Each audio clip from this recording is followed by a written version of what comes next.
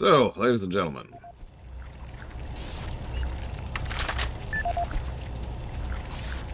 Yep, gotta have that kebab. Very important, very important.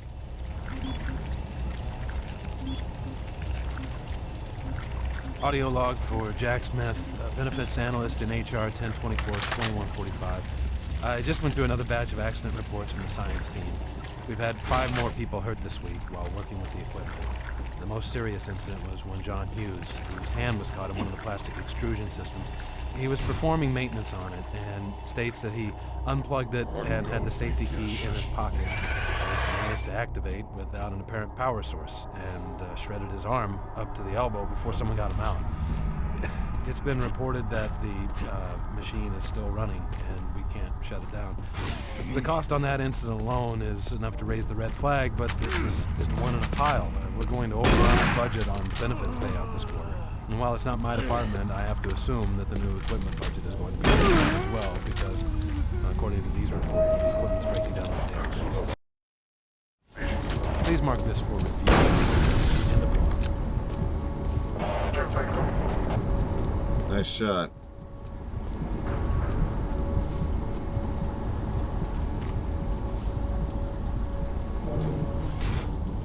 You know, that's true, ISE. It's a valid chain of logic there.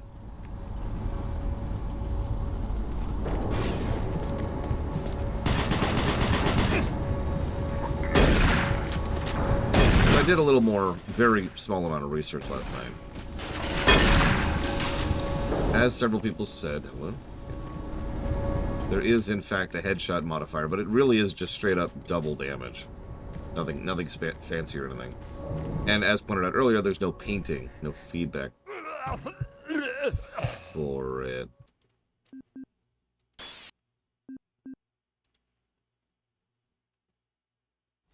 That's my first death.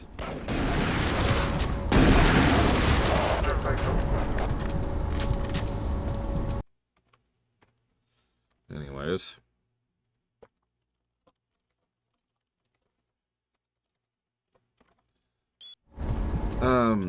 So let's see. A Just Cause 1 through 3 run.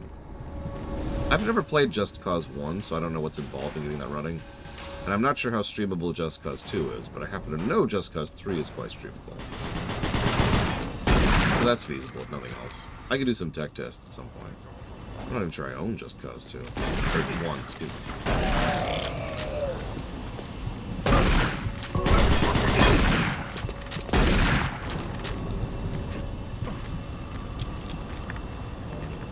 Negative the gameplay. Killing me. Unacceptable. Not on my end, so it might be Twitch.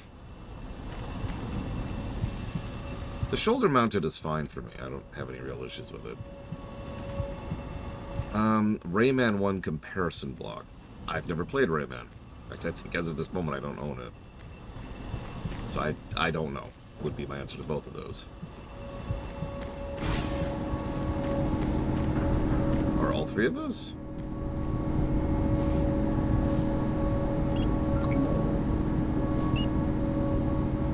Yeah, my shoulders are super wide, okay? They're broad.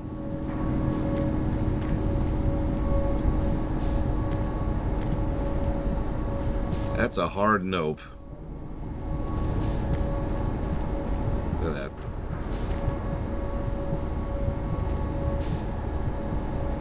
No, I'll probably change it, Yura. Because you were right, I did my own independent test, and it did not show up at all. Most of my other Doom stuff, including just covering Doom 1 and 2, showed up, but not Doom Cubed. Yet another reason why I tend to be irritated when people tend to get fancy when it comes to naming their games.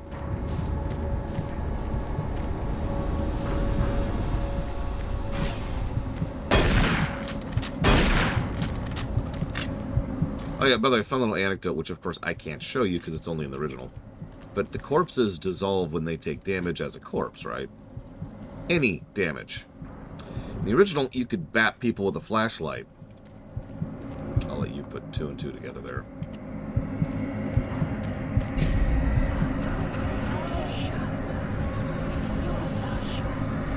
Yep, the visions. Oh god, the visions.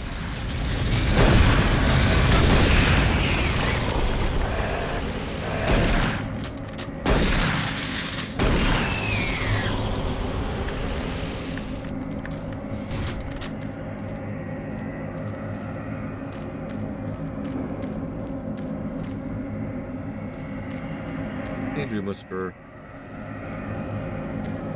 I will say, for what it's worth, so far this game isn't performing as badly as I remembered. But I can tell you exactly why I have such bad memories of this game. Please keep in mind, this is the version where they upped the gamma. Just really keep that in mind for a second. And, of course, we just have the flashlight there. But second of all, you know me, I don't like horror. And a lot of this horror is two specific types of horror. Gore and jump scares. The two worst types of horror to me. So yeah, of course I don't have any particularly good memories of this. Also, and this is a minor complaint, but I kind of wish you would tell me which of these I've listened to already. Because, like, a lot of the lore of the game is in these audio logs. This is the audio log of Director William Banks, dated October 20th, 2145. It has come to my attention that we have an alarming number of missing personnel throughout the base. My office has received 4 additional reports from Belgium in the last week alone, mentioning that personnel are not reporting for work and that calls to their quarters have gone unanswered. My office has sent the names of those personnel to Mars City Security, and they have promised to initiate an investigation.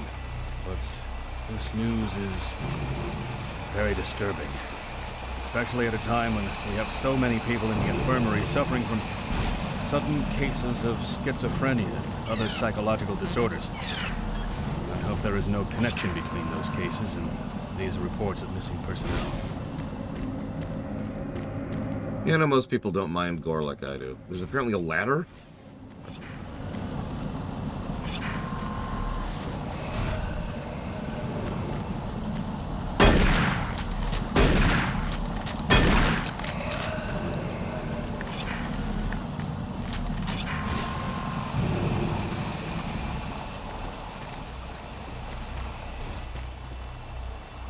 There it is.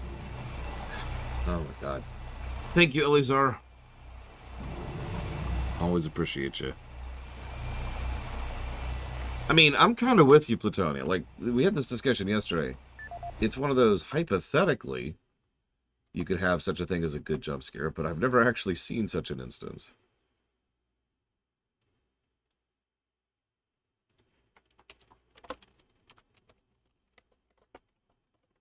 Or at the least I couldn't think of an example off the top of my head. This is the audio log of Director William Banks, dated October 5th, 2145. It has been brought to my attention by environmental services that the recent power grid changes have caused many non-critical systems to malfunction. A report explains that this is due to either intermittent power outages I thought it was all or alone. lower than It's freaking optimal spooky voltage lately. input. It I also just got says that blown a few sufficient circuits power and it's distribution unstable. to all non-critical systems Be careful with that gun. becoming more Stray difficult bullet to into the glass maintain shields could blow the thanks to whole Dr. area. Kruger's so-called I'm gonna try and get this thing optimization of the energy stabilized. stores in I'll head to and the around science facility. office when I have this under control. I assured the director of VS that I would file a report with Central Authority on this. If I don't get the Hydrocon operating within acceptable levels, it could blow. Then it blew. I don't think I've ever heard of a Smiling Friends, I'm afraid, offshore. Which count? Nor the, what was it, Millie and Bernie thing earlier? I googled it and I recognized it. But I don't think I've ever watched it.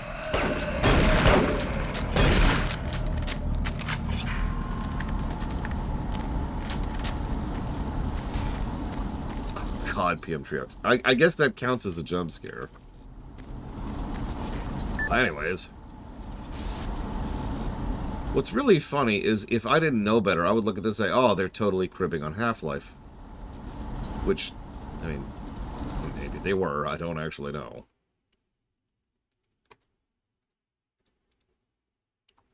Let's see. Disciples Gold.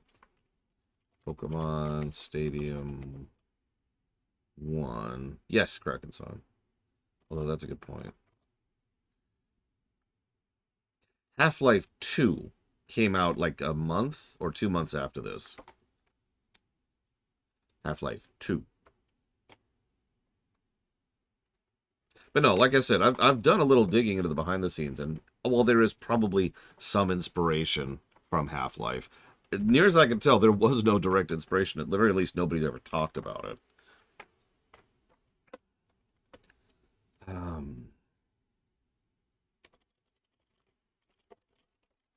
Sorry, I'm just looking something up here. Give me a second.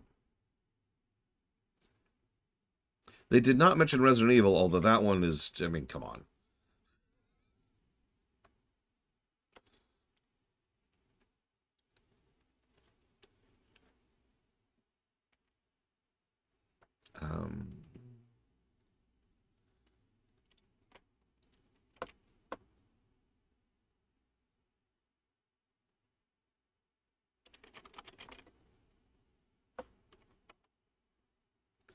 I apologize for this delay, but double checking if Pokemon Stadium's on the list already. Because I'm not finding it for some strange reason. While I'm here, okay, I've seen Smiling Friends, but I've never actually watched it.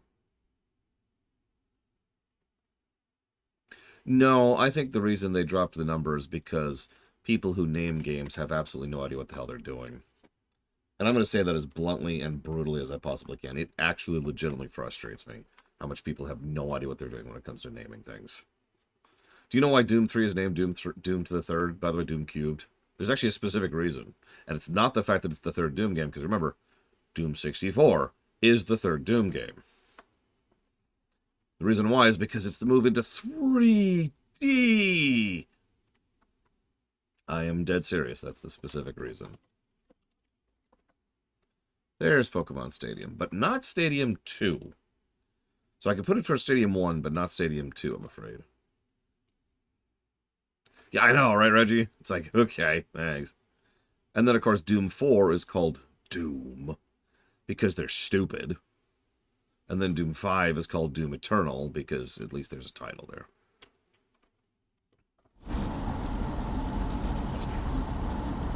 Audio log for Dr. Casian, currently stationed at Mars City. I've just left the weekly status meeting here in Medical. The most prominent topic was the vast number of psychological issues we are seeing as of late. The number of reports indicates that 10% of the overall population. As many people do not come in for this type of thing, the number of affected personnel could truly be in the 30 to 40% range. It has even manifested itself here in medical. I have several nurses and a couple of good doctors out for related reasons. I'm going to formally request 2 additional psychiatrists on the next shuttle from Earth. The 2 we have are being overworked, and the content of their sessions with patients is starting to affect them as well. Dr. Casian out. Oh, if Stadium 2 is on the Switch Online, I can add it, but if we're adding it, Eleazar, that's the only thing you're going to put it towards. So that's your call. You can put it towards a third thing already on the list, or you can add Stadium 2 to the list. Your call. Hey, Uthor. So,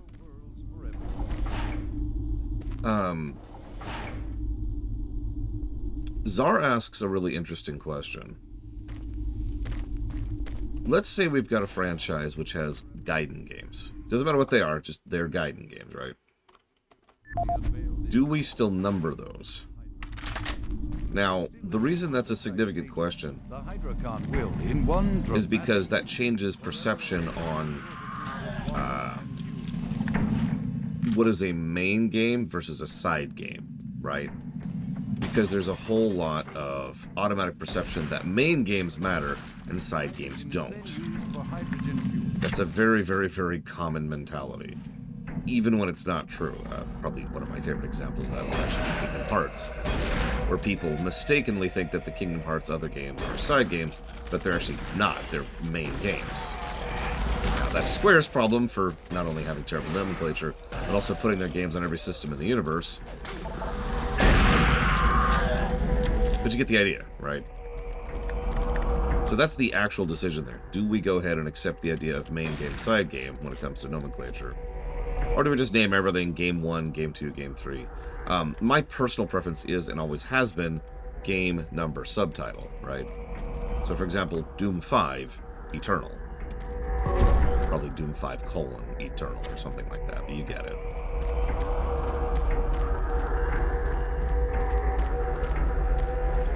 Numbering games can create alienation. I just kind of don't care. Because at that point, it's like, okay, do we alienate people? Let me use a direct example. Do we alienate people by calling this God of War 4? Or do we have the dumbest naming schema in the universe by calling it God of War? Not to be confused with God of War, which is a totally different game on a different system made like 15 years prior. I'm sorry, I will never forgive that nonsense. In any case. Including in the Doom series.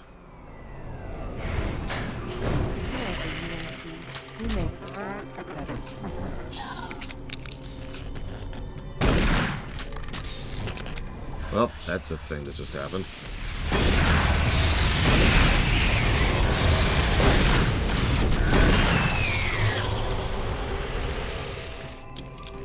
Yeah, God of War, like, so, okay. There is an anecdote on top of this which can kind of make this work. And that's to go ahead and just call soft reboots or Gaiden games or whatever. It's basically something that's starting its own franchise, its own thing.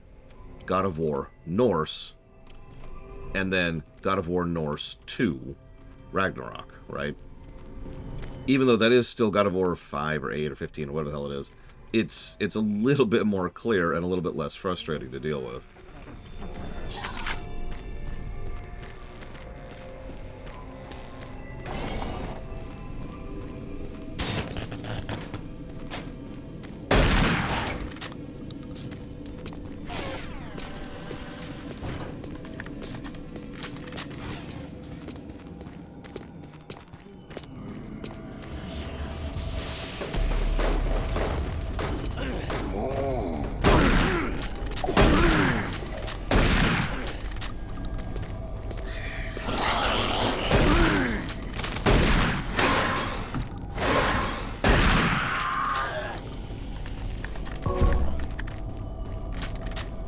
That's true, Loner.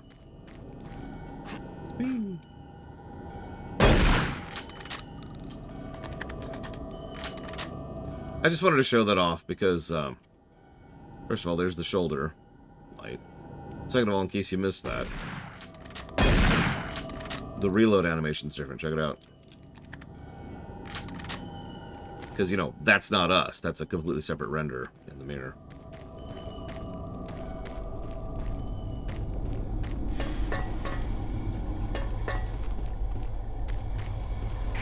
Hello, is this reaching anyone? I'm broadcasting on a very low frequency. If you can hear me, I'm not far. Please help me. I've locked myself in storage. Please help me.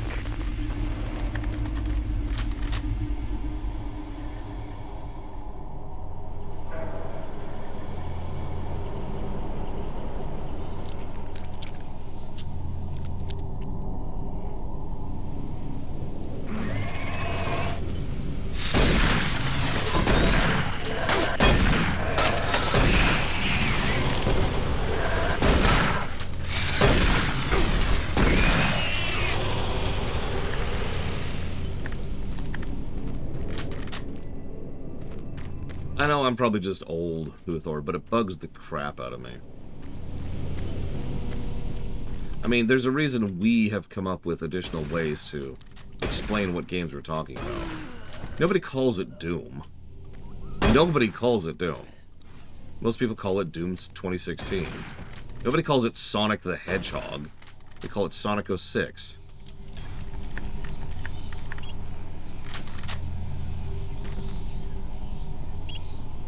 Yeah, it also makes organization for any kind of thing, like a wiki or a review system, or anything like that, even more frustrating than it already is to try and keep track of everything.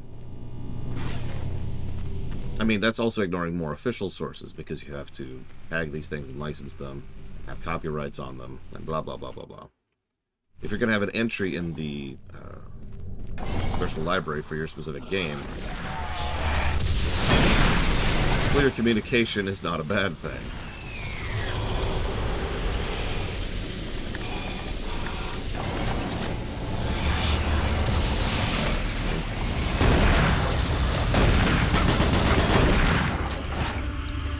I'm probably too much of an organizational nerd, and I will freely admit that. I just kind of don't care. Yeah, no one calls it God of War. Either call it God of War Norse, or Dad of War, or God of War 4, or God of War 8.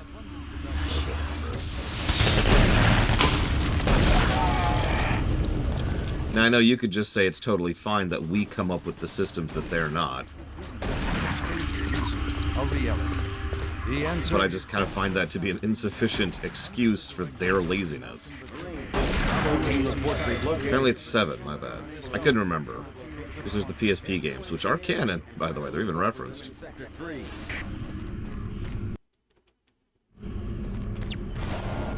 Considering how many stock sound effects are in this game, that wouldn't surprise me. I'm sure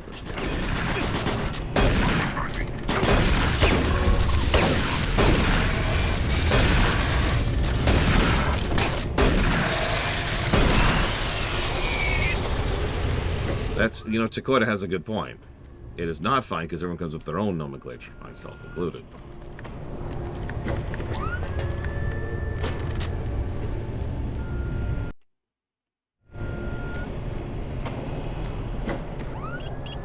And yeah, it does get irritating to do things like, say, Google God of War. Hell, even ignoring the fact that that's confusing for the individual doing the Googling, it's actually confusing for the search engine, too. I know Google's search engine has gone straight down the crapper in the last year or so, but, like, assuming it was a good search engine, it would still be irritating for the search engine itself to be like, God of War, sure. Which one?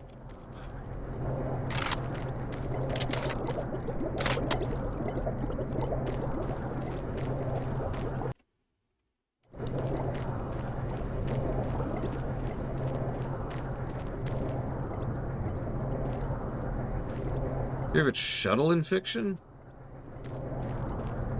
Also true. I'll search it again. Don't shoot. I can help you. The lights are all out. I'll lead you through here if you can get me off this base. This section.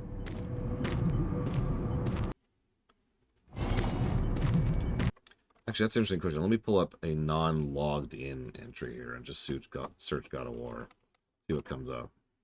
So we've got God of War 4, God of War franchise, God of War 4, God of War Wiki, Santa Monica Studios, God of War 4, God of War 4, God of War Reddit, God of War 4, God of War 4. And that's the first page. So only 2 things on this page would lead me to anything other than the 4th game, and that would be the wiki and Wikipedia.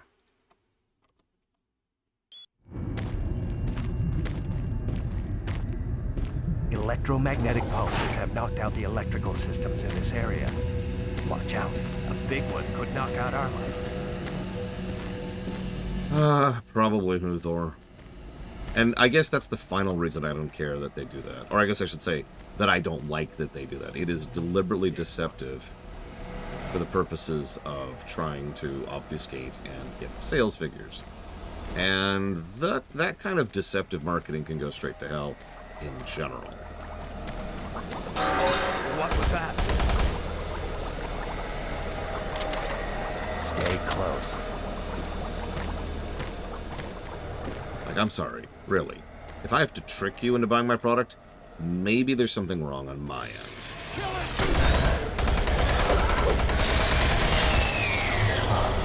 That was close.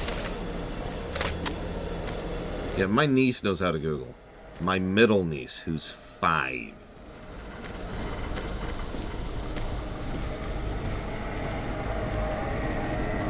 Aliens is an acceptable title, even though most people I know call it Aliens 2. Thank God it's dead. Note we keep the plural in there. Hang on. Here comes another.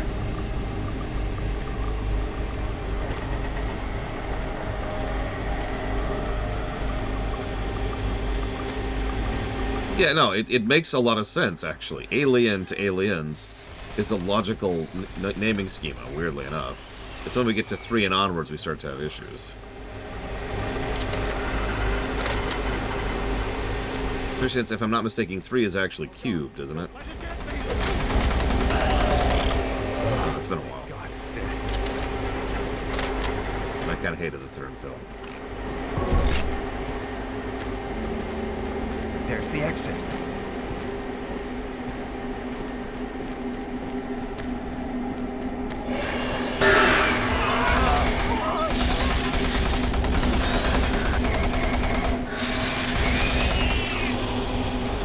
Sorry, dude.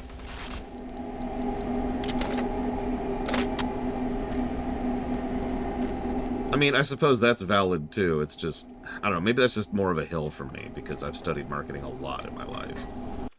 You know how that is, right? You're more familiar with X, so things about X bother you more. Yeah, okay.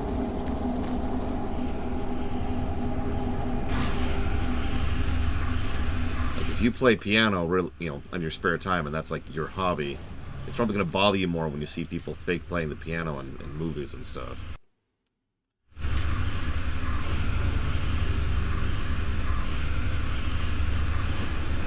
God, don't even get me started on the Rambo thing. To use a specific example, I've worked in network engineering for the better part of a decade, and let me tell you, that stuff, nobody in Hollywood knows what the hell they're doing with it. Sometimes it's funny. The infamous 2 people typing on the keyboard at the same time scene is freaking hysterical. But then sometimes it's like...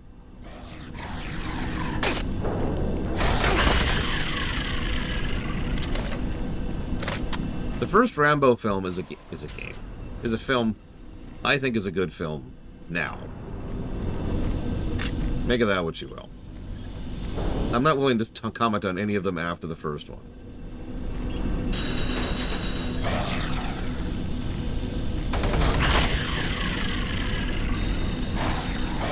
Yeah, Rambo is proving that Stallone can actually act, which a lot of people tend to forget.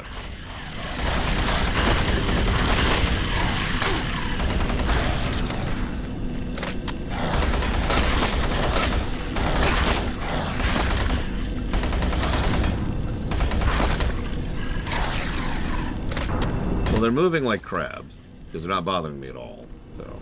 I'm leaning towards crabs. Are these just spawning? I thought they had the exact same AI as the Marines, by the way.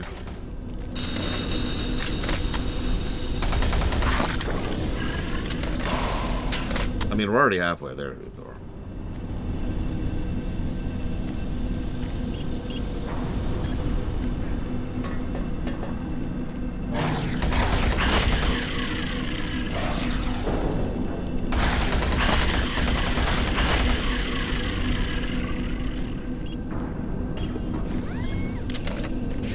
Demolition Man is legit.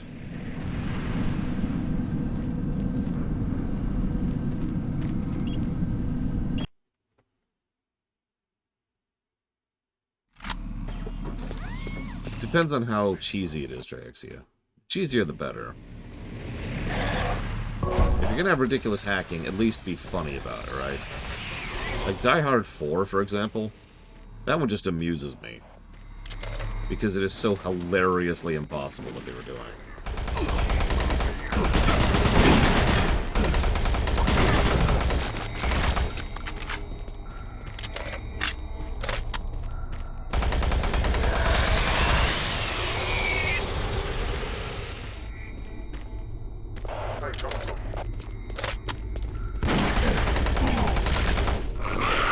Die Hard 4 is the one with hacking. I don't remember the subtitle because it's the 4th Die Hard film. See how this nomenclature thing causes issues? Oh my god, The Net was so stupid. So, I saw The Net with my mother, who is a pharmacist. Now, you're probably not understanding the significance of that statement. Die even harder. There's a scene in The Net, which I've never forgotten. It's when they use their super hacking to change this guy's prescription to something that he is deathly allergic to so that he gets prescribed something that kills him. Okay? Here's the problem. None of that works that way. ignoring the obvious super hacking thing, let's just walk away from that for a second. The fact of the matter is, there are multiple layers of people in between the doctors who make prescriptions and then the people who actually implement those prescriptions, specifically to avoid that kind of situation. My mother, a pharmacist who was one of those layers of protection, actually, as part of her real-life job, would regularly be like, hold on a second. You see this almond Snickers that you're prescribing to this guy? To Spartan? Spartan's allergic to almonds. I know that because A, I'm doing my freaking job, and B, it's right here in his physical records. So, we can't prescribe this. Pushback.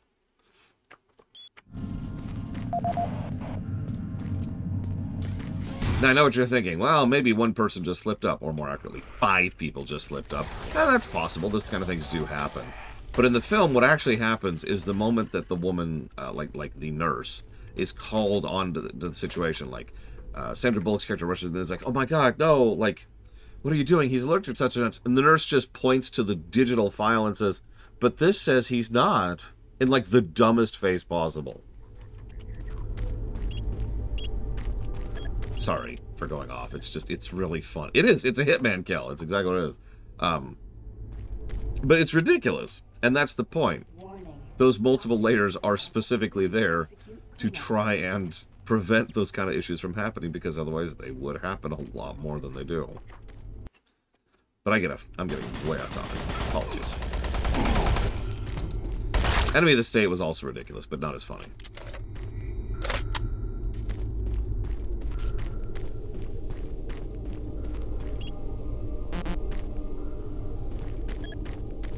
Hackers. And sneakers. There's another one. Sneakers. Oh my god.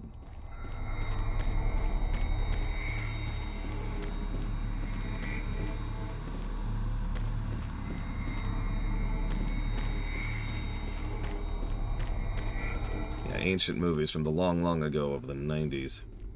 Oh, okay, so I actively didn't like Swordfish.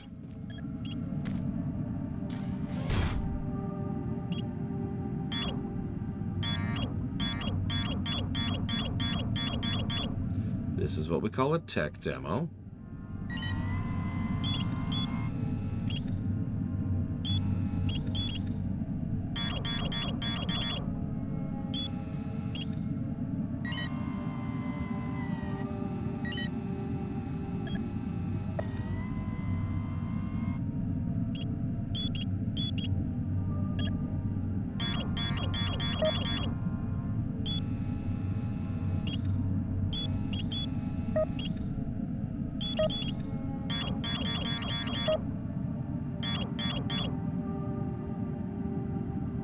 Yeah, I know I don't exactly have great depth perception, but wow.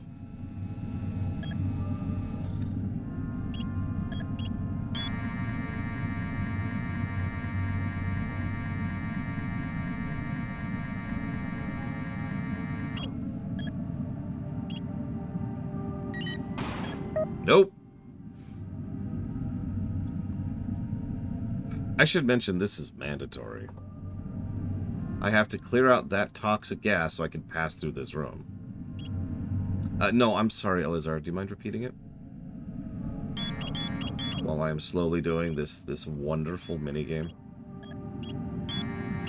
Yeah, I love the angle they give us, too. What's really funny is what they probably should have done is given us a diagonal angle, like this, so we can actually see what's going on. Instead, we've got a straight-on angle, which is probably the worst possible angle for any kind of depth perception.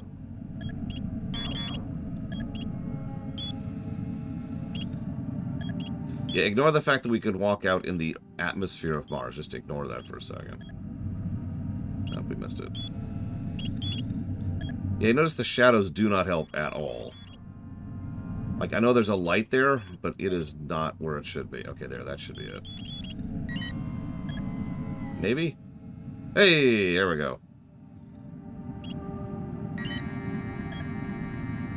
I also missed the transfer item button. So that's on me. I'll give you that. Toxic gas levels decreased 50%. I think you're right, Dakota, because I just noticed that too.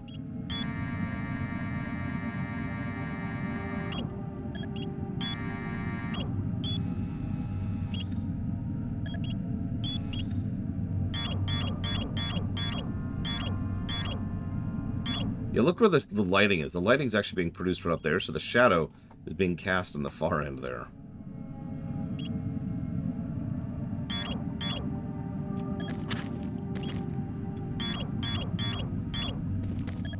You know, what also would help with this, as it just occurred to me, have a secondary monitor, like right here, and it's just feeding a camera that's in the claw itself, pointing down. So we can literally see where we're going.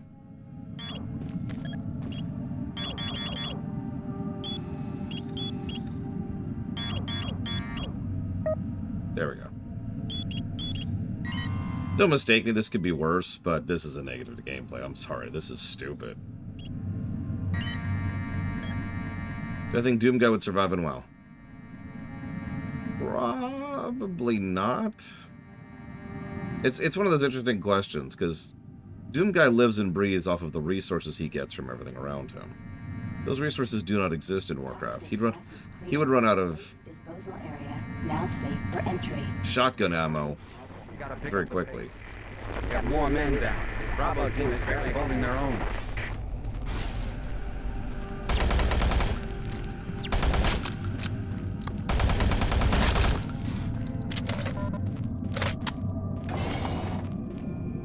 Also, you know, there's some mental health issues necessary there.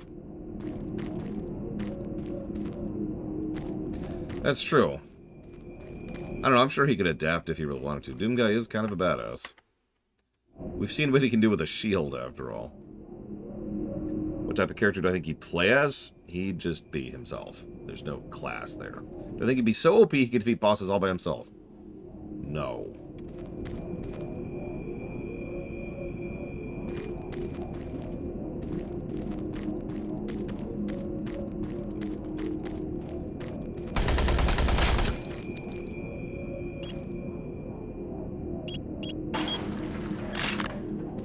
Probably wondering why I keep putting 1, 2, 3. One of the PDAs, which may be this one I just picked up, makes fun of their security. Oh god. Whose PDA did I just pick up? Why is there no indicator on who I've listened to and who I haven't? Whatever. Dr. Mark Kasian, at 1547, patient Jonathan Wills was admitted after complaining of insomnia and nausea. According to the nurse, Mr. Wills was calm and exhibited no signs of disorder. However, by the time I reached him at 10 after 4, his personality had changed dramatically. When I entered the room, Mr. Wills lunged at me with a scalpel he apparently stole from a supply drawer. With the assistance of an orderly, we managed to subdue and sedate him without injury. Mr. Wills was heavily medicated and could not be diagnosed, but in the 20 minutes he was left unattended, he managed to carve 3 symbols in his arm and cut his own tongue into 2 halves. I can only guess at the cause of the problems. I hope additional psychiatrists arrive soon. In the meantime, in response to this assault, all medical supplies and armaments will be locked in a secure hospital cabinet with the code 347. Dr. Kasian out.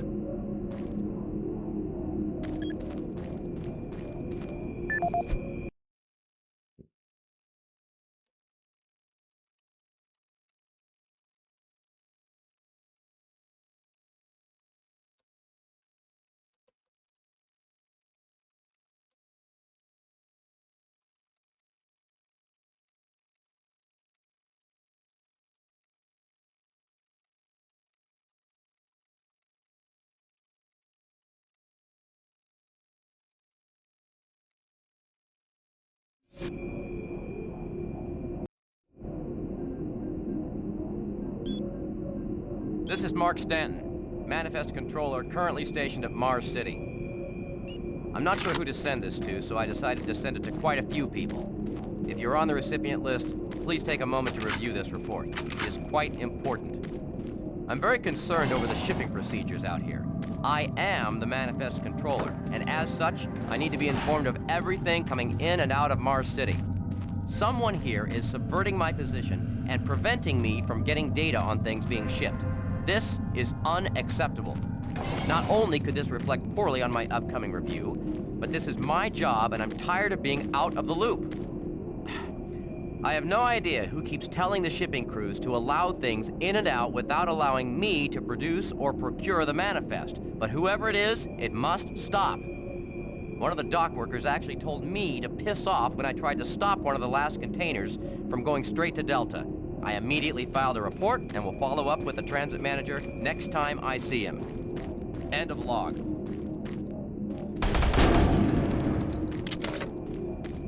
Yeah, a lot of the voice acting has that fine, but not really good quality to it.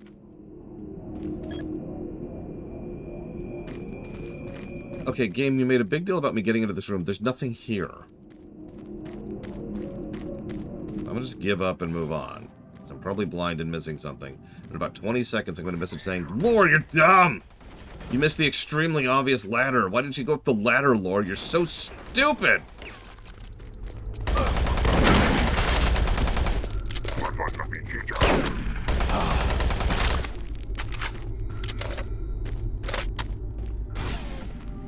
Also, it depends on the boss, Elizar. I apparently got a key card in there. I'm gonna have to take your word on that. Because I didn't even notice picking up a T card.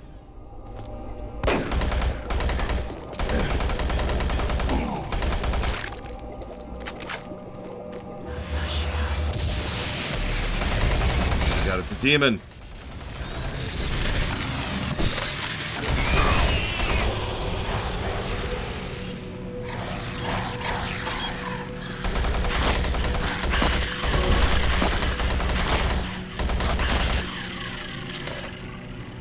Yep, everyone's possessed except us. You can trust me, Czar. I know I'm carrying a small, army's worth of arsenal on my back. But trust me, I'm one of the good guys.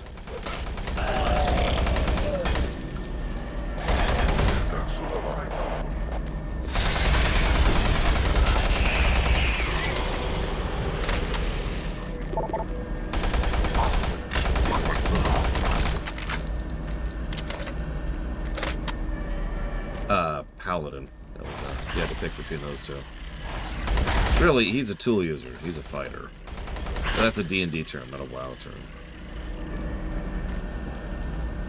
That would be kind of neat, actually, Eternus, and good general guidance.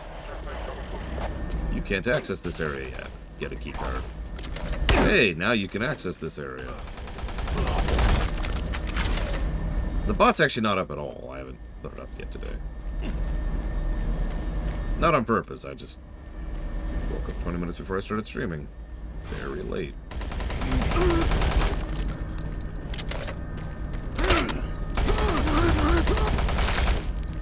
Hey, Daniel Dort.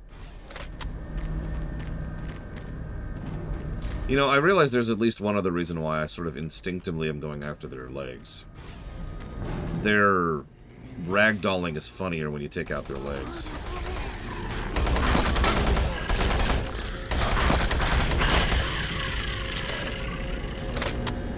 Also, yeah, a little bit of Dead Space vibes there, which also came out after this game, by the way.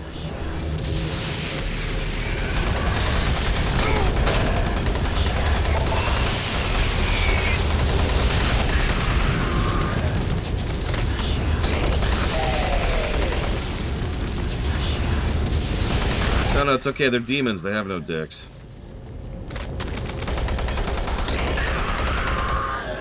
I'd tell you about the canonical lore of what demons are, but that doesn't apply here at all.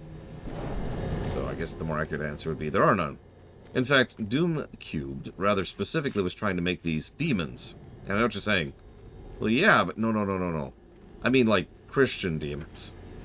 Like, they're from hell, from the afterlife. As opposed to, you know, most of the other, all of the other Doom games, where they are a form of alien. Thank you, Daniel Lord.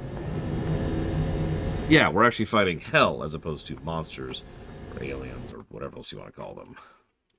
Whoops.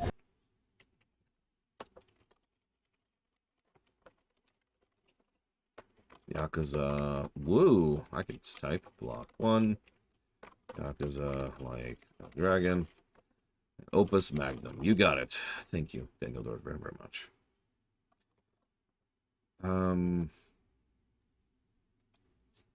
Yeah, in Doom the Mummy, they have so many chromosomes.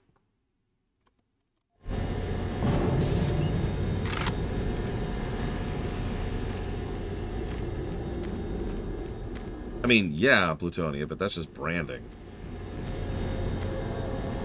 I'm dead serious. I'm not actually being facetious. This is an opinion. I was actually looking at some interviews where they specifically stated, when they were making Doom Cubed, that they wanted to do a different take on it rather than just being monstrous invaders that they were going for in Doom 1 and Doom 2 and 64. And I know what you're thinking. Well, hang on. If that's true, then why do they have cybernetic parts? Believe it or not, there is actually an explanation for that. So there's this guy named, let's see, Buttrugger or something like that, I think is his name. I don't know, some guy like that. It's something like that.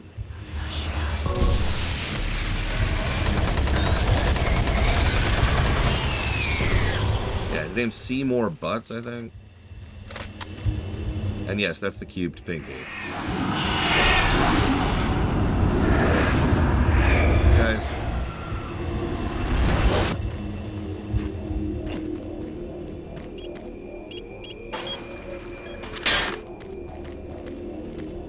Anyways, relevant point. They wanted these to be, you know, demons from hell, as opposed to, say, the demons from the Abyss in D&D, or demons from, like, the Twisting Nether in Warcraft, right? In other words, those things are, for all intents and purposes, just aliens. These are evil spirits who have been cast down from heaven. There's a difference. Speaking of which... This is Grant Baston, the Environmental Services Supervisor. The date is October 19th. I've been hearing an alarming number of reports on some, unexplainable things. I think we've heard that one. Being on another planet and working underground has always been a little spooky, so we always have the occasional report of strange things. But what is worrying me is the fact that the number of these reports are up by a lot. People are truly frightened. The rumors we're hearing about experiments from the Delta Complex are not helping. The power fluctuations aren't helping at all either. Having the lights flicker constantly and losing power for several minutes at a time is scaring everyone down here.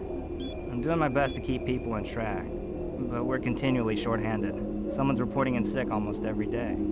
I'll keep my director apprised of the situation, and will continue to log reports as I get them.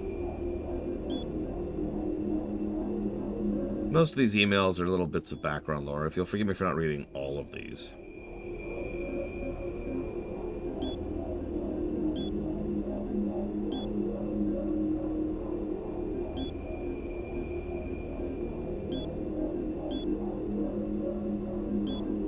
There's actually some specific ones I'm looking for. Congratulations, you've been selected to receive one of our free promotional storage cabinets loaded with things we think you need. Martian Buddy, you're always a winner with Martian Buddy. MartianBuddy.com, fire your boss. Tired of letting your boss get you down? Do you want to make your own hours? Looking for the chance to double or even triple your income? Here's your big opportunity. It's as easy as logging into www.martianbuddy.com. Come find how easy it is to come work from home and make the big dollar signs.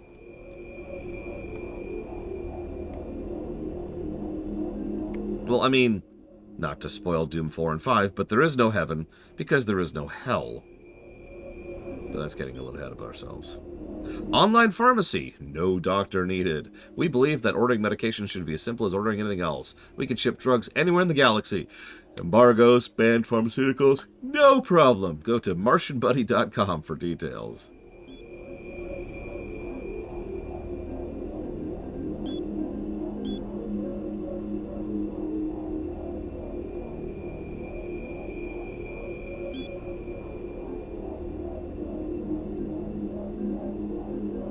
At least like organize these a little bit.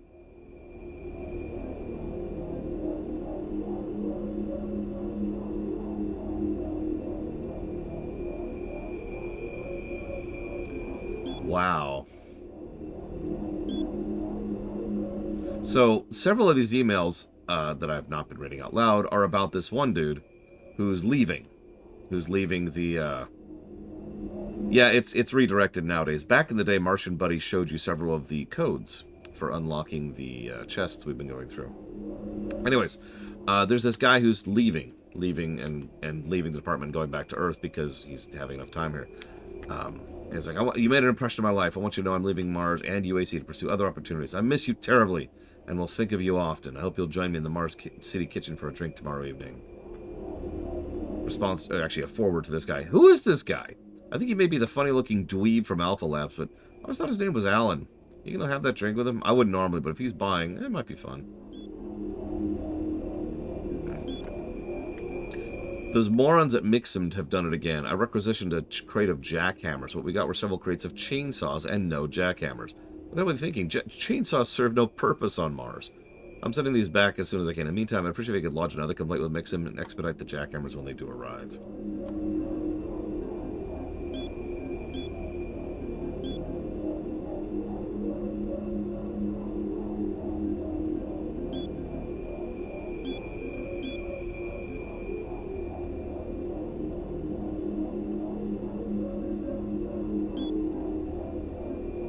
Okay, I think it's Ellen for now. We haven't actually gotten the really good emails yet. You've got to cut down the Martian forests.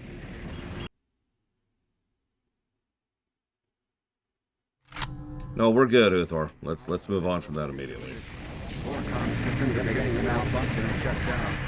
Massive service disruptions throughout the entire base. I don't know how long I'll be able to track it. Bravo team has just entered the end program. Pick up the pace. You aren't far behind.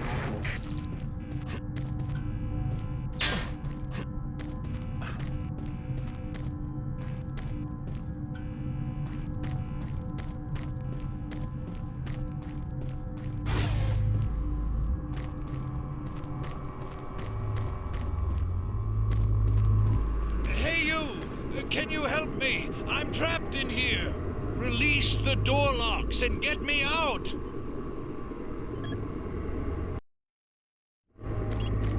Sorry, Takota, I even saw it. I was just distracted by the emails. So that's going towards Max Payne 3. No, I have not done Falkenstein. Is it any good? Let's see. Neo, Block, and Xenosaga. Thank you for being part of the show, Takota. Hey! Hey! Ah! Thank you. So I could be misremembering, but I'm pretty sure if you do it and then cancel, as opposed to just letting him out, his thank you is a little bit different than, you know, the way he sounds if you just let him out. I might be misremembering that.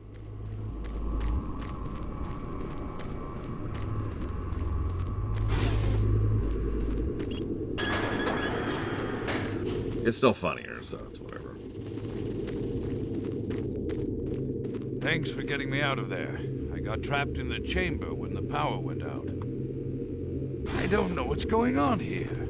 I don't understand why none of the systems are responding. I'm going to try to get an uplink into the main system from here.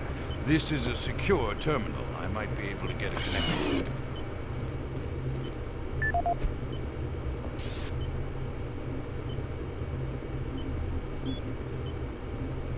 What did I just download? Oh my god, have some indication of what I just downloaded, please.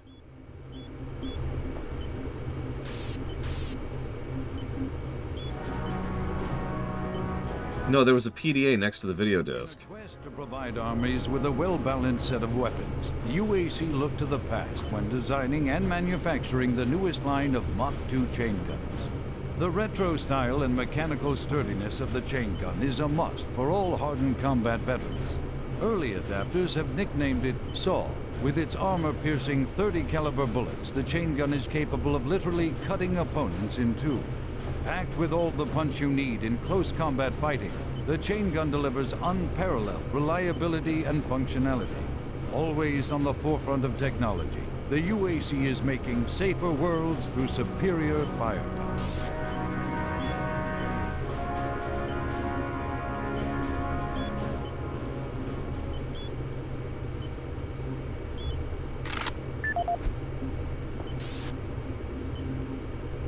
security log number 3072 for Delta Security Chief Michael Abrams, November 15th, 2145. I've just come from the Armament Division where I was issued one of the new BFG 9000 series weapons. Well, they weren't kidding about how much lighter it is over previous prototype models. Won't be so bad carrying this one around. Anyhow, for a couple of weeks now, many of the security teams have not been following proper reporting procedures. Not sure if it's the format of the new SIR, so I'll make sure each team is scheduled by Training Division to get spun up on the new reports. There have been some security issues in the Alpha Labs. I've sent a team over to investigate, and now I can't reach them on any comm channel. Guess I'll have to go over there myself. Well, I'm headed over there now. I'll finish the security report in full when I get back. Oh yeah, one more thing. I'm gonna leave this BFG locked in my office for now. Please have IT security change my door code to 901. Sure as hell don't need anyone messing around with it. Chief Abrams, end of log.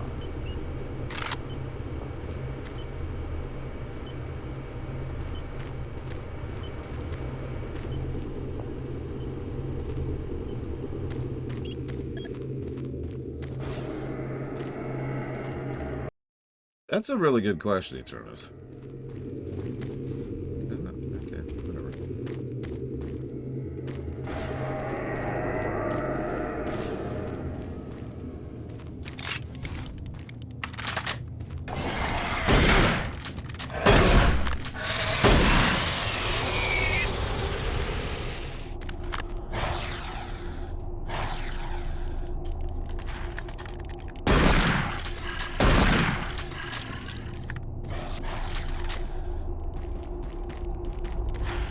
I'm sure Campbell is using his BFG to good effect.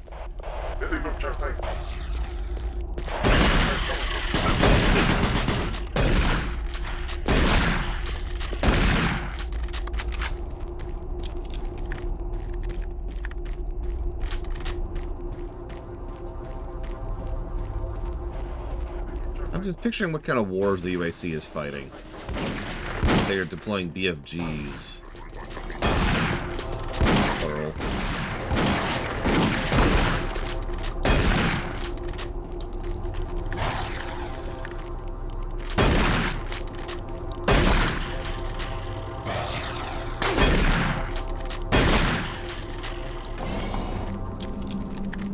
Marine, base schematics show all passages out of your area blocked.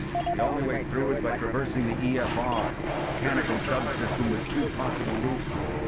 Activating the system will get you a direct route, but it's dangerous. Running the service bridges is the lighting. Trust me. Good luck. They do that Left 4 Dead thing where they crawl out of, like, gaps in the floor and stuff. Or literal monster closets. Thank you for the demonstration game.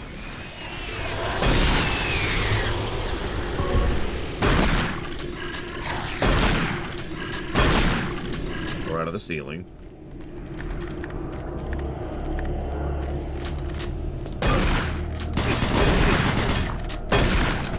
Oh, sorry, I didn't answer your question, Hoofle. Not that you're there anymore.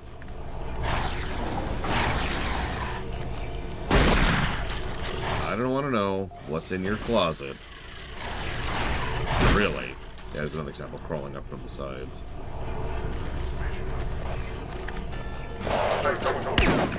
I mean, for all intents and purposes, they are spawning in.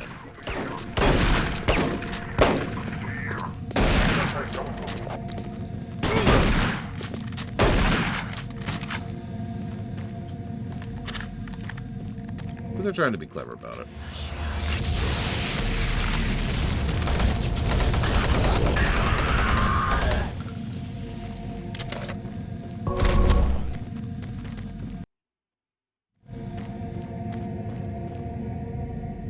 You know, weirdly enough, the Runabout is one of my favorites, Eternus. I'd say from DS9, but it's actually just from later Trek in general.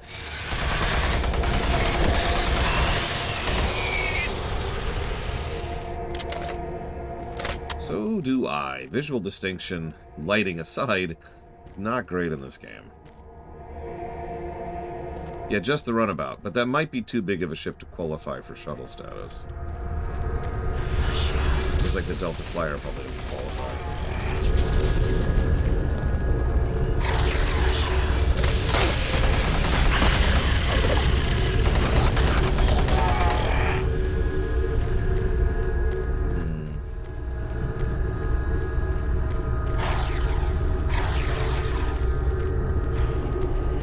I have done many speedruns in my time, on camera in fact. In fact, if you show up during Polemic Day, I'll be doing a speedrun on camera during Polemic Day.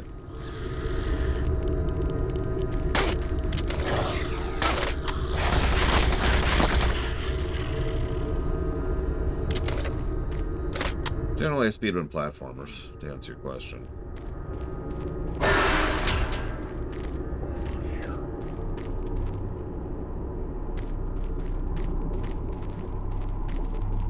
Over here.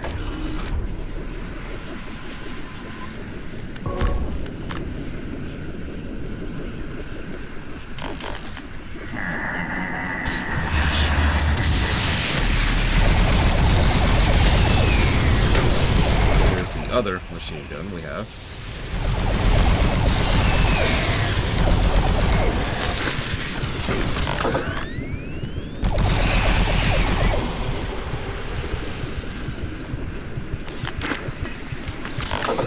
When they actually advertised at the very beginning.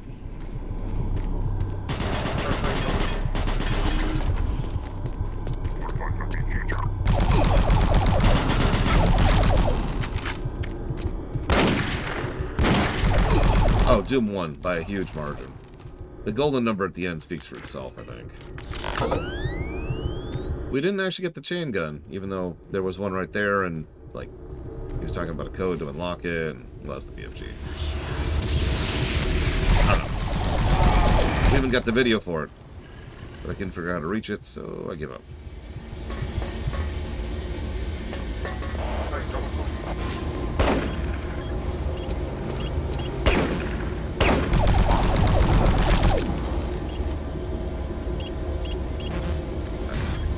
I officially stopped having the 1, 2, 3 boxes. So, because I apparently missed it somewhere, the reason the passcode is set to 1, 2, 3, and this is one of the few emails I remember. I believe there's an audio log. But anyways, the security guy was really sick of people constantly forgetting their passcodes. So he changed all the passcodes in an entire level to 1, 2, 3. People kept forgetting them.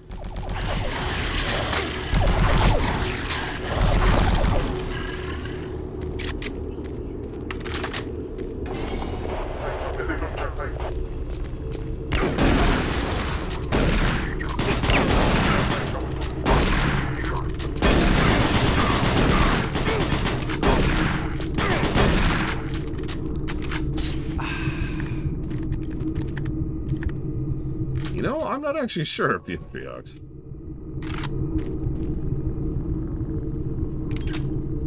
I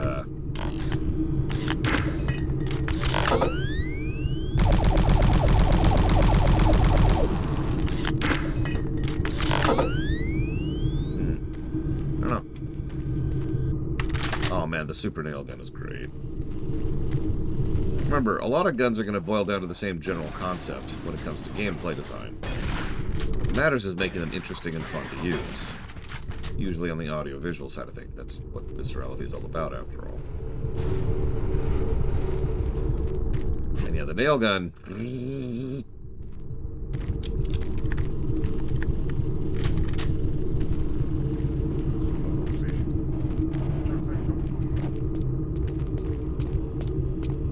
Yeah, you see what I mean? Even Mega Skullmon Spockmon doesn't call it Doom. Calls it Doom 2016. Because that's what people call it! Because calling it Doom is stupid. Sorry. Moving on.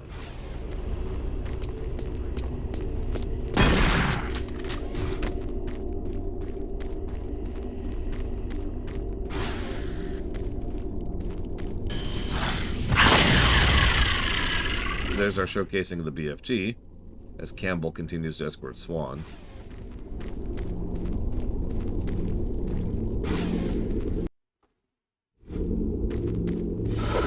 I still haven't played Quake 4. That's the, live action Strogg one, right?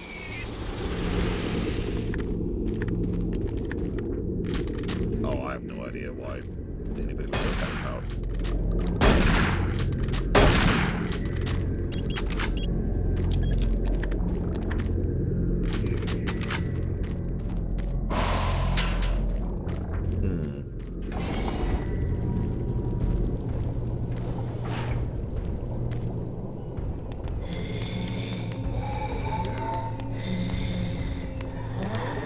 Hi.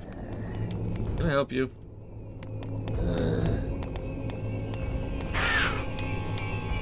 Ma'am, this is a Wendy's.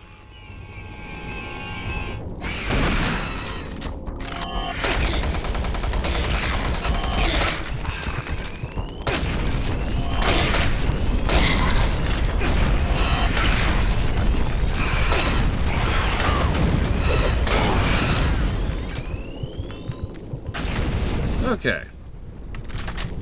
So yeah. I was actually specifically saving grenades for that. So as you can see, grenades are actually kind of crazy in this one. And you get lots of them. Like, lots of them. They go off very quickly. If they hit something. And they're kind of this weird roll animation, see? They also have physics. The biggest problem with them is the physics. And I actually just showed it off on accident. Like, they will bounce... I forget what it's called, but the buoyancy of grenades is crazy. So it's just boing, boing, boing. So that's one of the biggest reasons why I tend to not use grenades. Except on bosses. It's okay, by the time we hit the next boss, we'll have better options than that thing. But anyways, that's grenades.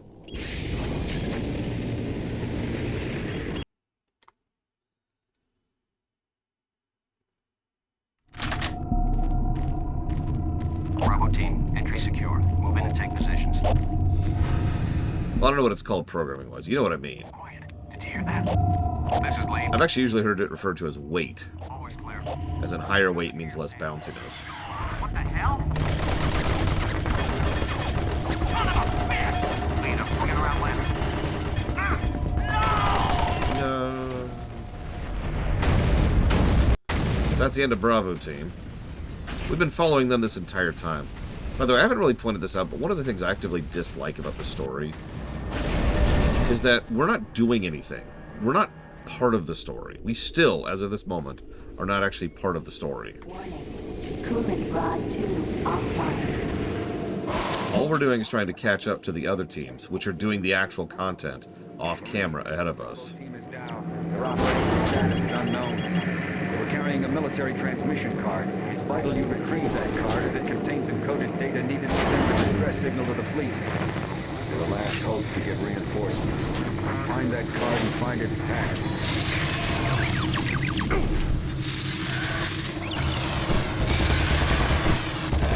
Consider Batman here for a second.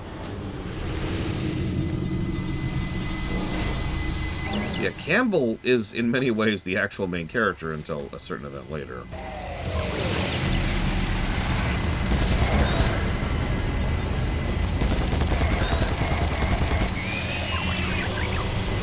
Okay. Yeah, we're some random nobody. By the way, it is possible that this game is contiguous with Doom 4 and 5. You know, the other Dooms. I know that's a weird way to phrase that, but it's true. The thing is, the one thing that they've been adamant about is that we are not playing Doom Guy. We're playing some other random, nameless nobody.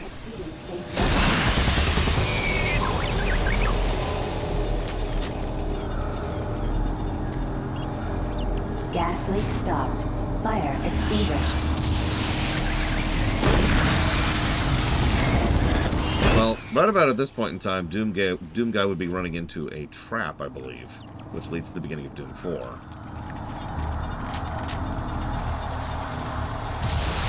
I don't know, Michael.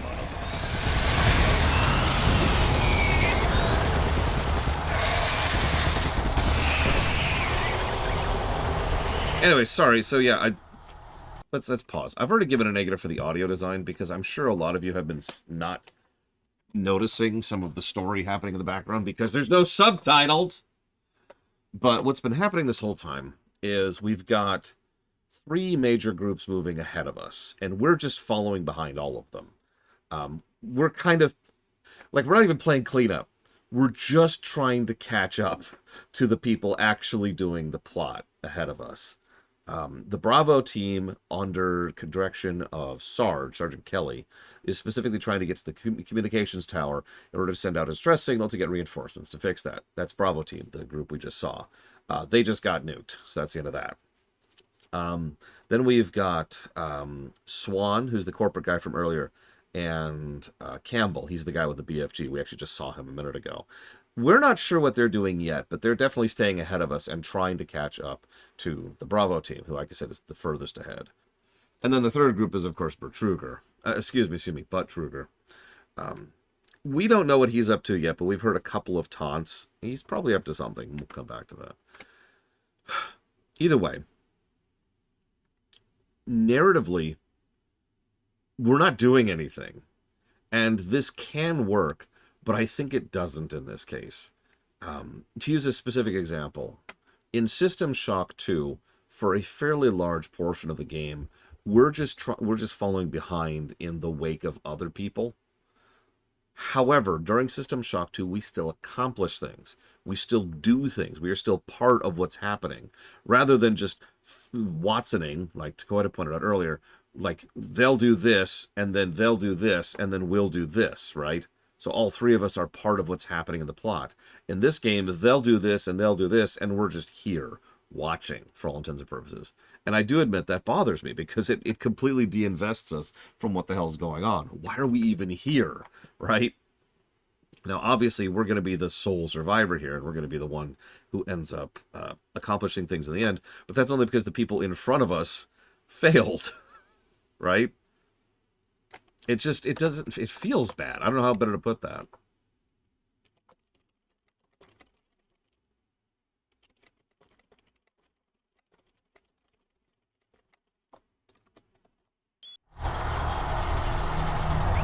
I mean, this section right here might as well be Doom 3, excuse me, Doom Cubed in a nutshell.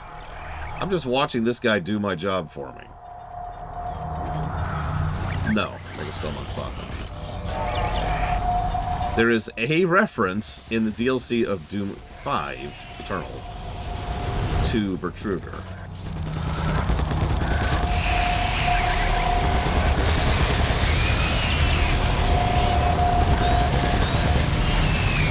Look at this, I'm just saving my ammo here. By the way, this guy has infinite ammo. I'm just going to give that away.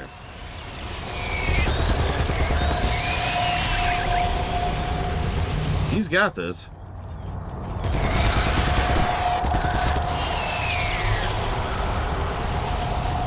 I do not know if it has infinite health. I have no memory of watching any of these die. That's part of why I'm just kind of sitting here watching. The other reason being ammo conservation, obviously. I do know that once they hit those points, they shut off, and that's that. Probably because they didn't want them soloing the entire game. Oh, hey, I just got an achievement for keeping it alive, so I'm guessing they can die. Main reactor. That's funny that I got an achievement for keeping it alive when all I was doing was watching.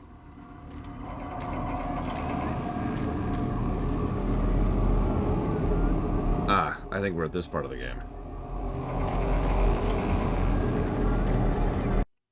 If you can hear that nonsense that's coming up. So I suppose we'll give our second gore warning of this particular run. Maybe gore is the wrong word. Gross? Horribleness?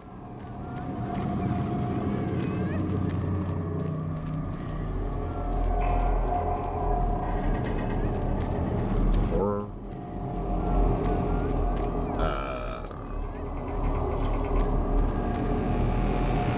Okay.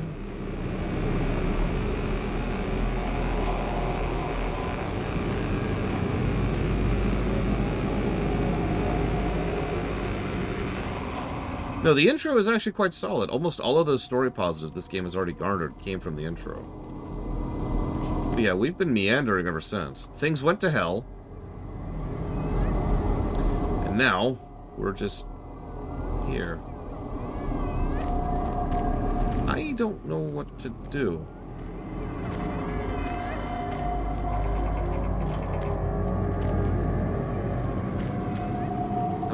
progress.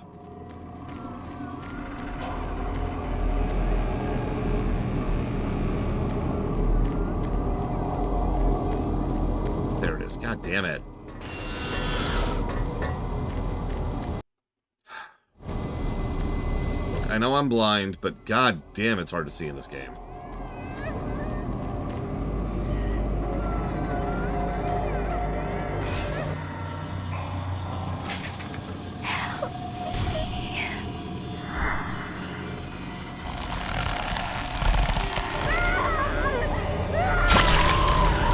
So these are lost souls.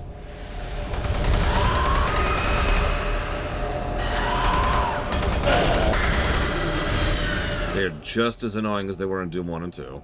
Service bridge now operational.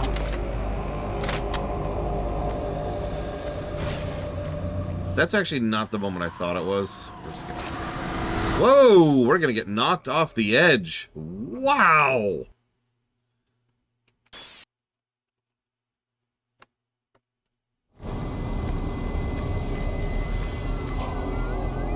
Now we get to watch that again because cutscenes are unskippable.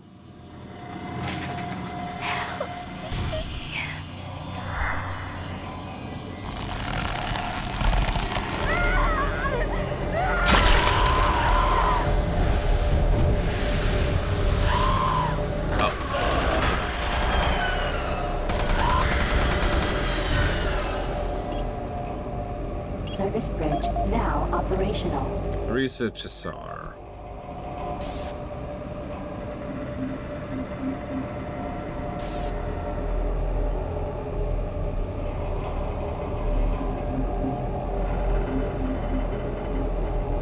There she is. Way at the bottom.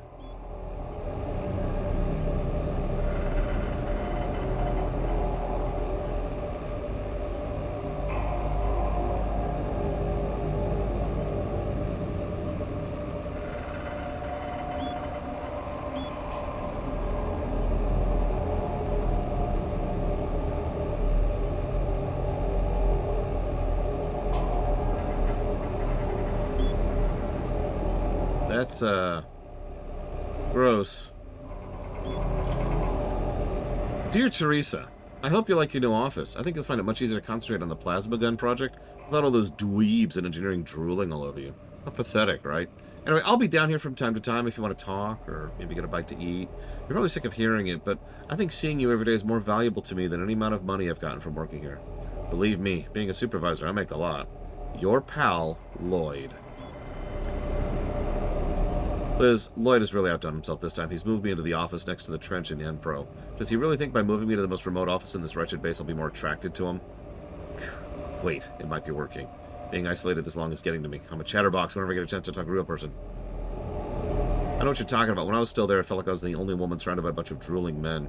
I miss the work, but I don't miss that place. I feel like I'm lucky to be out of there. Keep your eyes out for trouble. I don't trust the executives. Why wouldn't you trust executives? This is the audio log of weapon analyst Teresa Chazar, dated November 3rd, 2145. I'm pleased to report that the preliminary tests on the ammo storage in the new Mach 2 gun has far exceeded our expectations. We realized a full 50% gain in the storage capacity of ammo as a result of utilizing techniques engineered in the Alpha Lab developed by the ongoing information research, we will reach our goal of 3 times the amount of storage currently available. I would also like to mention that all of the employees here at the Yenpro plant have been quite eager to accommodate all of my requests. For security reasons, I've locked the plasma gun and the extra ammo in locker 063 with door code 972. End of lock. 97 what? I couldn't hear you. Under everything else.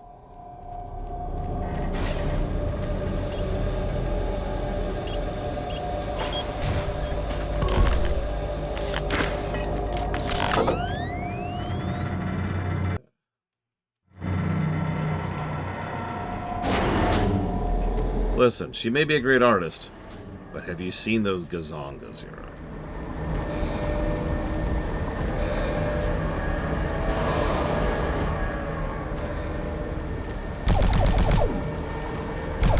Exactly.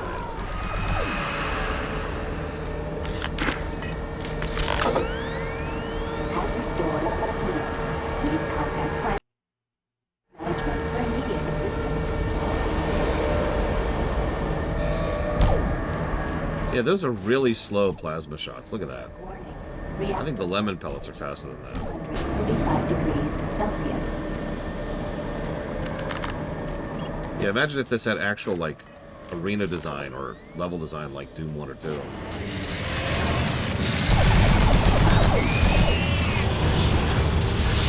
That's another thing. I don't mean to complain about this terrible, terrible game that's awful and nobody likes, but I think it's literally Hitler. No, it feels weird having all of the combat be this close quarters. Like, the whole game has been like that. And spoilers, the whole game is going to be like that, at least until the DLCs, which I have not played. I don't know how those are going to be.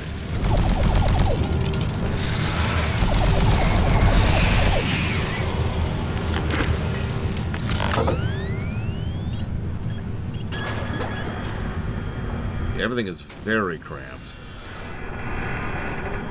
Warning. Reactor core temperature 585 degrees Celsius. We'll get to Hell later. Hell is a section which is either going to be a gameplay positive or many gameplay negatives. We'll see. You gotta find that transmission card. If Swan gets his hands on it, I don't know what he'll do. Oh yeah, sorry, I forgot to mention, at this point, we now know a little bit of what Swan's doing. I honestly kind of missed that step, to be quite honest with you. My bad.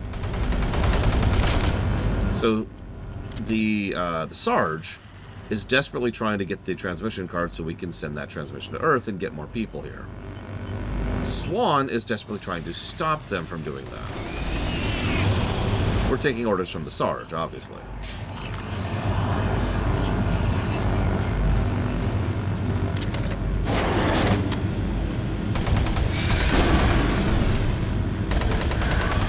Okay, Act 1, please.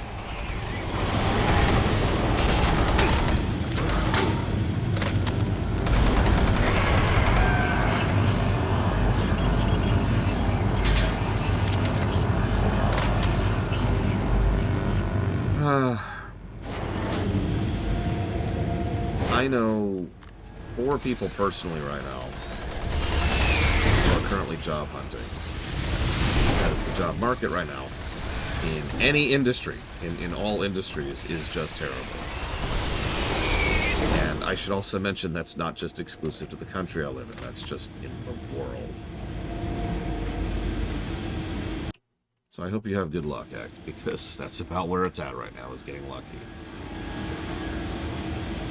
Swan is being sent here by the board, yes. He does have more authority than the sergeant, yes. As for why Swan hasn't talked to us, that's a good question. Probably to add dramatic tension. Thank you for the sub. Today? This is the 5th? It isn't the 5th. You lied to me. You're a stab. No, that'll be Saturday. We do it on the 5th. I know what you're thinking. Why do you do it on the 5th? Well, the 5th is kind of an arbitrary decision, admittedly.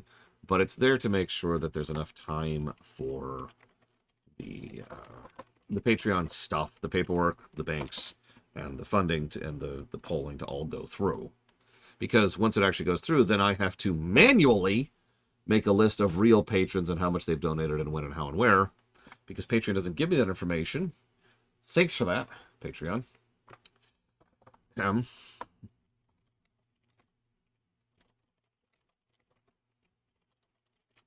But I need that information to have gone through in order to be able to then pull it, so. I've put that towards the PMD block, Entropy 02, and Undertale Yellow. You know, I've been staring at the review document here, and I haven't given a single level positive or negative yet. Because, and I've been thinking about this, there's really no level design other than the constant backtracking. And I don't know what to add to that, to be quite honest with you. I kind of stand by that statement. There's just not really any level design to speak of. The Doom 1 and 2 certainly varied in and out of having level design, but I pointed out several individual levels in Doom 1 and Doom 2 which were solid, which were interesting and fun, well designed, and I typed up reasons for why they were that good. And yeah, in this game, if you... Real talk. Okay.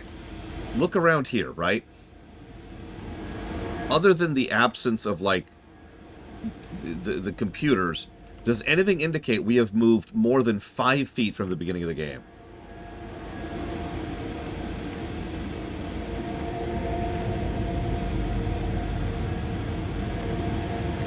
Nothing indicates we have moved forward at all. And we're several hours in. We are a little over 4 hours in at this point. Now, Plutonia has an interesting point about the backtracking, but you know, there is one major difference, because you're right. Doom 1 and 2 do the flower design to level design several times. The problem is Doom 1 and 2, A, have better texture design, so you can kind of tell where the hell you are and where you're going, and B, have a goddamned map. There are times, and you've seen this if you've been paying attention, there are times when I'm not sure where I am or if I'm backtracking the right way. Because I don't want to say I've gotten lost so much as I'm not sure if I'm going the right type of backtracking at a given point in time. Because I know what it involves is going down to a dead end, and then coming back, and then going here down to this dead end, and then coming back, and so forth and so on, right? But I'm not sure which step of this backtracking process I'm on at several times, because in several cases I can't tell if I'm going the same direction as I just went or not. Now, I've actually been doing better than I did last time, and I'm just going to attribute that to some experience on here, but Jesus Christ. Corpses for guidance. That's a good question. That's a very good question. Let's demonstrate corpses for guidance, shall we? And then we'll say thank you to Loner. So here's a corpse. Let's make a corpse. Okay, so now we've been this way. So we could tell, because as you can see,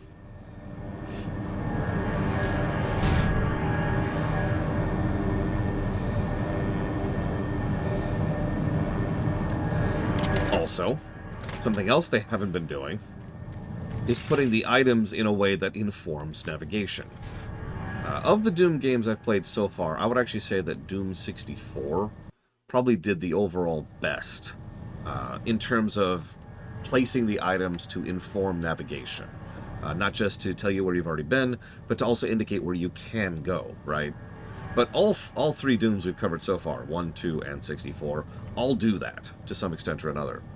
This game does this. There's a closet and a shelf or some corner. Like earlier, just a few rooms ago, there was this little black dead end in the corner, and that's where the ammo and armor was.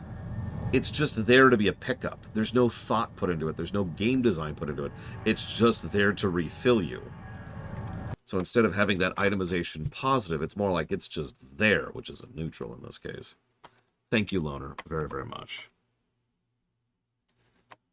Especially in these trying times, I do very much appreciate your support. Lord knows we all need it, right? Hell, I've still got a move coming up.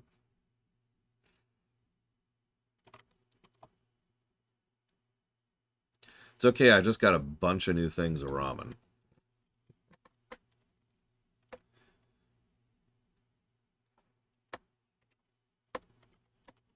It's okay, it's good ramen. It's good ramen.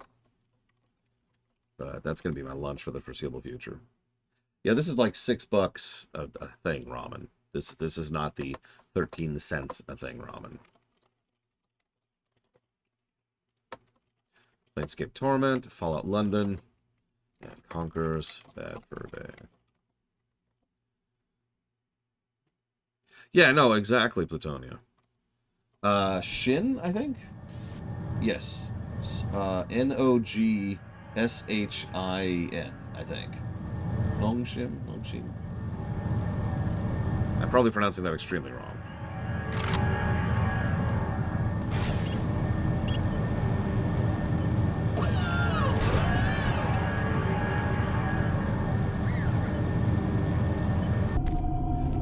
I mean, don't mistake me, I could go cheaper than $6 a meal right now. I probably shouldn't. Do you see the card? No, sir. Okay, let's get to the communications facility. I can stop the transmission from there. Whatever you say, Counselor. And there they are, trying to stop us. The evil, evil corporate executive. Notice we have no real motivation right now, other than to send out that transmission. And the corporate guy is trying to stop us, so he is obviously the evil one, right? I'm pointing this out because you're probably thinking, wait, he's not evil. And yeah, it's so obvious that he's not evil that I don't even feel like it's a spoiler, but the whole game is trying to frame it like he's evil. Okay, hang on, I'm wrong. God, I thought $6 a thing of ramen sounded too much. It's actually $2 a thing of ramen. My bad. God, Laura, wake up. Yeah, $6 for a thing of ramen would be way too much. Insert bananas for $10 joke here.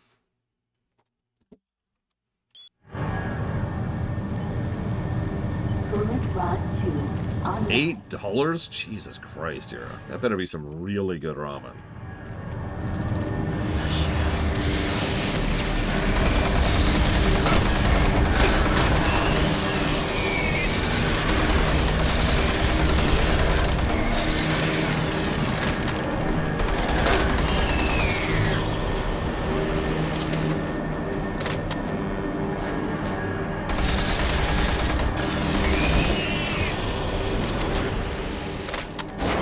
Now, in the interests of honesty, there is an indicator that you're going the right way. Respawns. Like that. These enemies were not here earlier. They are here now. I must be going the right way, because enemies are spawning in my path. So there is at least some guidance. This is the spot I mentioned earlier, by the way. There's just some armor over here in the corner. Health chamber. Anyways, there is at least some guidance. But in comparison to the previous games, it's kind of pathetic.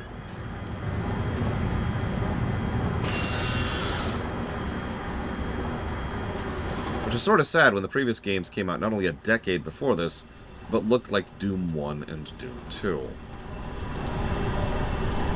I'm afraid I don't know what pot noodle is off the top of my head, Reggie. Oh, you mean like actually going to a ramen store? That's different. We actually have a ramen restaurant around. It's a local joint. And yeah, they will make the ramen on the spot for you, and you can actually tell them like what type of ramen, like what batch they use, and how large you want the noodles.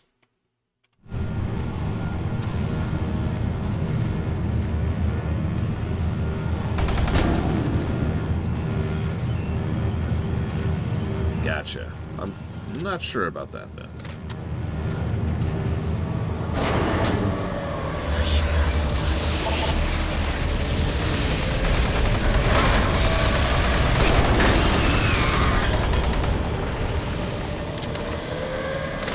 Oh, definitely soft. I prefer soft noodles. That hurt a little.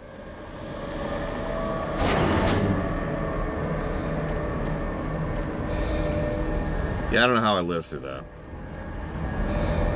hazard doors now open. I question it.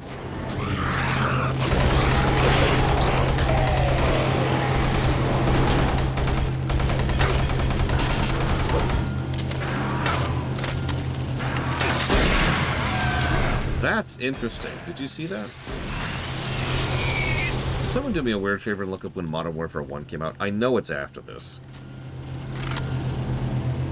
But I'm curious by how long. Now, this is when we get into the nomenclature thing again, because there are two Modern Warfare 1s.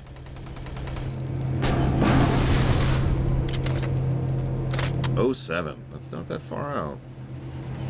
So here's the reason I asked. Watch this, watch this. So I'm going to reload. Then I'm going to switch to my shotgun. You see that?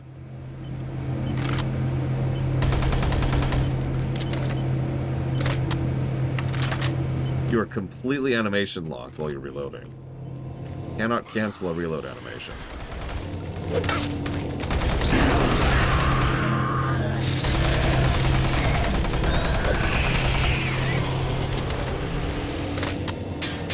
There's another example of that. There's just this little side area Nothing here. It's just a spot where you get armor.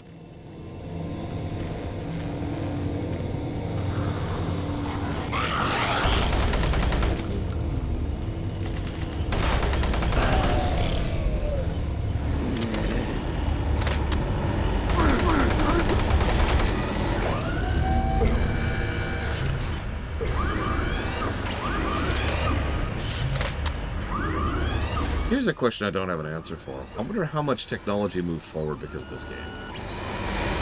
In general, I mean.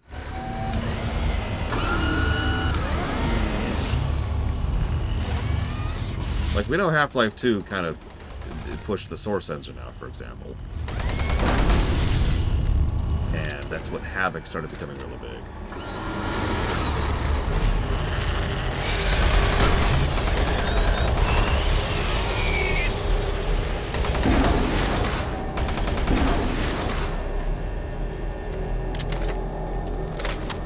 I was about to say, how many games have stencil shadowing? Because, yeah. That would be the big one, wouldn't it?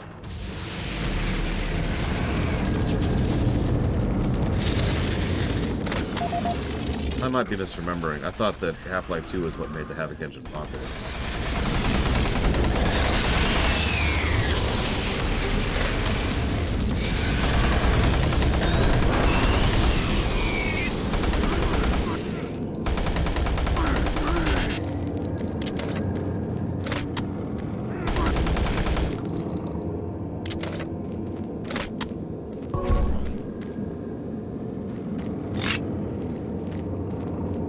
So, let's see. We've got Doom Cubed, Quake 4, Thief 3, Deus Ex 2, so I assume that's Invisible War. Chronicles of Riddick, haven't even played the game. Fear, that's funny. Condemned, Condemned 2, and The Darkness. Interesting. That is a surprisingly small list. I've played most of those games. Well, I guess half of those games. I mean, using these kind of shadows in a game like Fear makes a lot of sense. Hey. Over here. We were hit. Hi, Plum. I don't know how much farther I can go. Here. Take the transmission card. We can't stay here. Isn't safe. We better move. Oh no, he's dead. No.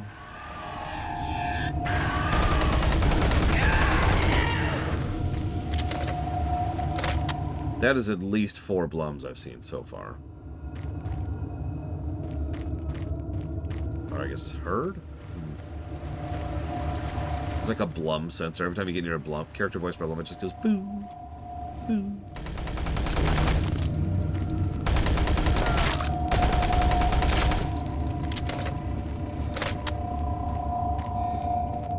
And all of them are dying, too. I guess this is bury your Blums.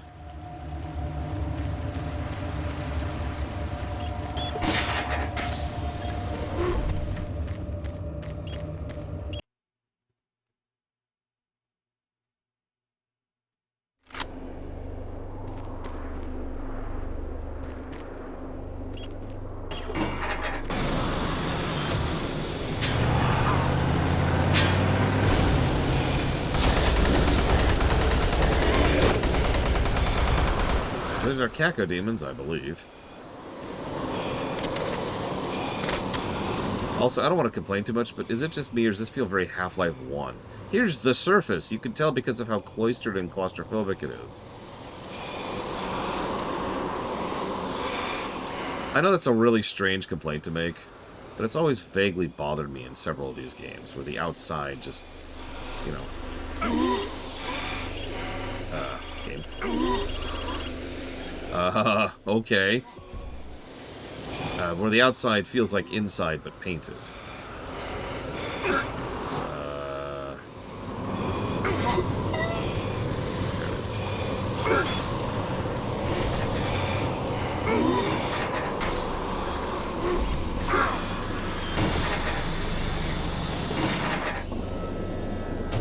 I couldn't go back.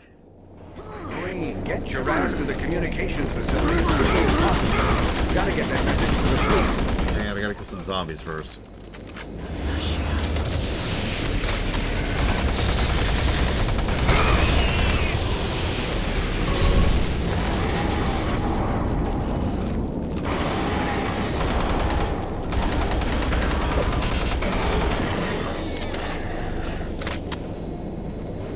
Yep, we're holding our breath in vacuum, because that's an extremely smart idea.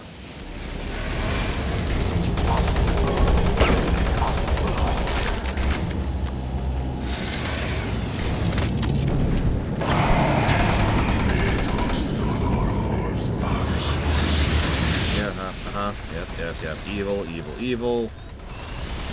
Blah, blah, blah, blah, blah, blah. So evil. I get it. Those puppies are very unpetted, I understand.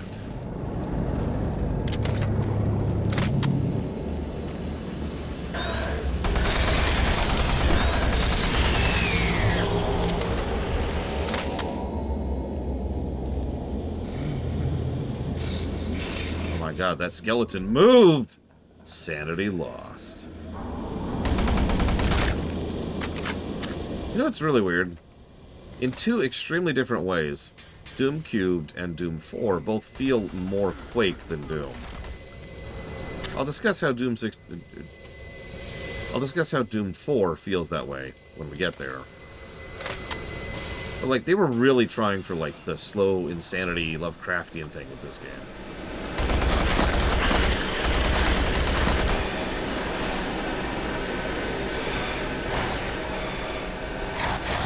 You know, that's a good point, Savaka. I would love it if there's like this super evil person who's like, I will not pet this puppy. I will never pet. And in the middle, like literally in the middle of his evil speech, the camera pans down a little bit and there's a dog just like rubbing up against the evil guy's hand. He's like, hey, quit it, I'm trying to be evil.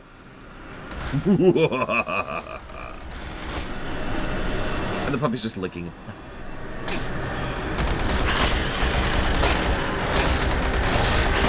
Dude.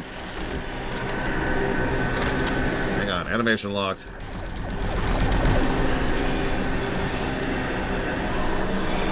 Damn it, Inosians. I knew it! You were the reason that hell invaded Mars. Not Phobos or Deimos. Oh, there's no oxygen. Right, that makes sense. Game? Oh, I backtracked without meaning to, because I couldn't tell where I was. That's never happened in this game before. And we're dead. That's our second death. Third. God. Thank you, Inosians, very, very much. As always. Dr. Evil. I will defeat my true nemesis, a 12-year-old girl. Let's see. Look, I know you're trying to defend this game, Plutonia, and that's nice. But I don't care, because this game sucks. Unlike Yura, who does not suck. Automation, Tunic, GTA 6, you got it, Inosians. Yeah, why didn't they invade Earth? See, there's this evil man named Evil Dr. Evil Truger, right? Who's quite literally modeled after Hannibal Lecter, by the way. That's not a joke. 1 second.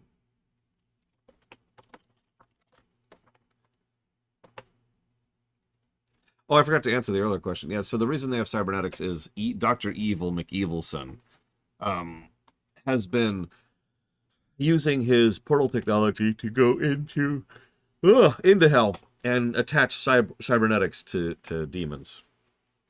If you're asking for a why, that's a good question. Yeah, his name is Betruger, excuse me. If you don't know German, it means deceiver.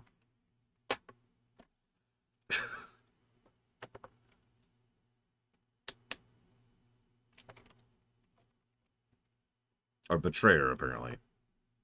Man, I don't know. I don't know German. I know nothing. Yeah, I know, right, Savika? Let's go to hell and modify demons. Why?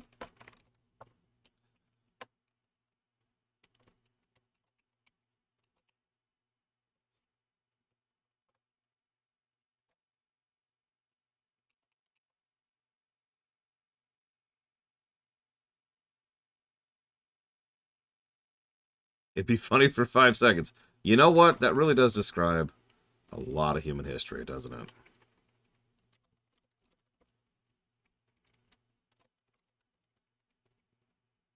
Mm-hmm.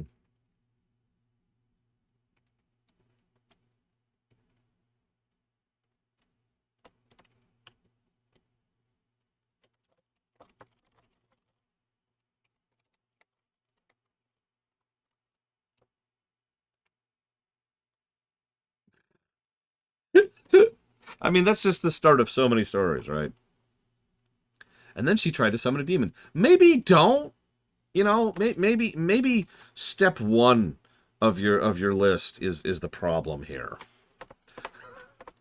Maybe go back to the drawing board on that one, you know?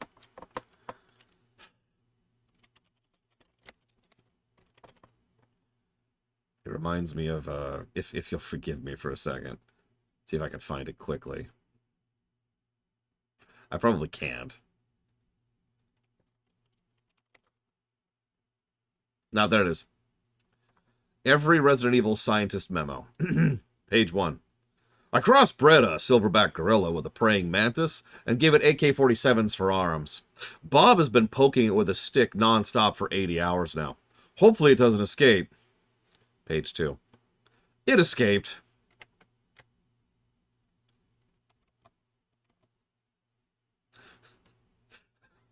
I mean, what were you thinking? All right.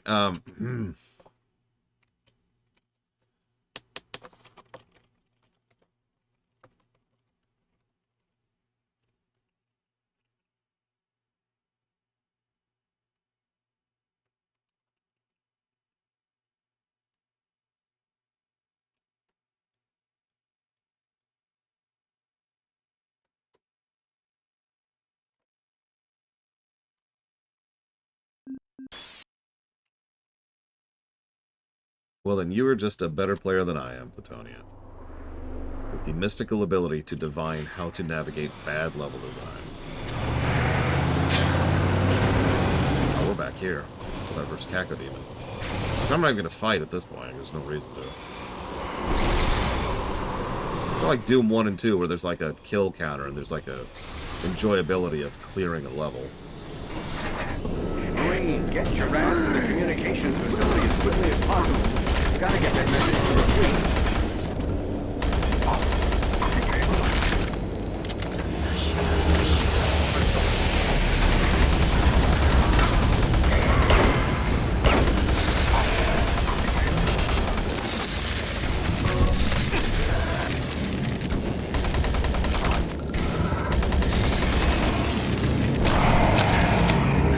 All joking aside, there are scenes in Doom 4 that actually I find more horrifying than the entirety of Doom 3. I can even explain some of them. So there's this thing in Doom 4 where they're reaching out to hell. Definitely putting that in quote quotes. And the goal is to try and summon demons in order to extract their energy. Because that's what that's how they solved the energy crisis on Earth, was with hell energy. That's not a spoiler, that's right out the gate, that's the premise, right? They call it ardent energy. Although, that's its own thing, but moving on. So they solved the energy crisis by siphoning energy from hell. Great idea. Thing is, in order to actually access hell, they need to do horrible demonic things. So, like ritualistic sacrifice, for example. Here's the relevance, here's the part where it actually gets to me a little bit. I want you to imagine a banal, everyday corporate life existence. You know, just another day at the office, except you're doing ritualistic sacrifice. Those scenes kind of creeped me out, not gonna lie.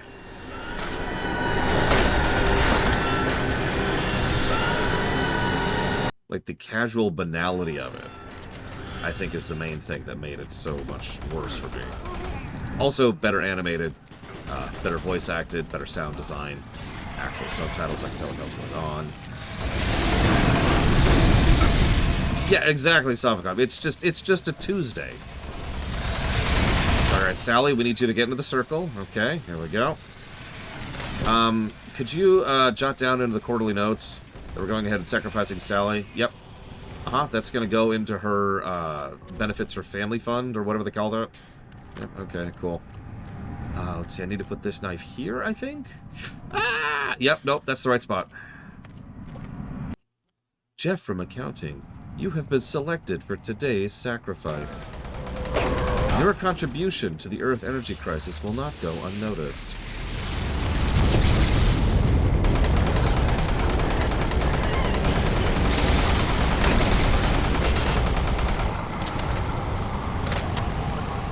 Okay. Sally's like, no, the life goes here. Oh, okay.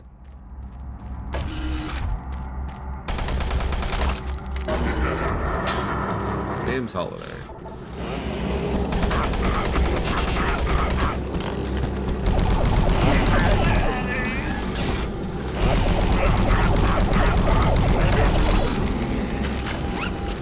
There's the chainsaw.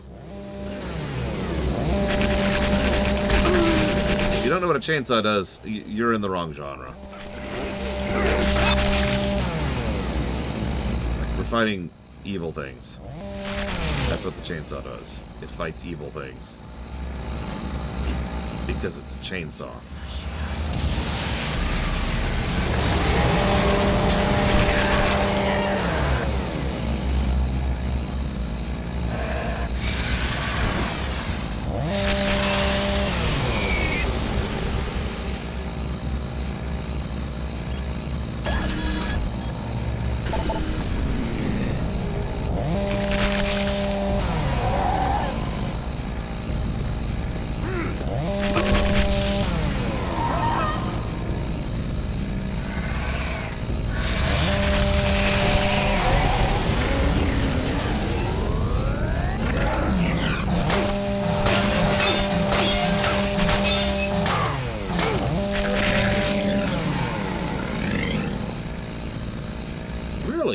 That's interesting.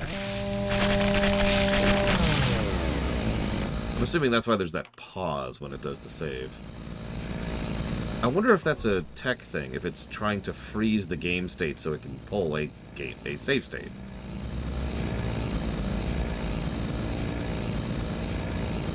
Oh my god, Lord Harriman. Why? Why would you put yourself through that?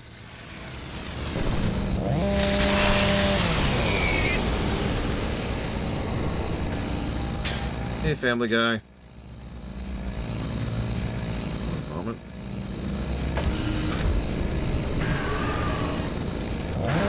There's me. There's me. Anyways, moving on. Him. Thank you for the sub, Family Guy. I'll put that towards Quake! But also the other games. Did we ever look into getting Quake 4 streamable? I remember there was an issue with that. I don't remember what it was right now. In fact, could someone type !veto and see if Quake 4 is on the list? Normal Doom 3 does impossible saving. What did they do with this port? Age of Empires block, 2D platformer block, and Quake. Thank you as always, Family Guy.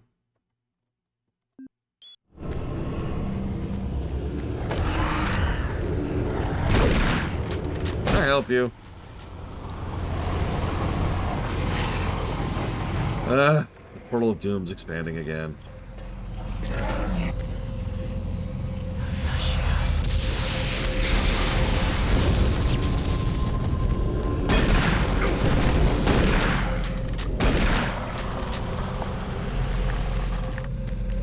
Imagine the janitorial staff being like, we've got to clean up after the Doom portal is spreading again. And they just get down there with wrenches.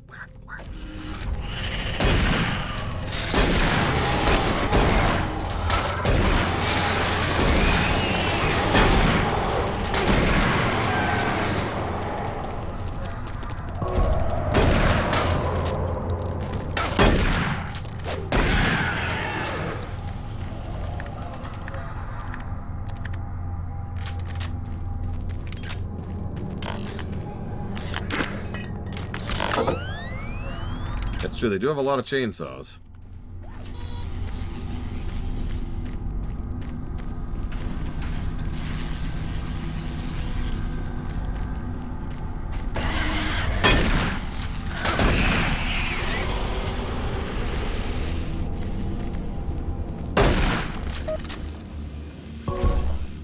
Ron Ridge. Ron Ridge.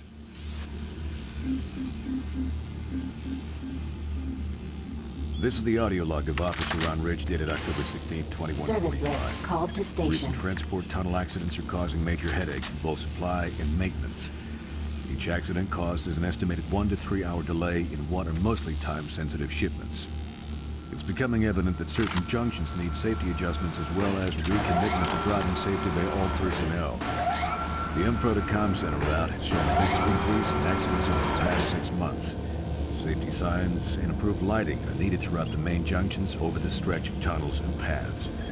Absolutely, no recreational vehicle passage should be allowed during peak hours. All personnel should use monorail travel whenever possible to keep cargo shipments flowing smoothly. So this section, huh?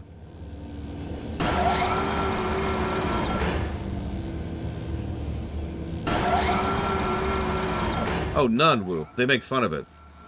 In the universe, what happened is there was a clerical error, and they got chainsaws instead of jackhammers. Yeah, new PDAs are displayed last. Something I've been slowly trying to deduce. That's why I memorized the name. That's why I said the name out loud right before I looked.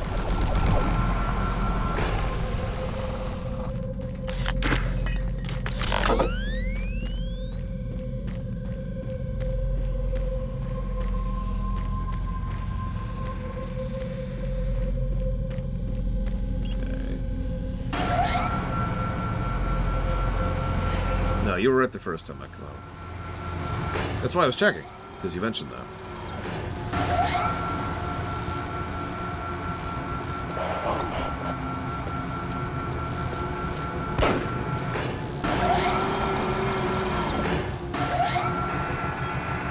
Eat moss.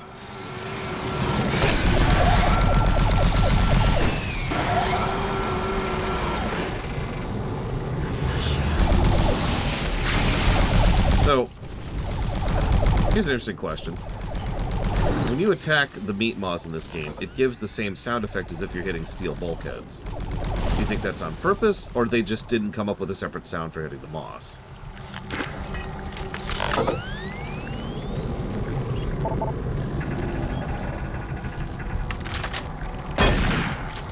You hear it?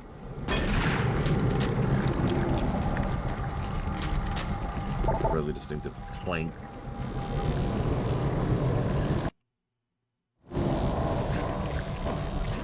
That's a good question. Does anybody know in the old version?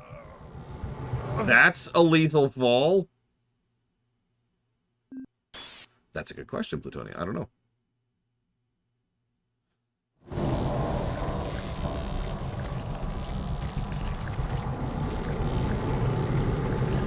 That.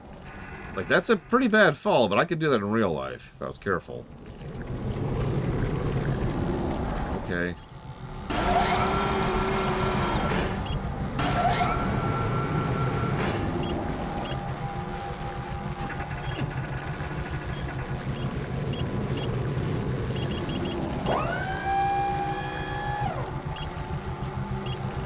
It depends on how you land, Phyrexia. You want to distribute the kinetic energy of your impact. Like, let me put it to you this way. If you jumped down and just landed straight like this, what's going to happen is all that impact is going to go straight up your legs, probably shatter a bit of cartilage and possibly break bone. Don't do that.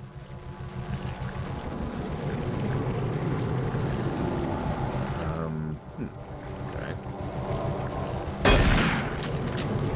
Next time I'm outside, remind me to shoot the earth. See if there's a different sound, because that's the only other material I can think of in this game.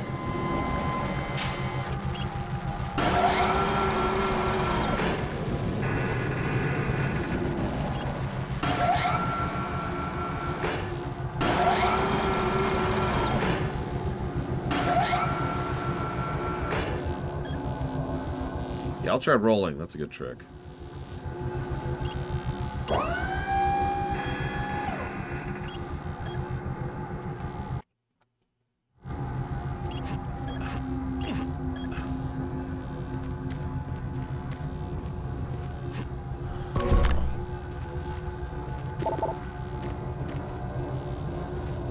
Well, now I'm stranded. Oh, never we're good, we're good.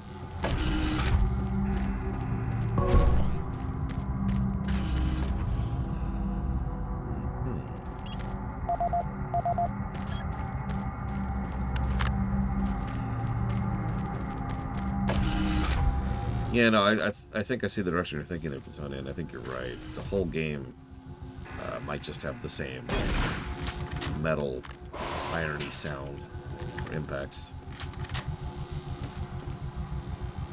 Okay, so I might have soft locked myself here. Let's see.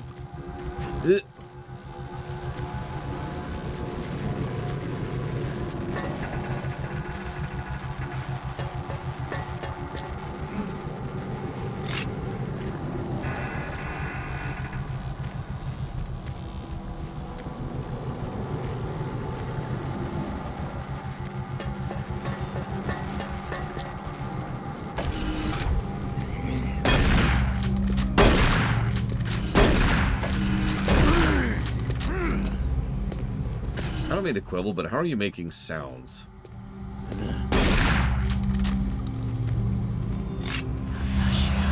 general.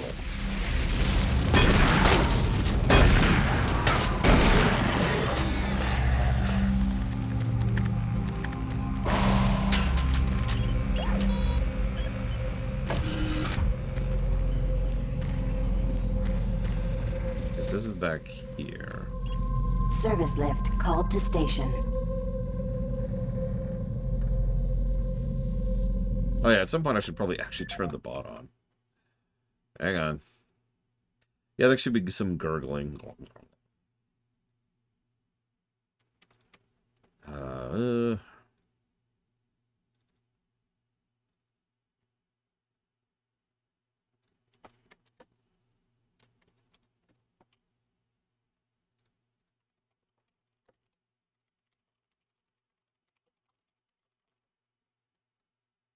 I mean, I've already given my answer. This is a tech demo, not a game.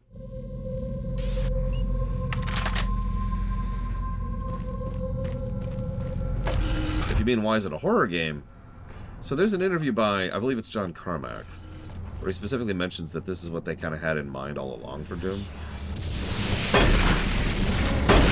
If that's true, might I say that that person has no idea what made Doom popular? Do you know one of the reasons why it was called the run-and-gun genre? Hang on, this is a trick question. This is one of the most difficult questions I've ever asked you. Hear me out. It's because you run and you gun. I'm sorry, I'm being a dick. I apologize. The point, though, is that there's a specific tempo and pacing to a run-and-gun. You saw it when I was playing Doom 1 and Doom 2. This is not that at all.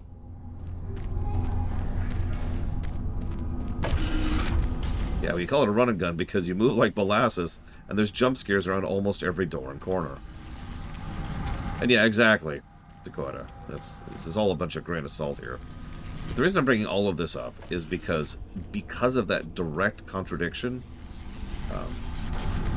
I would say that we can effectively presume that either they had no idea what they were doing, or, perhaps more likely, didn't care. John Carmack has always been the technical side of things. He's very George Lucas-y that way. And that sounds like an insult, but I do not mean it as one. They're more interested in geeking out about the under the hood, right? The technology, the process. In Lucas's case, it's about the cameras, the literal cameras, and the lighting and the visual effects and stuff like that. Whereas in Carmack's case, it's the engine and the lighting and how the physics interact and how the guns process and how the game optimizes itself and blah, blah, blah.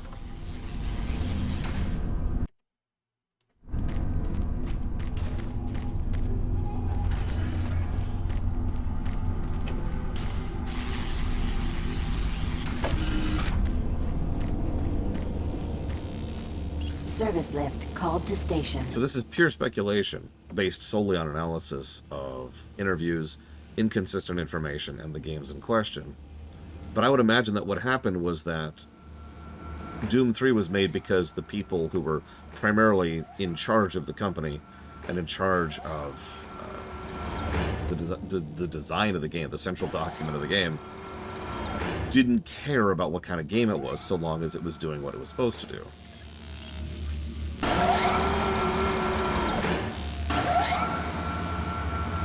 Now that sounds like a strange statement, but in my experience, anytime one of the central voices at a specific company just kind of hands off a situation, what that means is everyone else at the company kind of puts their own spin on things, their own input, right?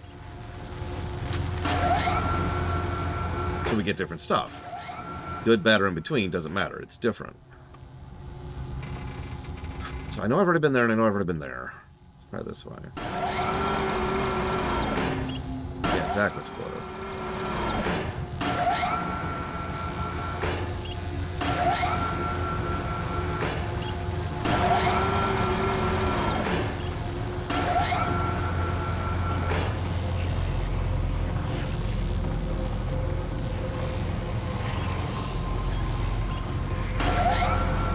Almost positive I've been over here too.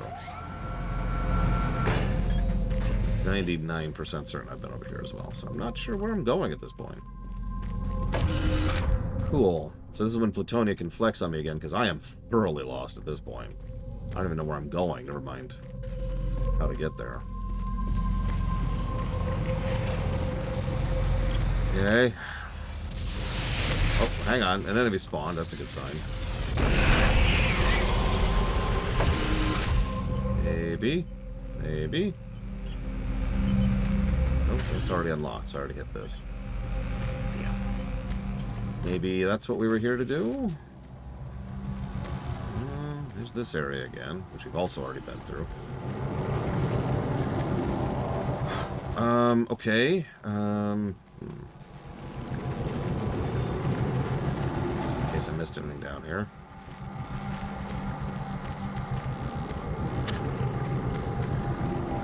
I have been informed that you shouldn't get lost in a Doom game, no.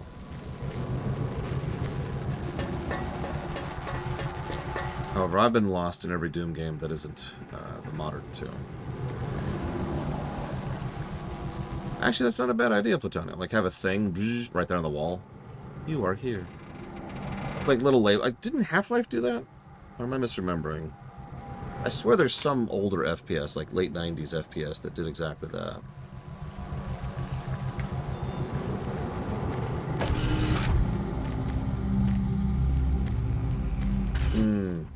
That might have been Dishonored I was thinking of. Oh, the Dishonored level design is legit, so that's a game I never felt lost in. Okay. And yep, we've... okay. And here's this lift stop. Uh-huh.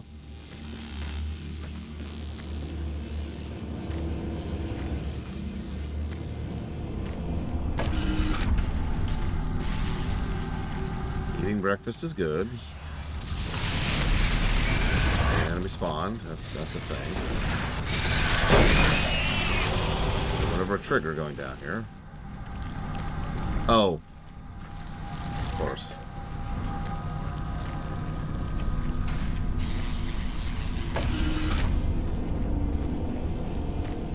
I'm so tired, I actually forgot this is the spot.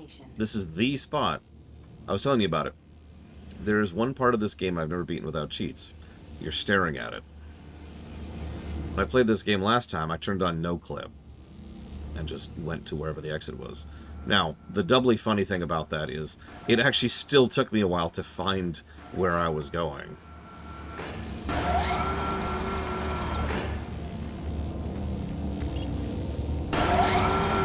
Because there's nothing to indicate where you're going.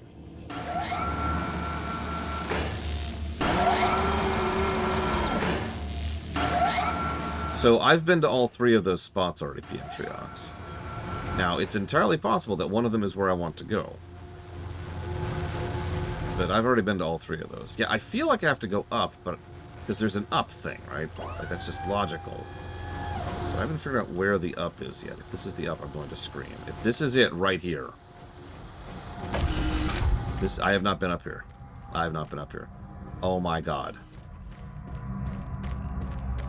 I was just hitting the up button to demonstrate that the up button existed. I didn't even think I could go up at that spot.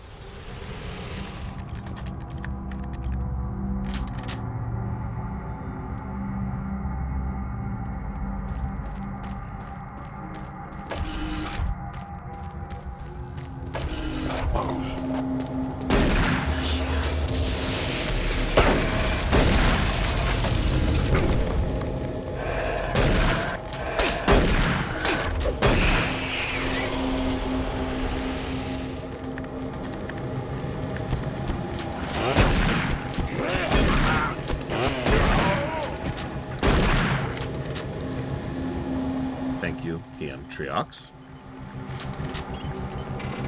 Maintenance exit. For making me demonstrate that the up button exists in a spot where you shouldn't be able to go up, which was the way to progress forwards.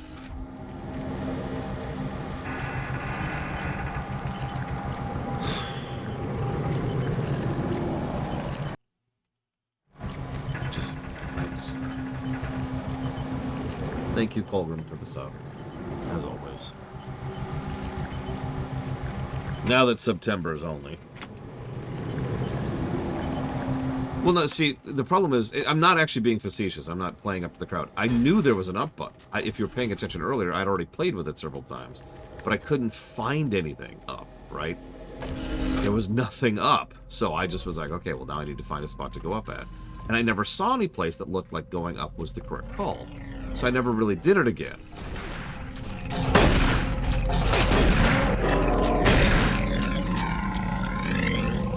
And then, like, I happened to be stopped at that one spot, and I was like, oh, here, I'll show off the up button. And it'll, like, bunk into the ceiling or whatever.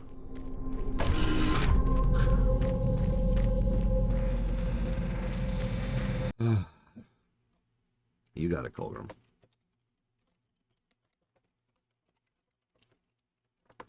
So that's going towards, you mean DOS 1, right? Okay, yes, you do, okay. It's like, dude. I love that game. I even replayed it recently. Co-op, of course.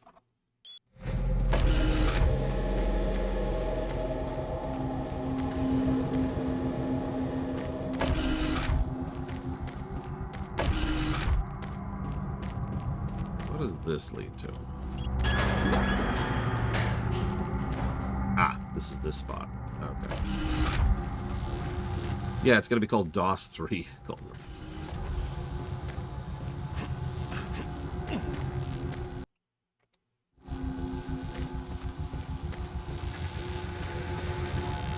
there's the platform. Could you come down, please, now? I need you down here now, please. Okay.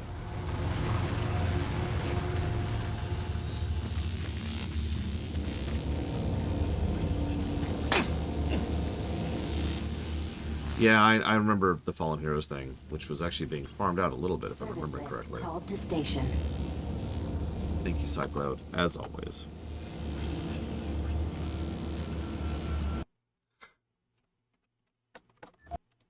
Excuse me. I will put that towards 3D.Heroes. And, Deedlit, I think? How do you spell that? Remind me how to spell that, please, so I can make sure I write it down correctly. Deedlit, okay, I got it. Woo! Memory go. Yeah, I've seen the interviews about Baldur's Gate 3 and also read between the lines, and I don't blame them for being done with, well, let's be honest with it, done with Hasbro and done with Wizards of the Coast. Speaking of which, you want to hear something awesome?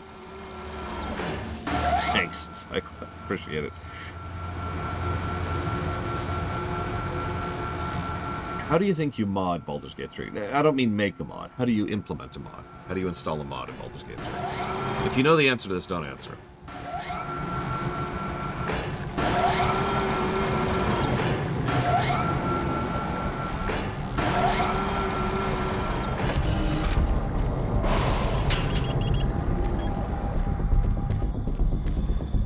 Why is there music all of a sudden?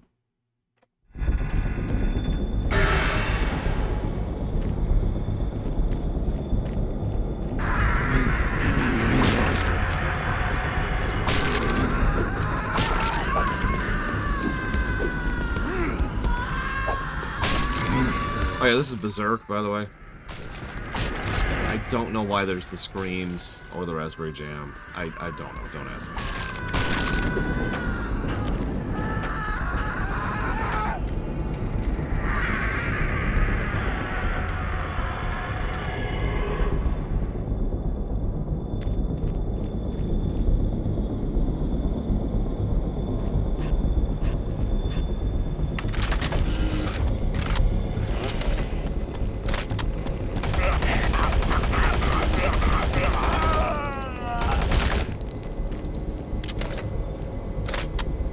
So anyways, in Baldur's Gate 3, the way you do mods is you go to the main menu, and there's a mods button, and that pulls up the mod browser, and then you hit download and install, and it's done.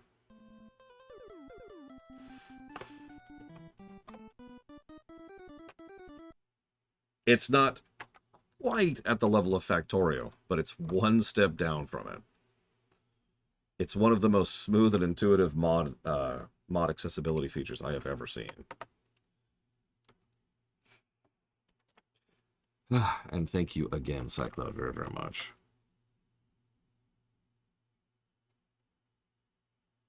I will put that towards the same. But thank you again very much. But yeah, I was blown away by that. How quick and easy it is to mod that game.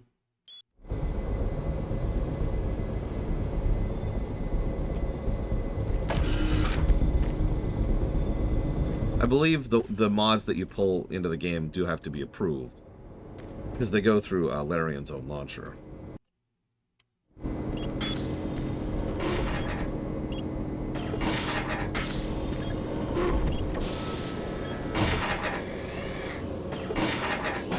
Alright, let's shoot something that isn't iron for a second. Right after I kill these guys.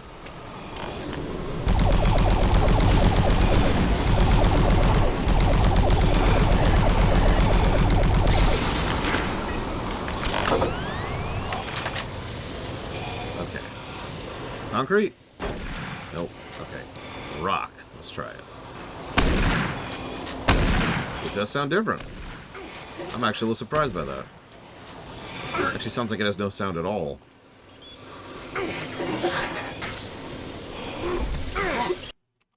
Obviously you still can do just plain old, modding through Nexus mods. But I'm sorry, that's a triple positive for accessibility of mods. I love that feature.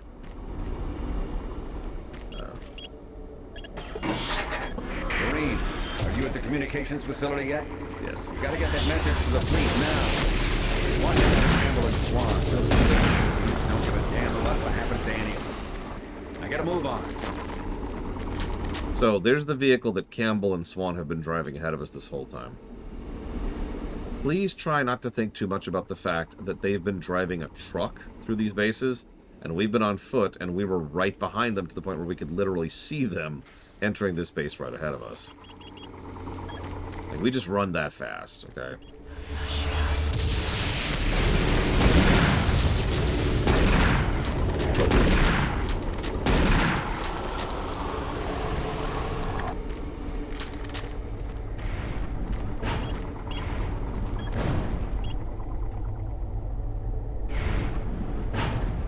Need extra UAC credits? Become a Delta Lab volunteer. UAC, Military Division, Planetary Domination. Now, I can't complain about the movement speed because they just booked it. What's funny is I haven't been sprinting this entire time.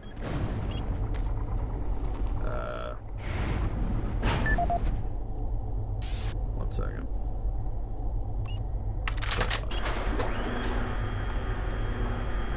Set up for free health insurance.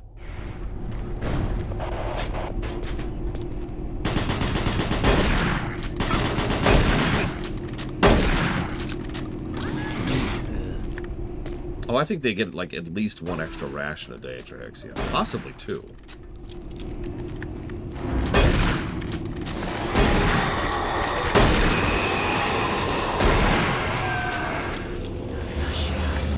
Power fluctuations in main communications route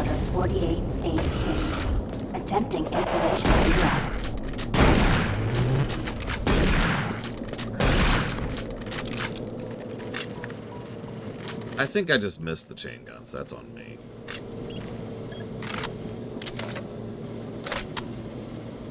Oh, are we at that point now? Hang on.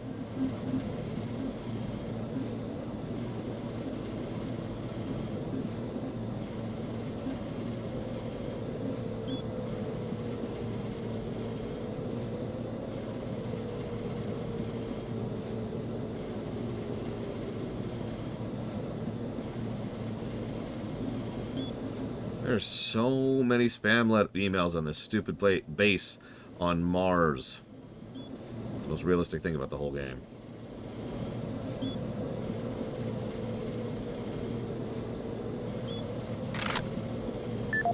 That's not what I was trying to hit.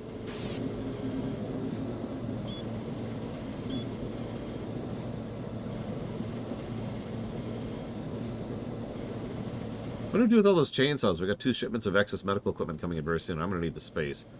I cannot believe someone missed a thing. Blah, blah, blah, blah. I don't have any idea what to do with those things. Why don't you throw them down the chasm near Enpro like you did for the other crap?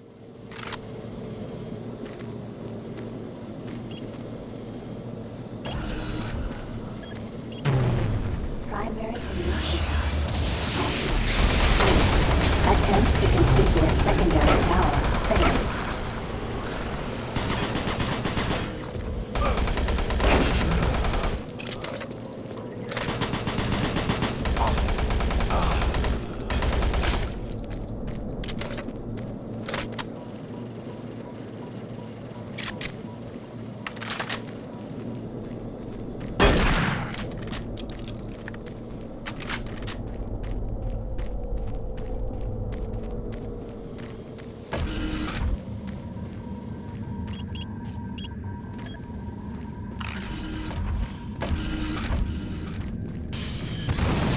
Communication system overload.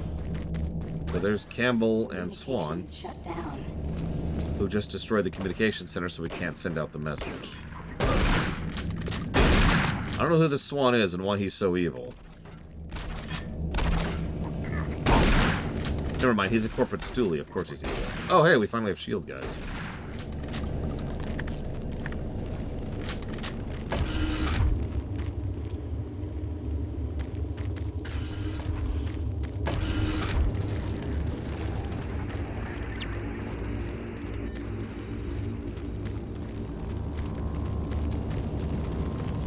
Yeah, so in case you missed that, Campbell actually shot the communications hub with a frickin' BFG. Delta System computers are showing all off-base communication down. It's that fool Swan. You're gonna have to find another way to send that message. Make your way to the satellite room and manually establish a link from there. Base schematics are showing the quickest ways through engineering. You can't fail moving. Get that message sent.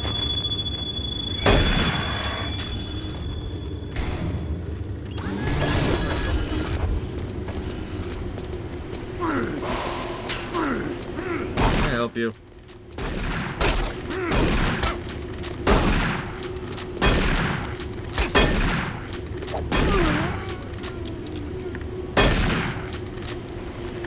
Yeah, I can.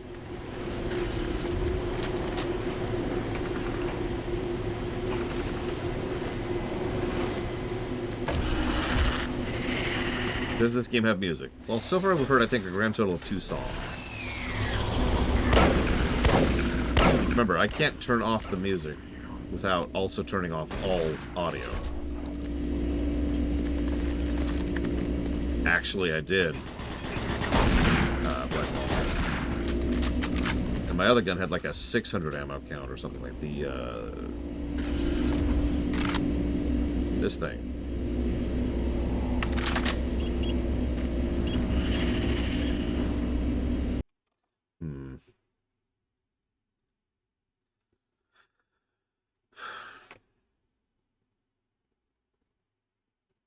I mean, there's enough of a soundscape that I don't necessarily mind the lack of music.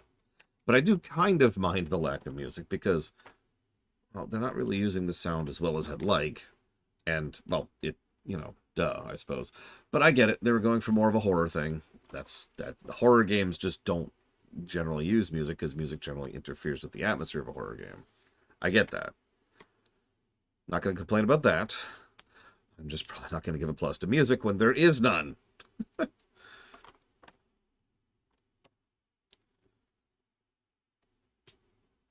Yeah, I've often, this is probably extremely wrong, but I've often liked to think that the reason the P90 became so popular was because of Stargate. Let's see.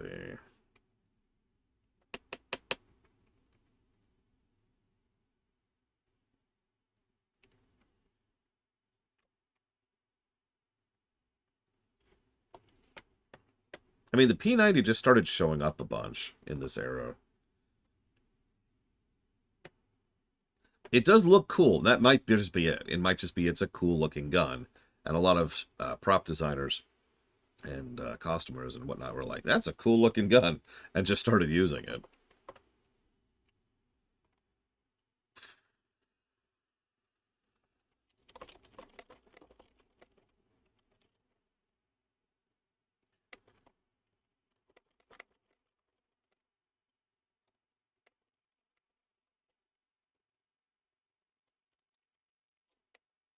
Absolutely, Plutonia. Do enemies drop anything? Actually, yes. Just like in Doom 1 and 2, the people, the possessed or whatever they're called, do actually drop ammo for whatever gun they have equipped. Oh, I know, Colgrim. I'm aware. We're going to review that, like, pretty much guaranteed. Even if I have to dump Dealer's Choice on that, we have to see if Starfield can surpass Secret of the Stars. We have to. It's our duty, our privilege, to gauge how horrifically garbage that game really is. Anyways, So one of the things they did in the BFG version, and this is definitely one of the more controversial choices, is they upped the drop rates, or maybe the drop rate's the wrong way to phrase it. There's more stuff. There's more ammo, there's more armor, there's more health ups everywhere. Like, we are swimming in it. And I know what you're thinking, but you're playing on easy. Remember that all the difficulty changes is the enemy damage, not counting on Nightmare.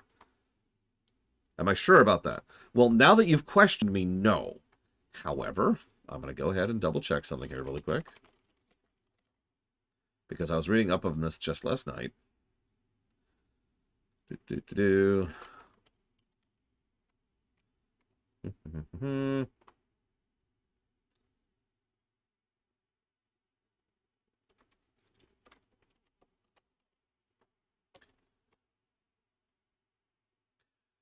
Ammo availability in Doom 3 is carefully balanced to prevent this. Ammo for all weapons is plentiful enough for you to use it frequently, unless you use it solely. This is completely played straight, however, in the BFG edition, which significantly increases the ammo you receive from pickups and lets you use whatever weapon you want to for the duration of the game. There we go. Boom. So, yes, I am sure. Thank you, Colgrim. As always, appreciate the sub. Adding Starfield. What's it called? Yeah, that makes more sense, though. I actually was wondering if any of this little armor drops and health drops for that, but it's just the amount we get per pickup. I wonder if that affects health as well. Or armor. Starfield, Star Harder.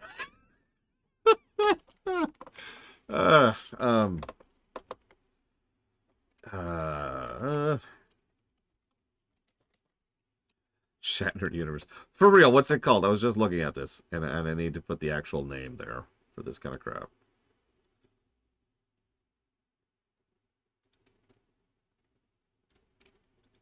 Is it literally called Shattered Space? You have got to be kidding me.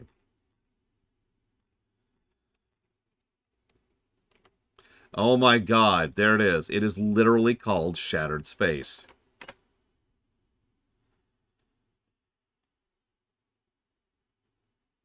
I thought you were just making a Shattered Universe joke. Okay. Yeah, I don't know what else to add to that. The Rising Revengeance of Space. Okay. Shattered Space. Cool. What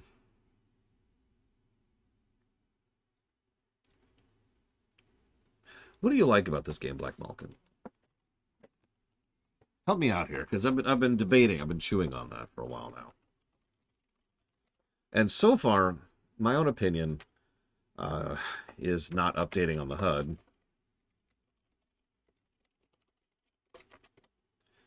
There we go. So far, my opinion on the game is pretty well demonstrated by what's happening over here. I do think that the atmosphere, the visuals, the horror is actually quite well done. It's probably one of the better done horror games I've seen in general. The only thing I don't like about the narrative is the plot thing I already mentioned, the jump scares, which I already talked about. And honestly, I'm going to get rid of this negative because I don't think it applies. But gameplay-wise, I don't know. I need to look at the audit sheet. Let's see what I'm missing there.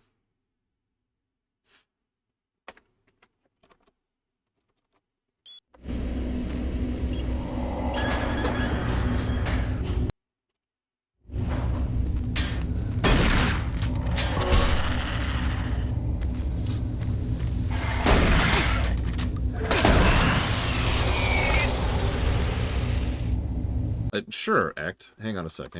I will readjust that. Although, if it's okay with you, I will go ahead and still give Colgrim credit for adding it to the list. If that's okay. Yeah, the funny thing is, I mentioned earlier that I haven't really given any negatives to level design or positives, and I think that's because it's just kind of there, and that's fine. It's serviceable, right? It's functional. I've played much worse FPSs than this.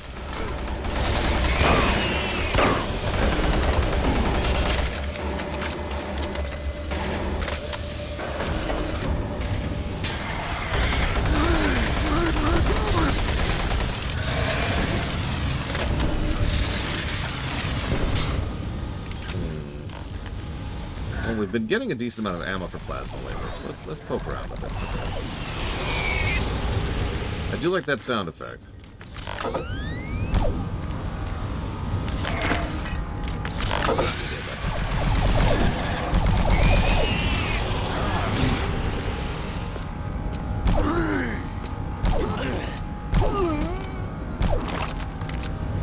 Worst FPS I've ever seen?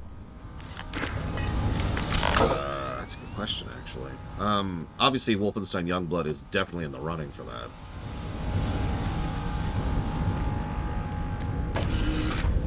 The shotgun. Look, I ain't gonna question the shotgun. It's fine. It is... How do I explain this? I think I would like the shotgun more if it was kind of treated as a melee weapon, which, let's be honest, it basically is.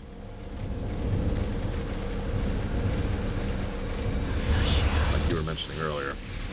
Shove that thing right in their jaw.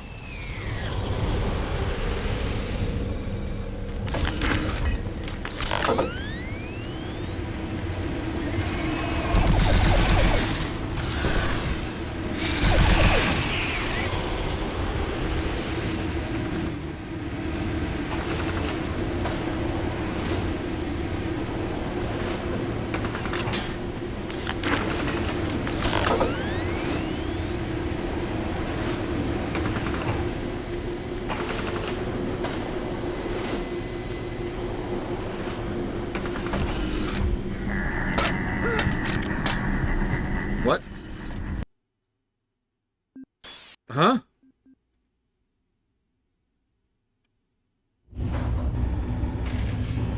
I legitimately don't know what just happened.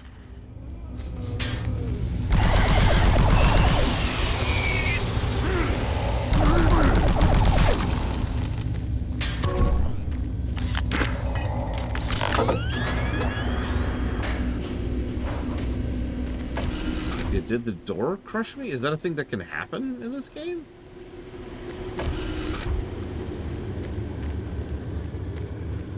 Oh, God. This is a ways back. Hang on. Is this before we went into the comm center? Unable to transmit message.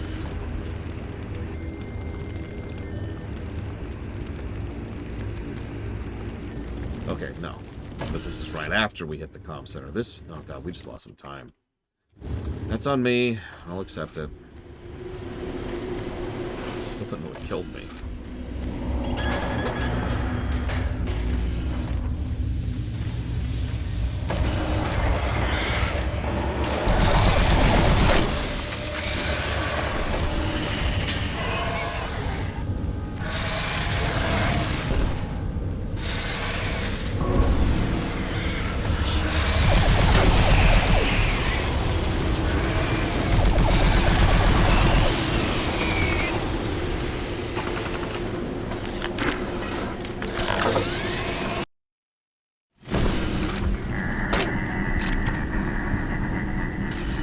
Saw it that time.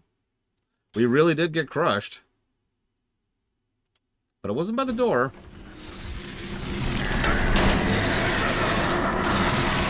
We got crushed under that.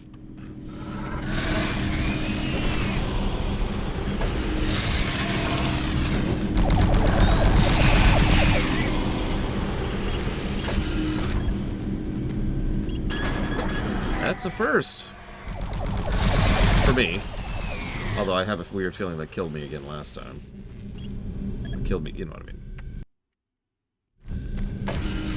Final boss of the game. Door.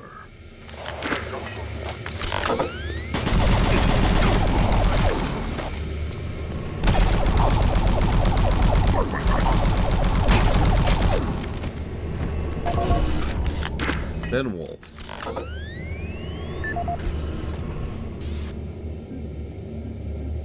This is the audio log of Officer Ben Wolf, dated October 7th, 2145. Recent unauthorized transmissions have been uncovered in the off-site redundant logs. These logs are usually not validated, but an unscheduled audit has shown significant activity. More investigating will be done to get to the bottom of this matter. Particularly interesting are transmission blocks D4560 and DE3288, which have no links to base systems. More to follow.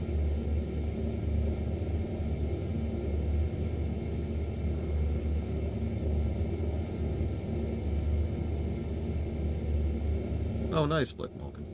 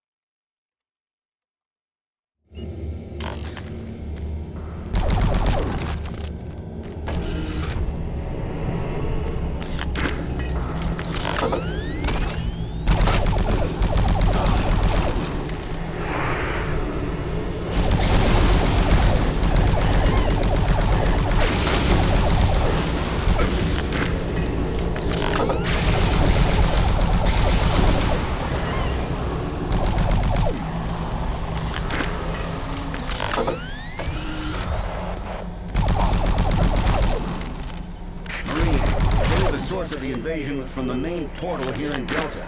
After you send that transmission, get here as quickly as possible.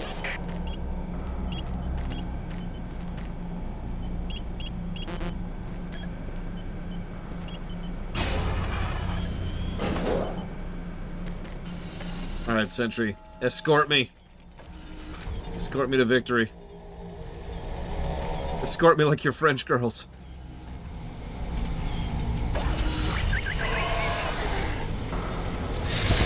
All Sarge is really doing right now is yelling at us to do stuff. And indulging in a little cosmetic surgery.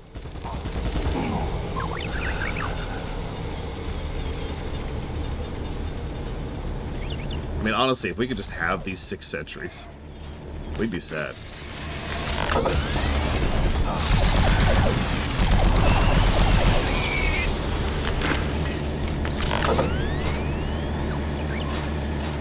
One of the things I've been trying to do is to review this as a game rather than a Doom game. I know that's a weird way to put that.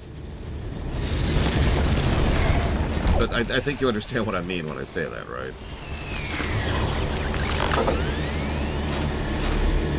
Because as a Doom game...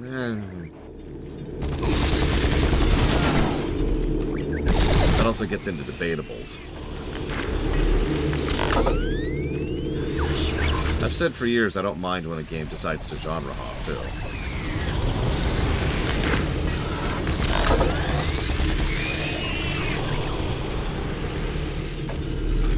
I mean, this is what I would call a competent horror game. I do still think the gameplay is lacking. I'm not going to back off of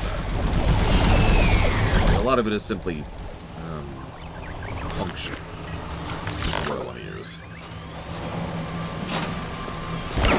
Functional but unremarkable.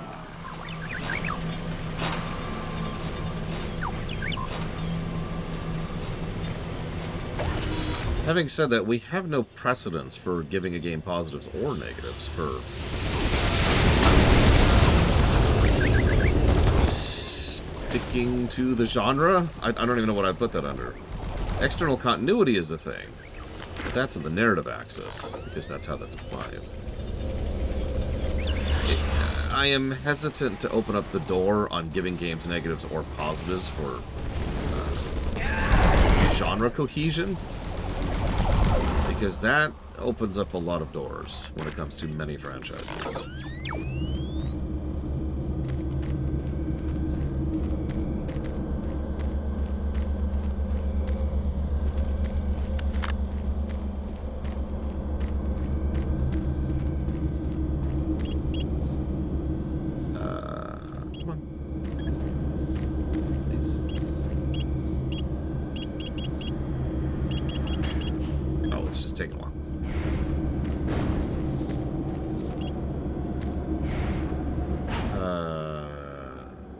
Get the thing? Yeah, Resident Evil 4 is actually a good example of what we're talking about. Because RE4 is quite different, even from a purely gameplay perspective, from, say, RE2. Kingdom Hearts does this all the time. Virtually every Kingdom Hearts game is fundamentally different from the previous ones. The only three that remain a continuous thread of terms of gameplay style are Kingdom Hearts 1, Kingdom Hearts 2, and Kingdom Hearts 3. I'm not even going to get into, like, the Final Fantasy series, which reinvents itself every game. And yeah, Fallout 4. Remember, I actually had a lot of issues when we first started off Fallout 4. Oh yeah, the Zeldas, that's another example. Mario's. The Metroids. Like, this is all over the place. That's why I'm so hesitant to add such a precept. A precedent, excuse me.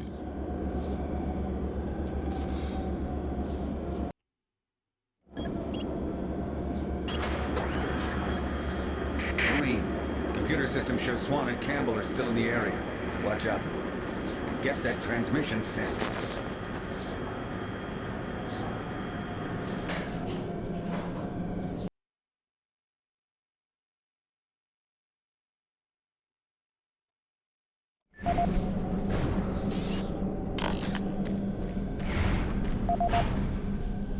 Rob Finch.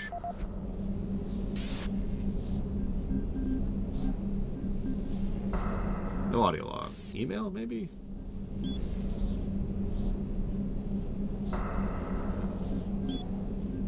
Aw, quiz night. Yes, we're getting there, Savacom. I need to AFK for about 5 minutes. I apologize. Be back in just a bit.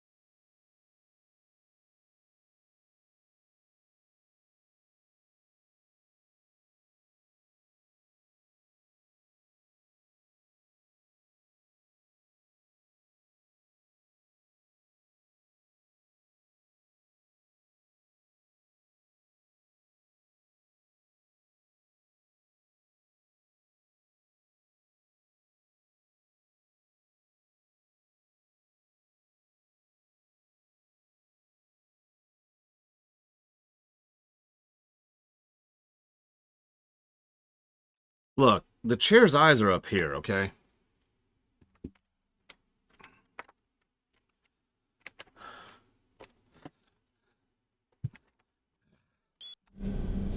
Apologies.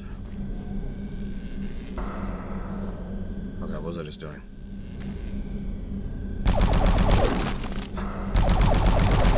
Stay safe, Linear Earth. Or get out if you can.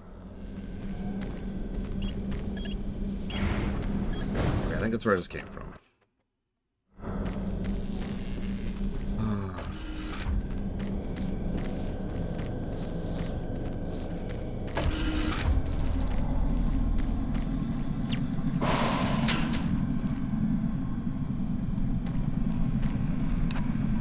Manual uplink established.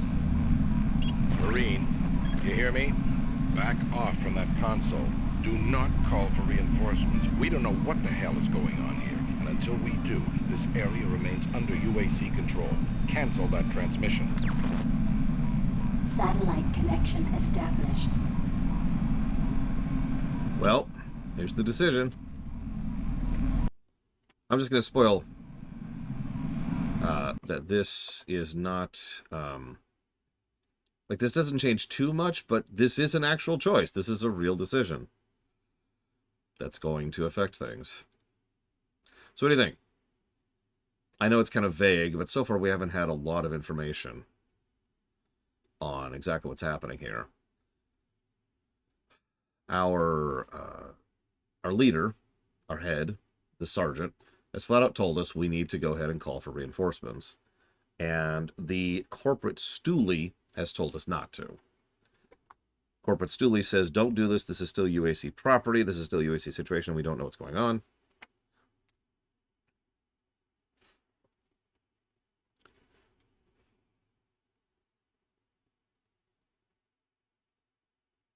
You get it.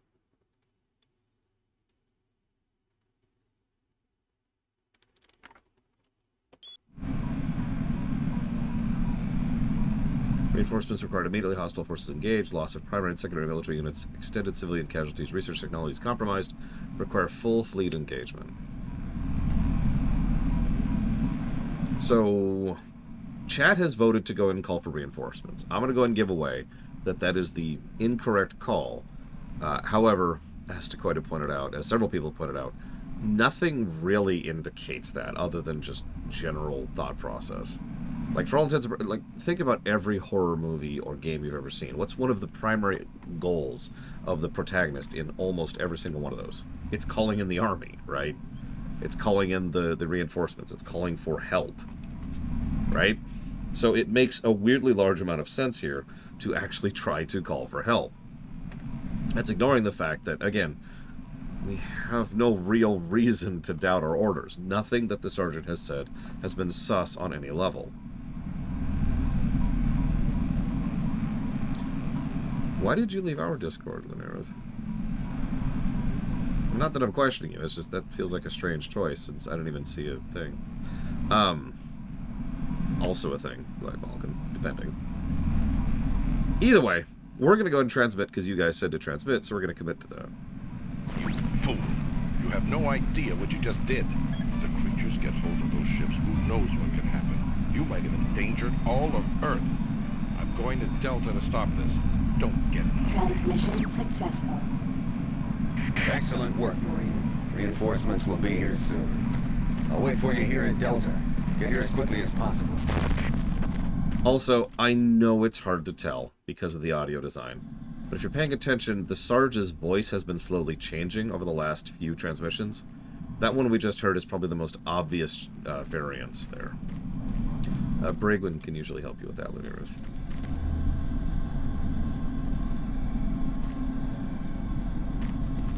Yeah, the modulation has been increasing. What's doubly funny about that is, I admit, I didn't notice that my first time around. But when I was looking up a YouTube video, specifically discussing the lore of this in preparation for this very run, it was a few months ago. No, sus is a gaming word, Belizar. someone was pointing out, like, someone had pulled out the audio files of Sarge as he discusses, and it's a lot more obvious when you could just hear him talking and going through it. It's almost too subtle, because the problem is,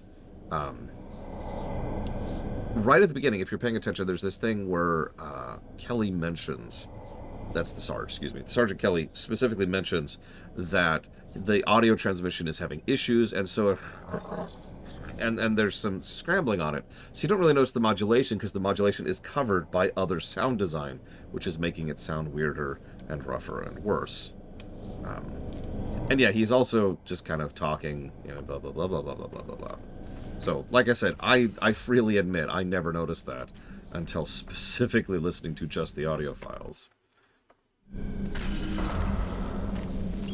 Also, you are more than welcome to share it here if you want to, Lord Harriman. I'm sure people would rather listen to that than watch me play this game. Where am I going? Shoot, I've actually forgotten.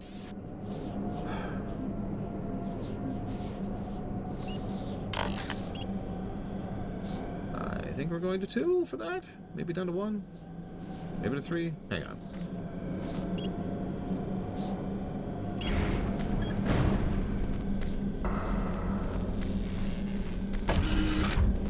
No, this is right.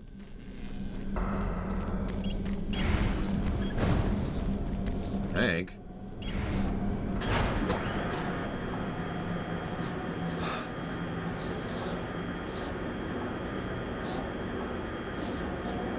So, Doom Cubed has nothing to do with the Doom franchise, Matter of Lord. It gets minor references in Doom Eternal's DLC, but otherwise functionally does not exist. The story arc goes Doom 1, Doom 2, Doom 64, Doom 4, that's 2016, and Doom 5, that's Eternal.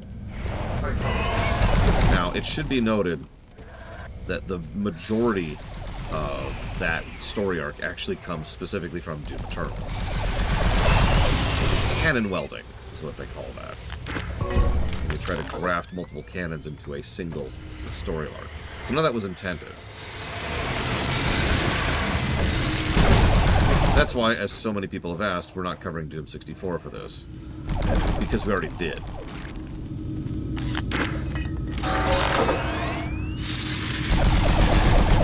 I would say, and this is sort of pathetic, that Doom Eternal does a better job of connecting its canons than the Zeldas do.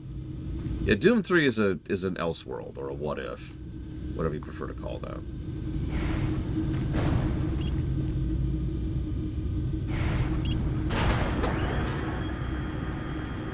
Sure, although there's not much story in Doom 64, I'm not going to lie to you.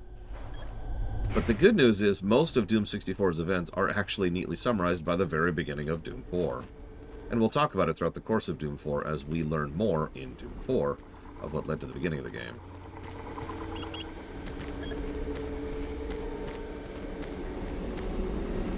Put another way, Doom 4 does a better job of summarizing 64 than I probably could.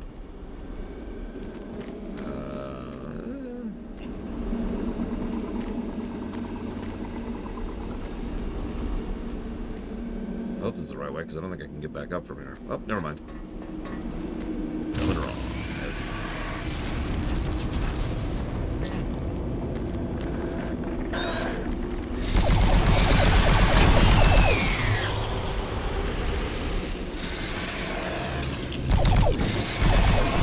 Yeah, it's like DMC. It's not actually part of the timeline or continuity.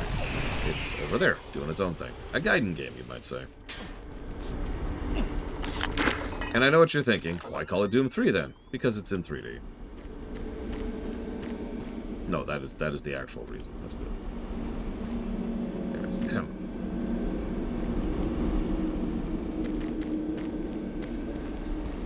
Why call it Doom? So that's an interesting question. That's a much more philosophical question. On the one hand, one of the main reasons why people tend to call things such and such even when they're not such and such is brand recognition. They're trying to capitalize on sales figures. People will see a Doom game and think, oh, I like Doom. I will buy that because it has Doom in the name. That can be duplicative and can just be, you know, trying to get people interested in a project. That varies case by case. Yeah, Quake is actually a much better example of this, because Quake 2 Quake 1 might as well be in its own universe, because Quake 2 and Quake 4 are, like, over here doing their own thing. And Quake 3, we don't talk about Quake 3. So yeah, they want that brand value. But there's also the possibility of the fact that they really do think that this is the thing. Again, we've already seen an interview from John Carmack saying this is what Doom's supposed to be all along. Whether that's true or not, who knows? Okay, so I clearly missed something. As is my wont.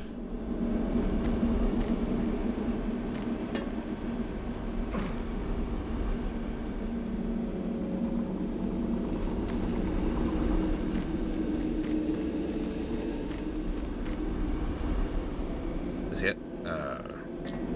It's actually funny. I enjoyed Doom 1, Quake 1 and Quake 2 for extremely different reasons. That being said, I haven't played either in years. Who knows how they'll review.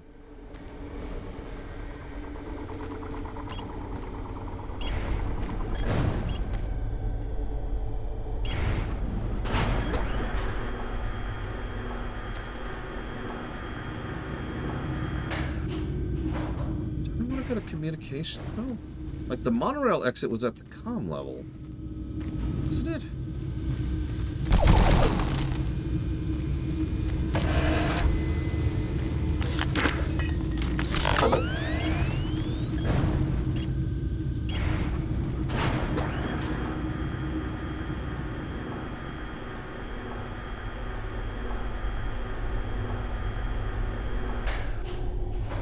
Doom 4 also has kind of a fascinating development history, which I hope to cover at least a little bit as we're going through it.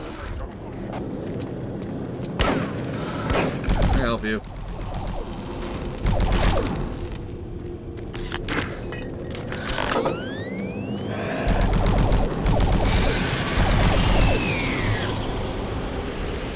Yeah, there's enemies. That's a good sign. Monorail. Hey, I was right. Yay for being right.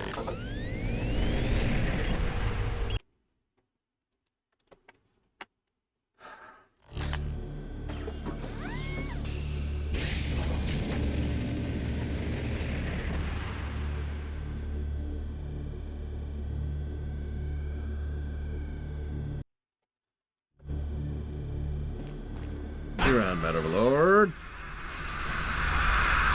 Well, I didn't need that oxygen anyways. Slowing me down.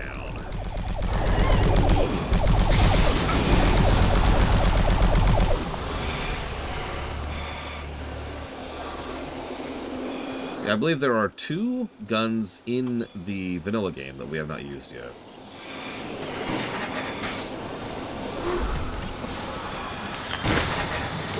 I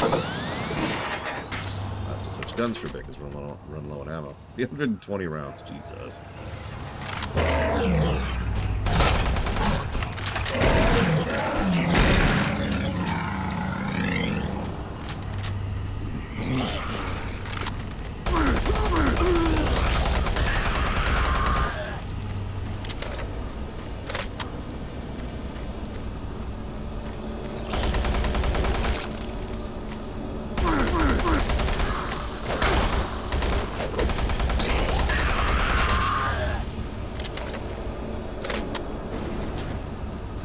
One of the weirder bits of, I guess, guidance? Interface? I'm not sure what to call that. Knowing what you can interact with is if there's something you can't interact with, it's got these really low quality textures like this, right? So you can walk up to it and you can see it's this big blurry JPEG. So I can't interact with that. But if it's something I can interact with, look at the quality there.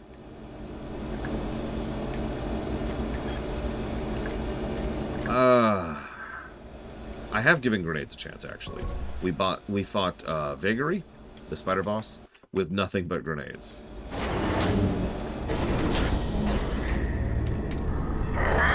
So, Revenants.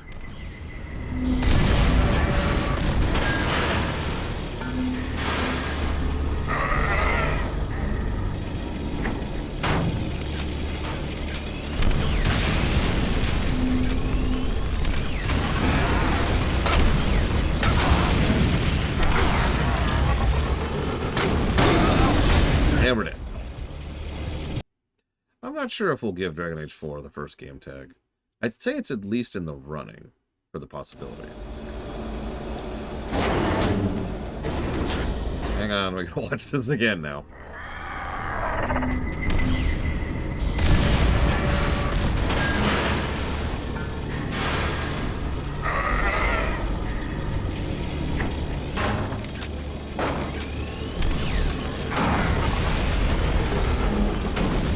So, that's grenades. Eh.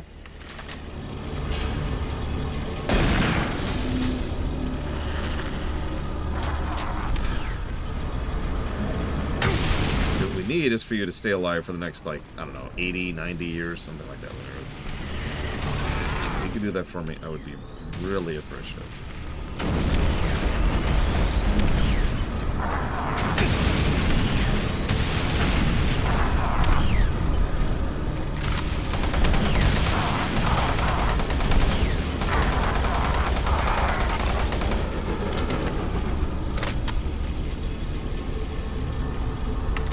Ah!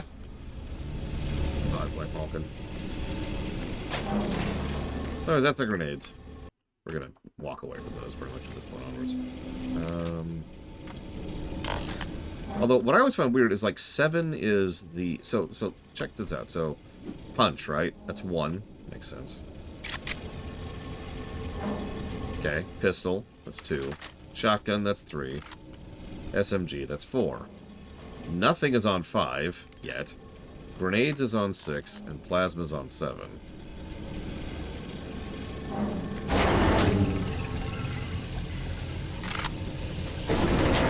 I know that's rebindable. It's just, it feels like a weird order to me.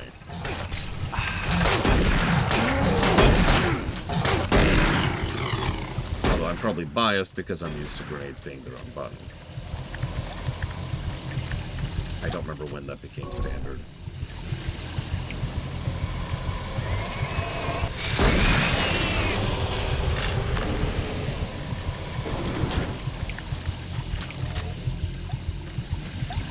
Admittedly, I like to rebind 6 to rocket launcher or equivalent. I did that for Doom 1 and 2, for example.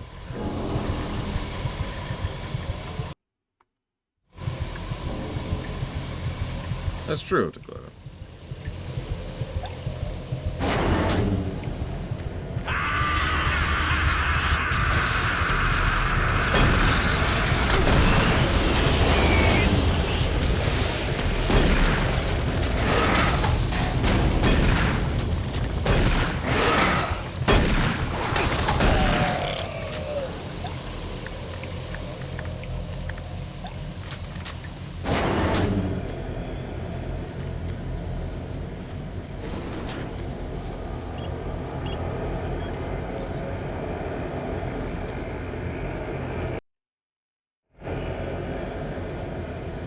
See, I'm weird. Usually I put 1 as the pistol, and then 2 as the shotty, and then 3 as the fast.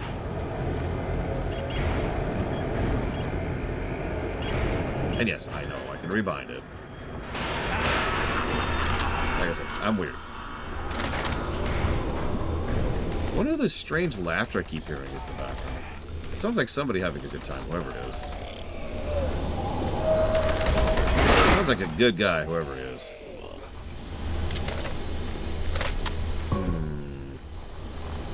So Lord Harriman asks, do you prefer gritty, old-school, you know, more realistic guns, say Call of Duty style, or flamboyant, ridiculously over-the-top looking guns, like, say, Borderlands?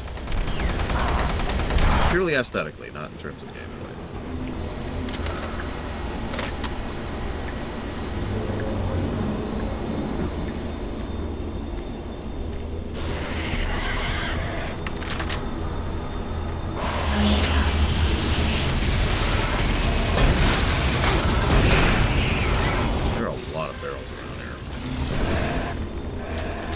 Both?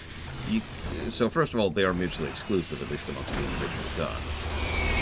The question is a matter of preference.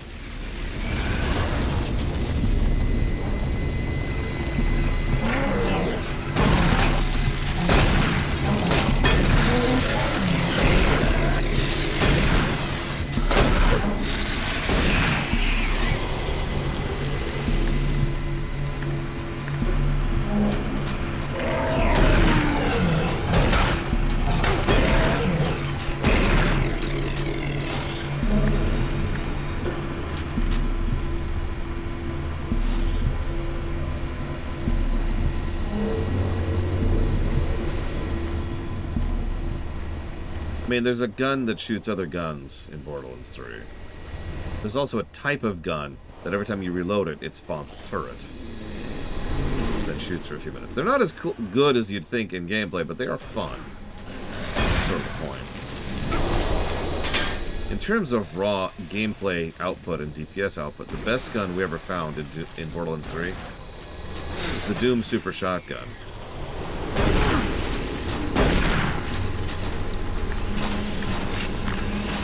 That's not a joke, by the way. It's literally just the Doom shotgun. When you shoot it, it plays a guitar riff from Doom 1. It is an extraordinarily high damage gun. And when we were dealing with the levels of gear that we were at, which is the highest, it just outperformed everything else by a wide margin. But that was the kill things gun, not the have fun gun.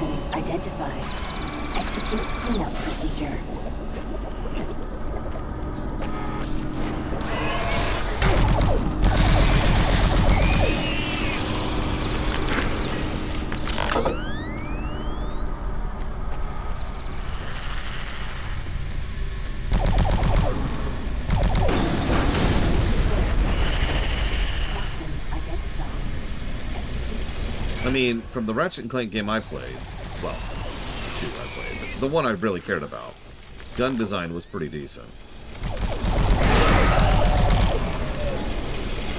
The reboot, specifically.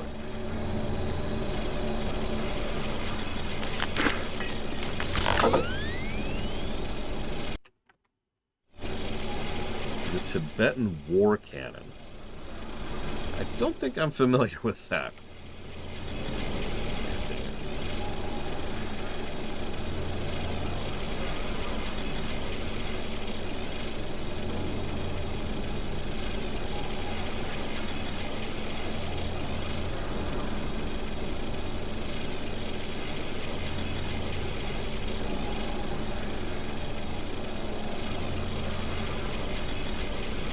Apologize. I have a package that can't sit outside. I'll be right back.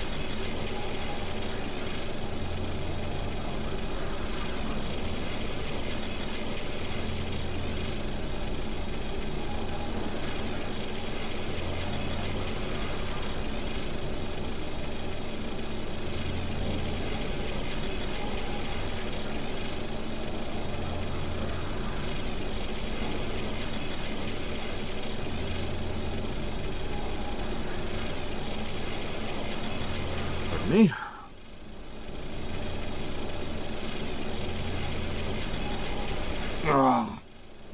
Hopefully we're not being too loud for Kitty. Trying to kill me again.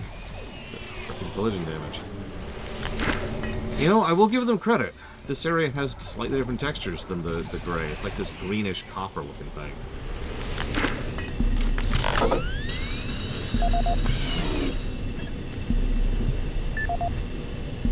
Nick Sado. This is the audio log of Nicholas Edgway, member of UAC Mars Hazmat Response Team, dated October 1st, 2145. We have concluded that the Martian atmosphere is wreaking havoc on the exhaust valve seals in the standard number 5 disposal drums. Engineers cannot explain the high level of contaminants in our internal atmosphere. The air scrubbers and filtration systems all seem to be operating at normal levels, yet a small layer of particulate is making it into the storage areas. That is what caused the lockdown yesterday. EAP Director Charles Hollis informs me that the personnel won't be harmed by these contaminants in the air, but we've seen that they do cause a corrosive reaction when introduced to the rubber compounds used in the storage systems. Effective immediately, all number 5 disposal drums must be locked away in at least a Class 2 rated transport medium. Assessment ends. Pretty sure this is a Chekhov accent. Because what in the world? No, yeah, it's a Martian accent. There we go.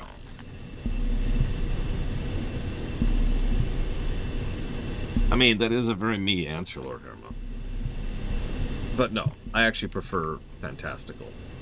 Big, flashy, and cool. Ask me again when we get to Doom 4 and I show off the Tri-Gatling gun.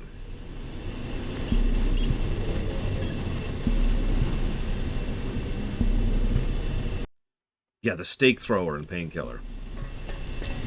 Or hell, the nail gun. Which I know kind of looks all gritty and realistic, but it's a nail gun.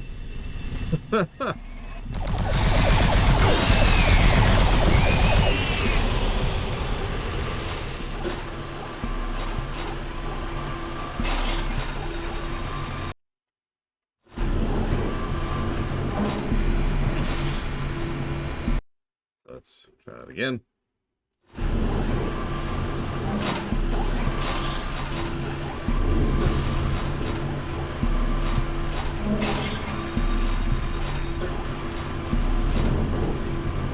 That seems like a Tuesday to me, Zekta. Pump station shut down.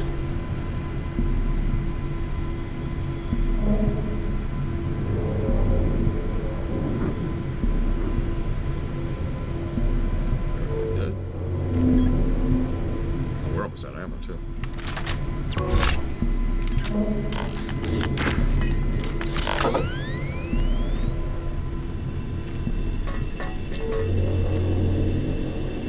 Weary of those things now. Already killed me twice. Once when I didn't even see what was doing it. For the ultimate stealth kill. We're back here. Okay. So.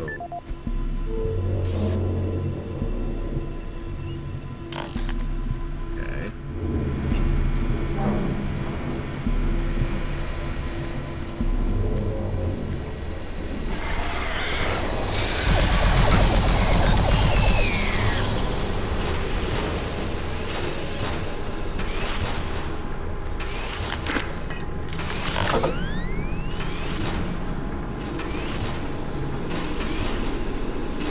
I suddenly can't think of any fantastical guns. Oh, me too, Shadow Machine. The only reason I haven't already pre-ordered it is I'm thinking I'm going to hold off until the Switch, the Master Switch is announced. Let's see what its backward compatibility situation is. This feels like I'm going the wrong way. But we're going to keep following it because there's still... No, this is right. Never mind. Trust the enemies, I suppose.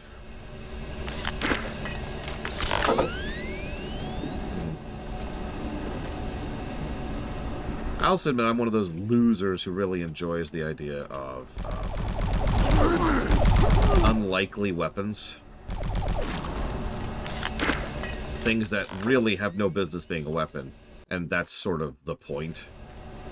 Like an anchor. Or a ball and chain. Or my personal favorite, other people. Let's see if you get that one.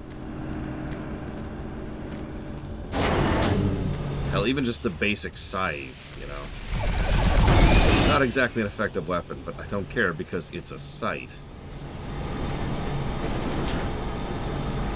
Yeah, the concrete donkey, that's actually a good example of that.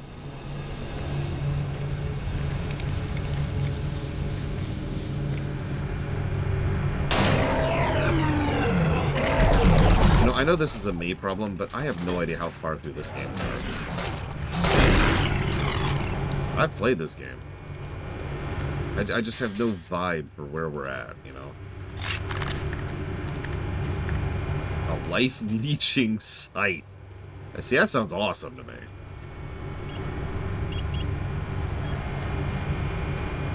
I mean, we're not going to beat the game today. We've got 2 DLCs to go through. I've never played before.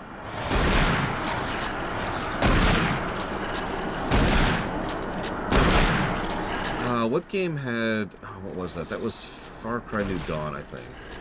Had the saw blade launcher. That, like, ricocheted. Spears are awesome. Anybody says otherwise, just whatever, you know.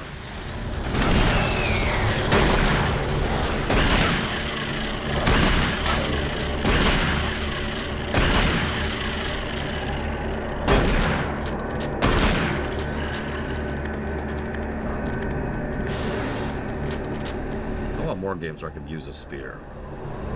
I mean, if you remember, the spear was one of my favorite weapons in Breath of the Wild, as well as Tears of the Kingdom, but also Assassin's Creed Origins. And no, these don't even begin to touch the phobia. These are not spiders. I've said it before, I'll say it again. These are crabs.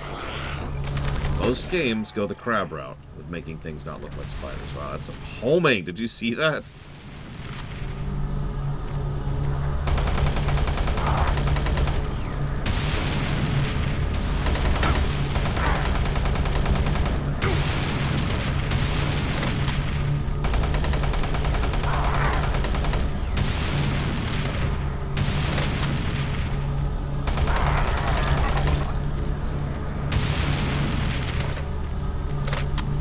Now, I've never actually used a spear in Dark Souls games. I usually go with the really big, heavy two-handers of Doom in those.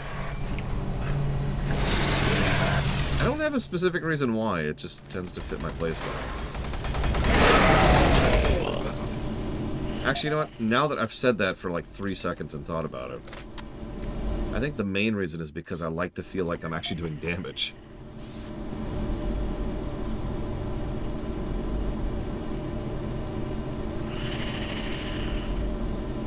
You have a nice big chonk or two-hander, you actually notice their health bar move.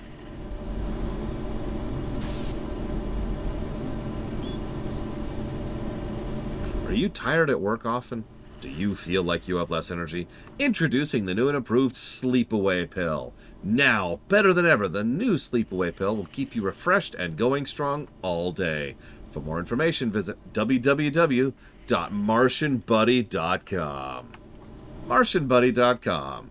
We want to steal your money. Dim dim billy bim.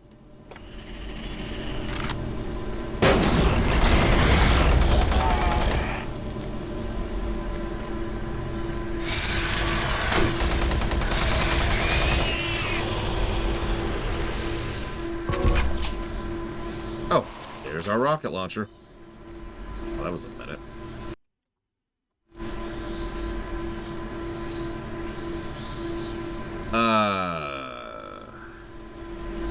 2030, I think? Shoot.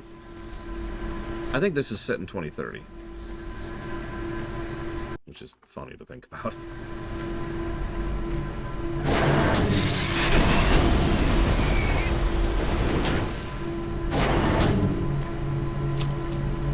So, I don't want to complain about this game. However, why would you ever have a rocket launcher in a game that has as small and tight corridors as this game, with as many enemies jump scaring you in the face as this game? And yes, also, notice we still don't have the chain gun. I am got to have missed it by now. Like, I know we missed the optional chain gun, but I kind of did that on purpose.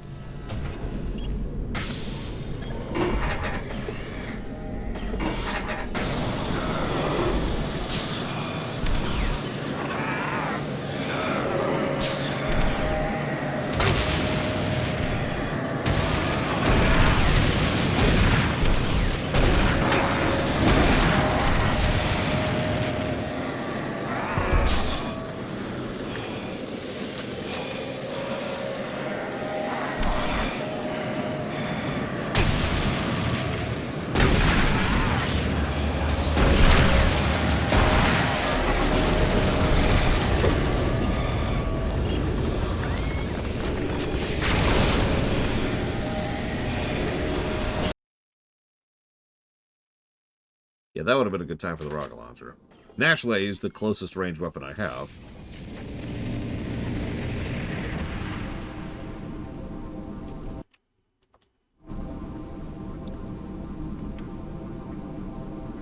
What, in-universe? Nah.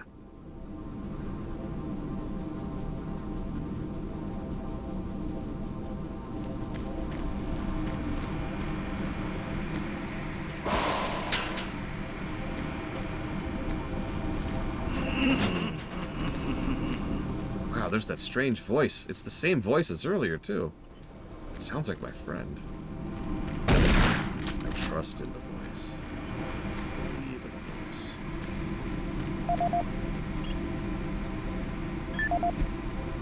Jeffrey something.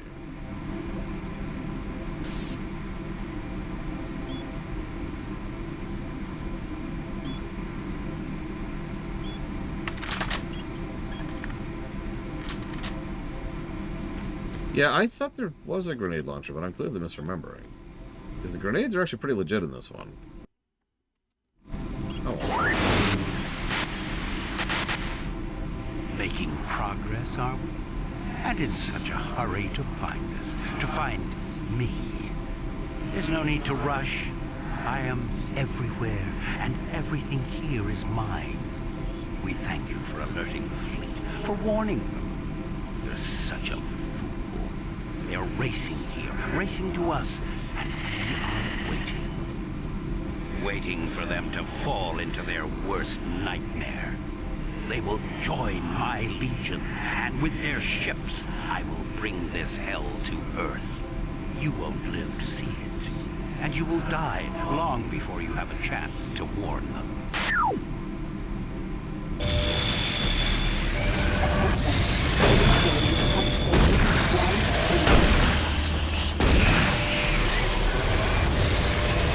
He might be the bad guy. I'm not sure. Also, if it's not really obvious, the laughter we've been hearing periodically throughout the game, that's him.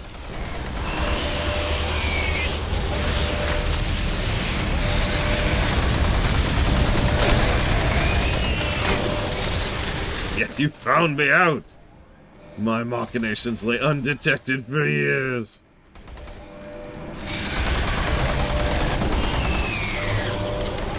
You know, I don't actually know who voices Bert Kruger.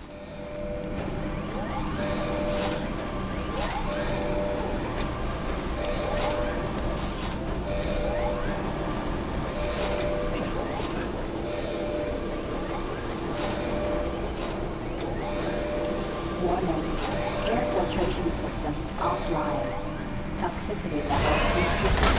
There's no but a slow death as your lungs fill with toxic gases. Oh yeah, I just remembered we're on a timer here. We should hurry. I think we're on a timer. Maybe we're not. Due to the threat. Narratively, we're on a timer.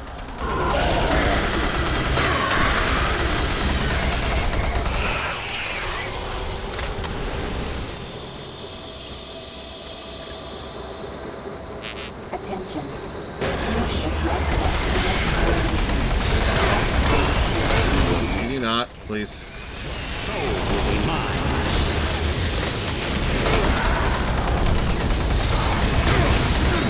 Eight? It's 8.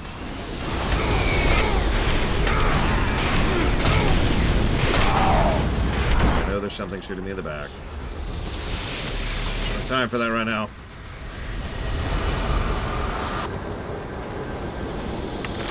Jesus.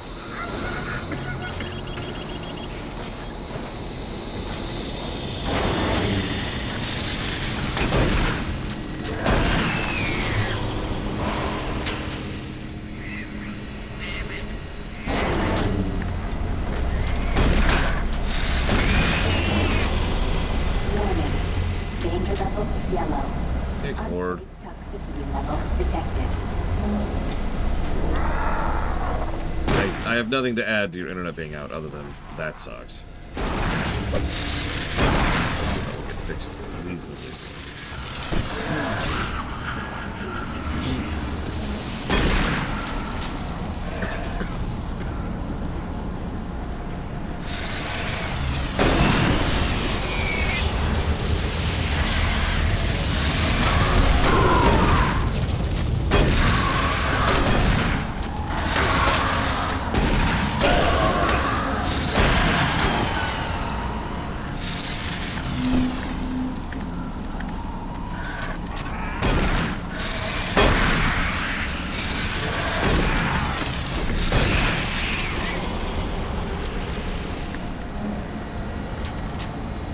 Also, Dakota, I want you to know that Sundowner's fight song has been stuck in my head for like a day, and I blame you singularly for that. How dare.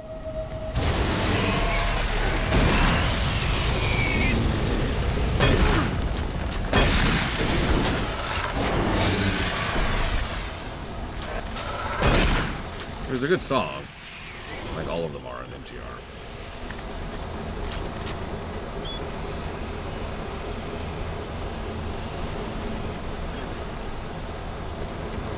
Access granted.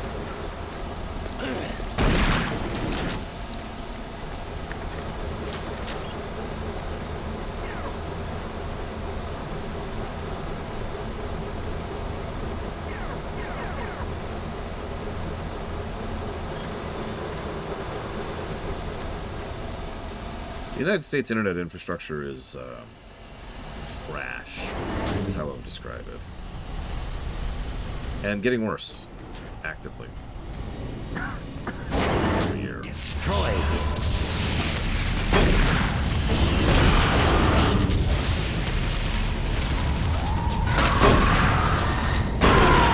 Like, it's one of the situations where right now we have lines and pipes laid, but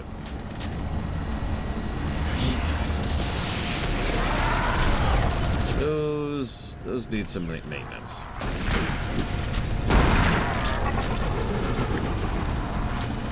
Yeah, I'm not a big fan of the Lost Souls, as per usual.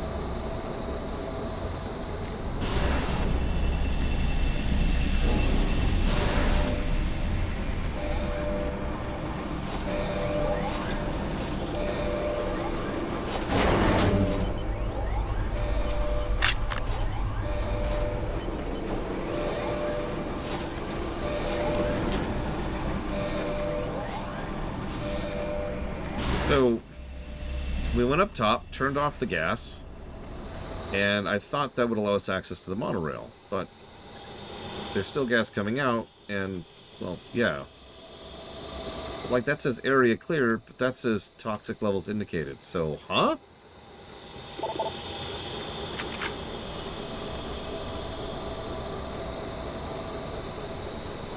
So they never actually answer that question, Reggie. Based on how these kind of things tend to go, I imagine Bertruger was always, like, inclined towards evil. Because that's normal, right? Like, it's like, I've always wanted to be horrifically powerful someday. If only there was some organization I could sell my soul to.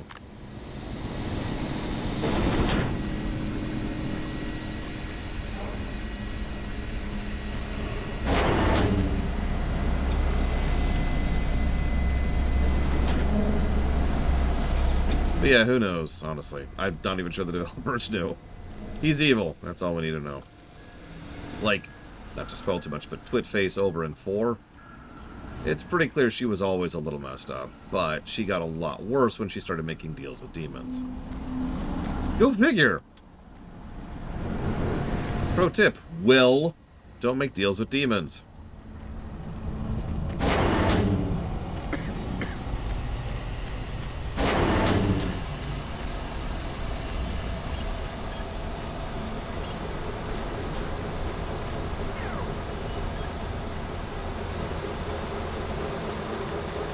This is a dead end.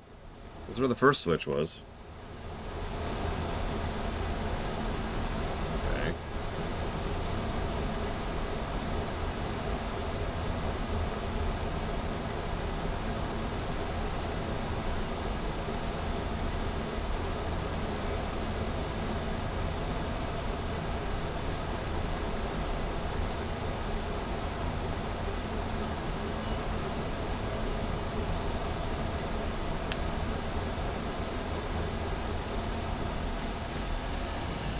Okay.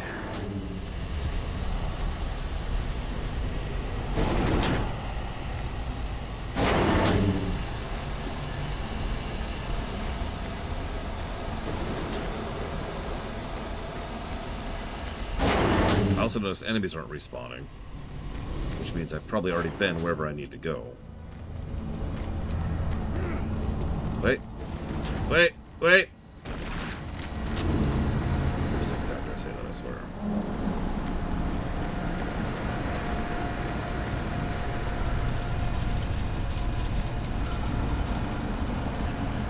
This is a loop.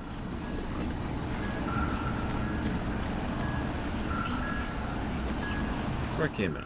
It's right over here. Yeah, the game's like, here, come this way.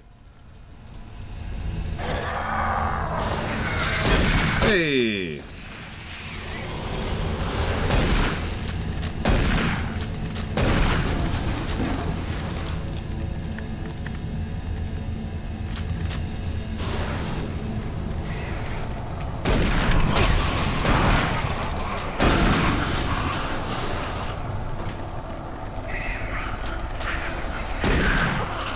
Wait, we haven't seen, like, the log introducing the cherubs yet. Why are we already fighting them? Like, there's a whole cutscene for that. Did we skip that area somehow? Did I miss it?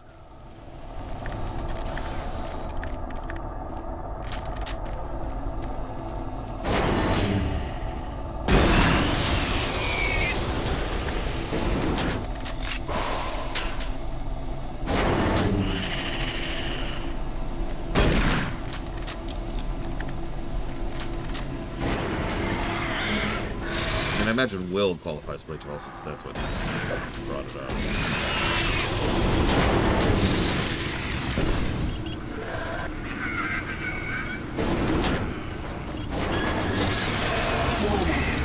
Danger level orange. Unsafe toxicity level. Yeah, take lost souls, make them creepier and worse in every way. You got those jackasses. Warning. Danger level orange. I've got to be blurring it with some other game, though, Plutonia. Detected.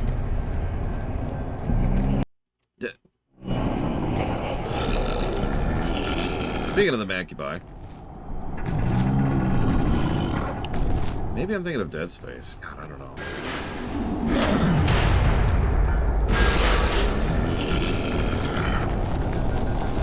Hi.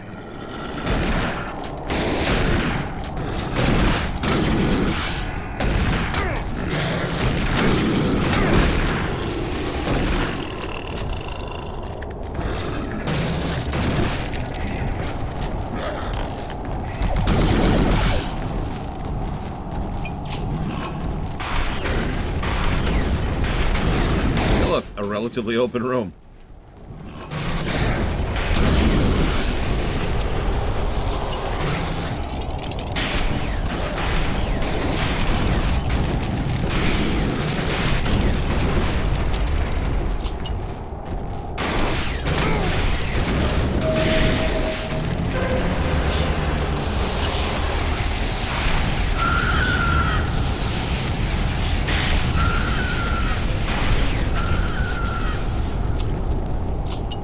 Honestly, I didn't either, Plutonia, and I certainly did not do that on purpose.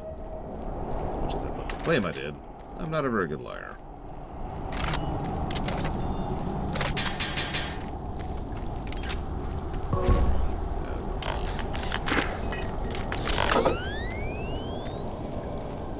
Also got some plasma ammo back, so I'm going to lean on this a little bit more for the immediate future. I wonder what's down there. Oh, nothing. Okay.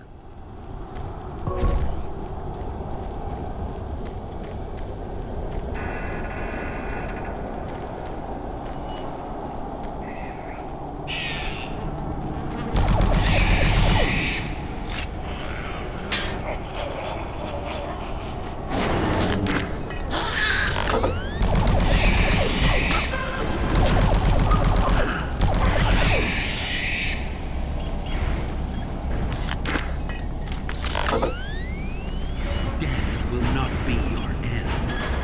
Your soul will burn in hell forever.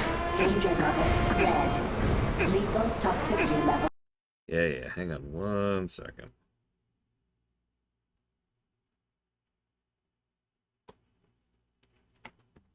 Detected. And yes, you're hearing flies. Air scrubber 1 of 3. Air scrubber 2 of 3 activated. Attention. Air filtration system online. And we're good.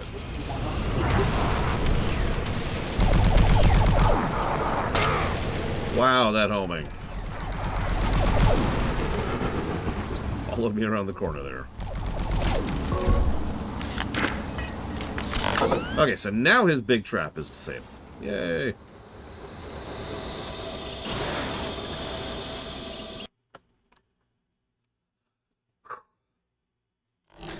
Torzu, Amiral Inokas. Oh, we're dead. Rise, rise, Quas Mir Yalapan. There is no death for you. I'm just kidding, that's not us. I thought that was us the first time I played this game, though. Like, what? And now we're a zombie. Deliver us from evil. Sam Harding. This is the audio log of Engineer Sam Harding, dated April 5th, 2145. I have just completed repairs on the magnetic locks and have significantly reprogrammed the pressure sensors on the monorail systems. My fellow engineers and I are confident that the accident of last week will never happen again. The accident should never have happened in the first place. The internal sensors led the computers to believe that there was a vacuum inside the vehicle. Unfortunately, the computer decided that the only way to fix this pressure discrepancy was to open all doors in an attempt to equalize pressure with the outside. We're going over 15,000 lines of code today. I can see no reason for this tragic event to have occurred. Somehow, the logs show the discrepancy is clear as day. Honestly, this looks to me like another case of a solid system going to hell in a handbasket. I'm confident that the layers of protection I added to the code today will prevent any such occurrences from happening again. I'm off to meet Engineer Jim Torben at the access doors to the Delta Complex platform to try and troubleshoot a faulty track sensor that's been causing the door to stick.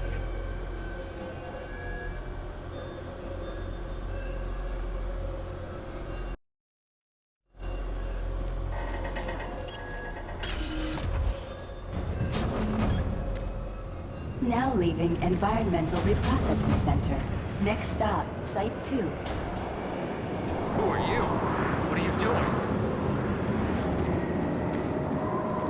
I was waiting here on the train for my partner. He went to investigate what was going on, but he never came back. Now, I don't know where he is. I don't know what the hell's going on. But I bet it has to do with those artifacts we were digging up at Site 2. I bet they're somehow connected with those things in the Delta Complex.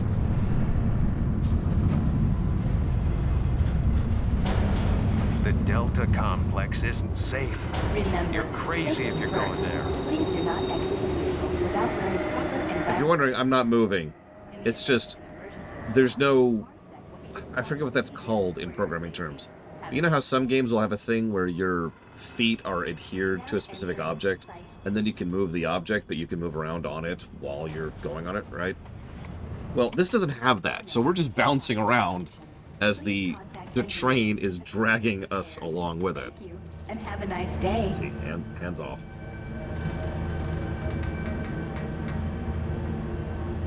Well, now we're stopped, so I have absolutely no idea what's happening now. This is just confusing.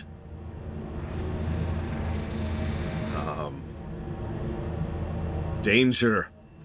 Danger. I'm just dancing now.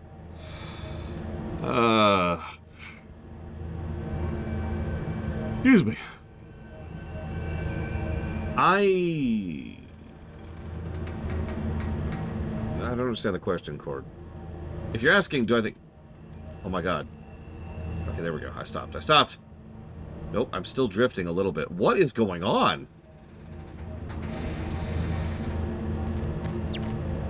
Okay, nope, we're still drifting. Do you see that? Let's get off this thing. Okay, we're no longer drifting.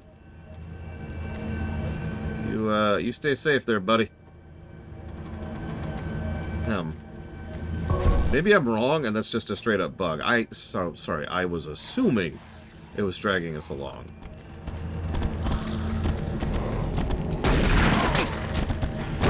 Oh yeah, so tentacle zombies. Or tentacle guards? Tentacle something? No.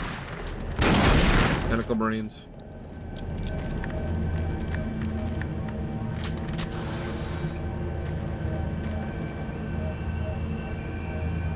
You're right, the train is moving. Do you see that?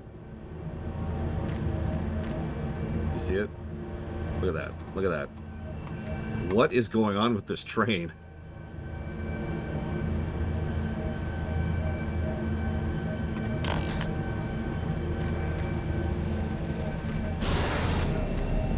Destroy all who oppose me. So, what are we thinking of the plasma rifle? Because I've been using this for a minute now. Very much on purpose.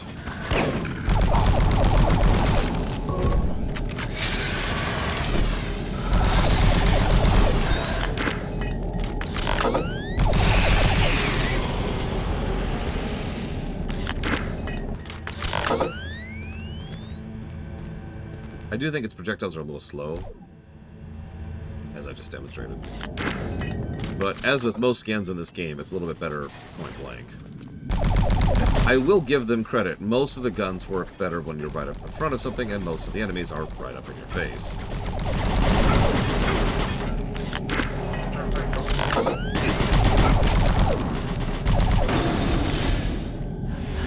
It also has almost no recoil, but a lot of spray, which feels weird to aim with, but otherwise it's good. I think.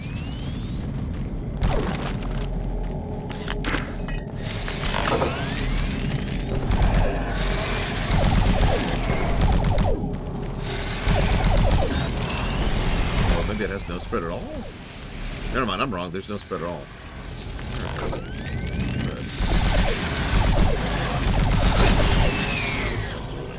Maybe I'm just an idiot. Idiot mode engaged.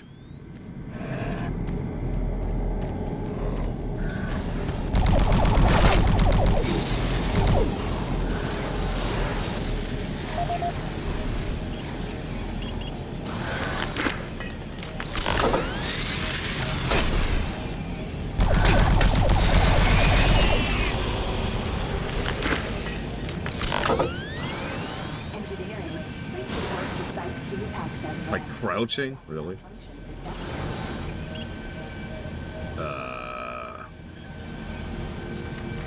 Code required.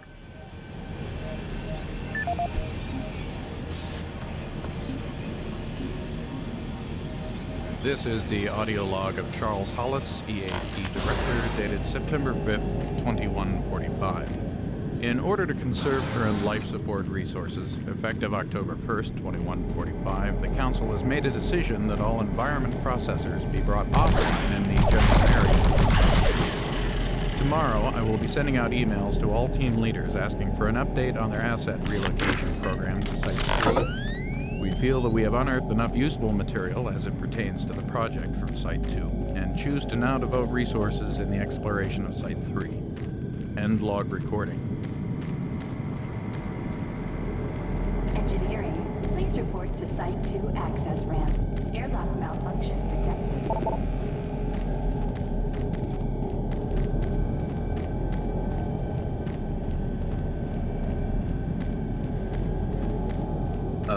System Shock 1 would predate this by quite a bit.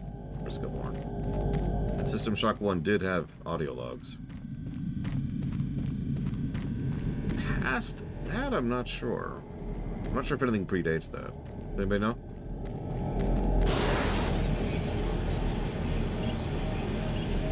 Okay. 1, 2, 3. Nope. 1, 2, 4. Nope. 1, 2, 5. Nope.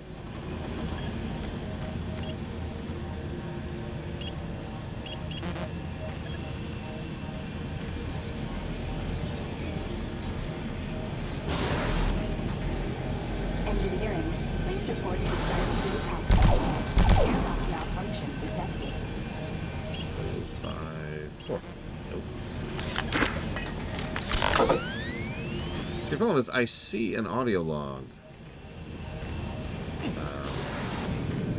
There, do you see that? Maybe I can just hang on. Let's pop a save.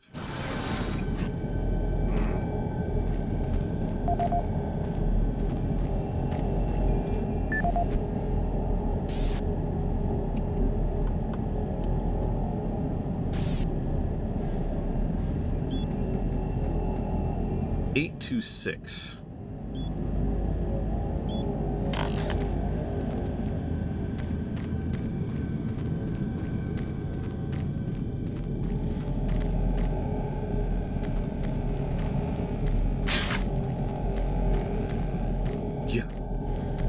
I mean, System Shock 1 was so far ahead of its time, it's actually kind of silly to think about. Site 2 access ramp. Airlock malfunction detected. Don't mistake me, I don't particularly think System Shock 1 is that good of a game. However, it is astonishing what they accomplished in that game. Airlock security override enabled. Over here. Yeah, I think so. Wait, we didn't try 054 here. Yeah, okay.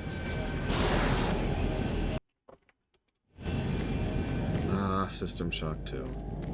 I have some interesting memories of that game. I look forward to reviewing it someday. Put that into the historically significant pile.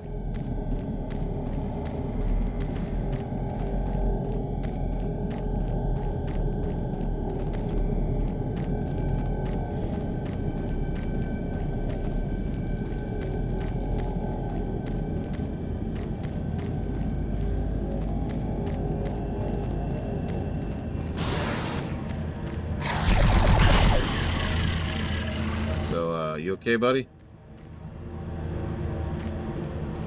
I think he's fine. He's probably fine. Yep, that's his spine. And his spine is fine, so he's got to be fine too. UED.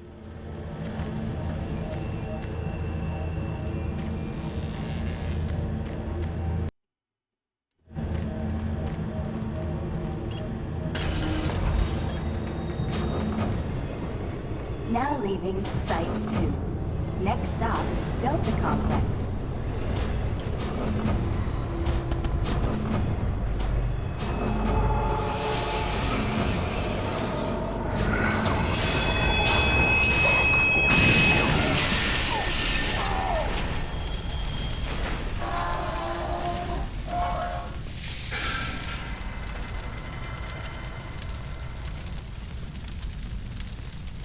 Engineering, please report to Delta Complex access ramp.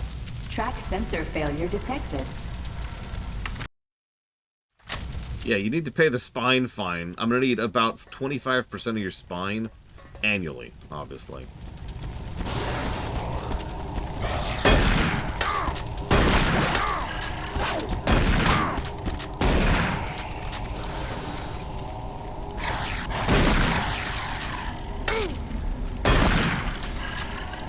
I never played the old Prey games, just the new one. I know that doesn't really relate, just... 2006 would have been a hard year for me, so it makes sense I wasn't really aware of games at that point. Back, I want to kill you!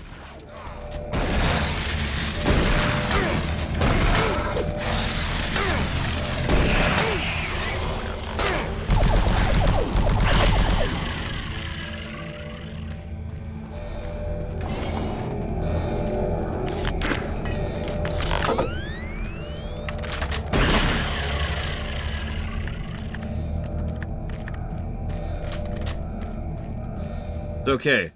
We're used to dark games.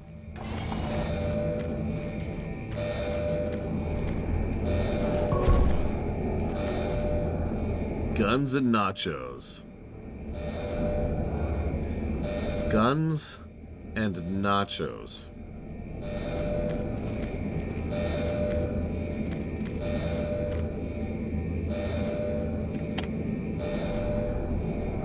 Okay.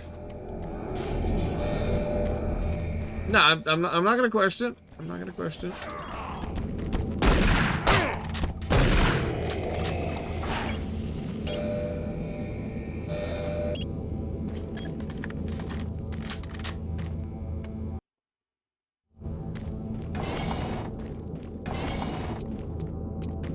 If you don't like nachos, you're straight up un-American.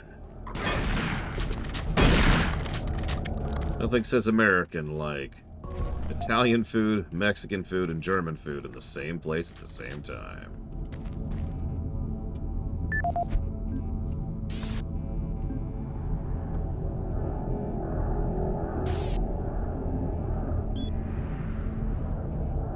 We were transporting a large specimen from Delta. Normally we would not be using the monorail, but we need to get to Phobos, and this is our only option. The specimen will be sedated, however, given the importance and hazardous nature of it, we feel it's prudent to have an enhanced security presence. You and your men should be prepared with full armor and plasma guns. Yawn. However, lethal force should only be used as a last resort. Bringing this thing alive through the teleporter costs 7 men their lives, and it would be a shame to waste that effort. As you know, there are plenty of rumors about the specimens. I do not want this to get out of control. The information about this transport must be kept to only those that need to know what's in the container. Thank you for cooperation.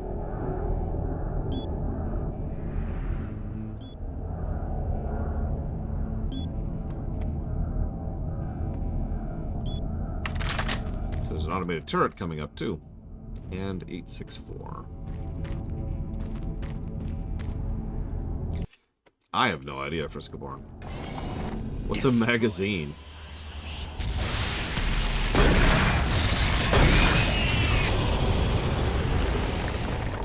Yes, Lunarith. We belong to the UAC Marines, which is a paramilitary group, which is run and operated by the company UAC.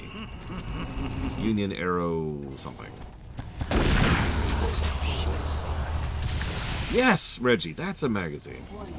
Automated turret guns online.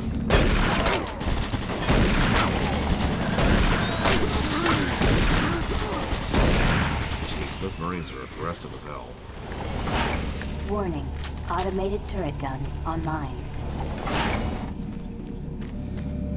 So, a bit of a demonstration of the auto turrets. Warning. Automated turret guns online.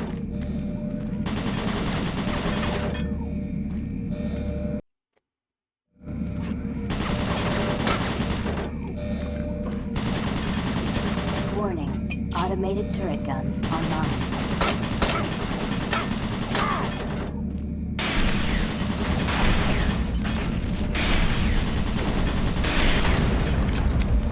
Warning. Automated turret guns online. Wow, those things have some health.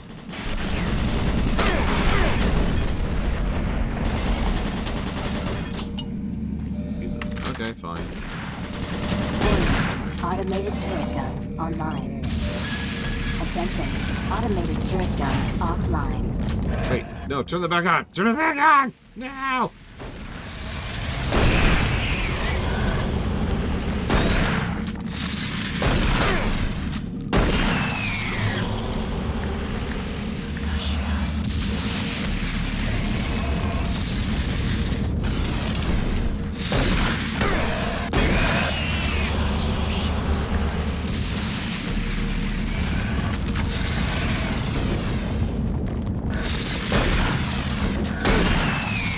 Close the blast doors. Close the blast doors.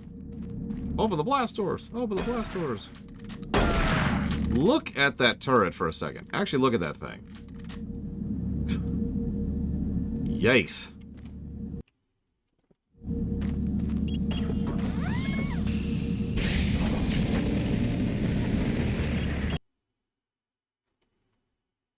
I mean, fair, I see. Well, you see, Lunarith, it's because we're the PC. I don't know. I don't think they ever come up with an excuse for why we survive when everyone else doesn't. Emergency power only. It's not like they really need an excuse for the PC to be the PC. Robert Price.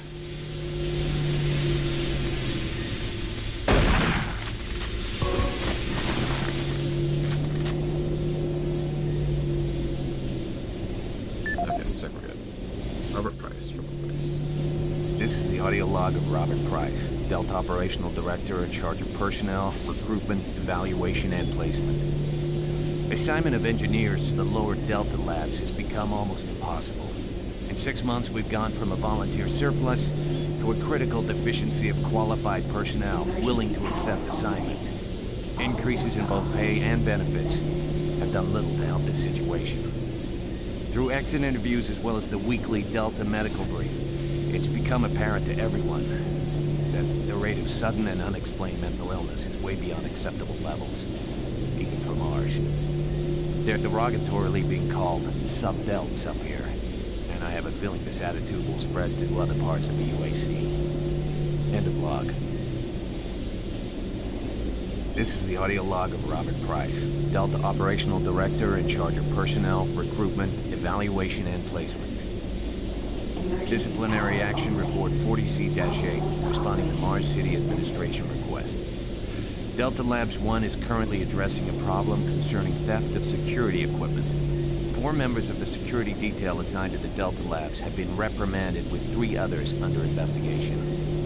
It seems caches of weapons, armor, and ammo have been discovered in various places throughout the Delta Labs.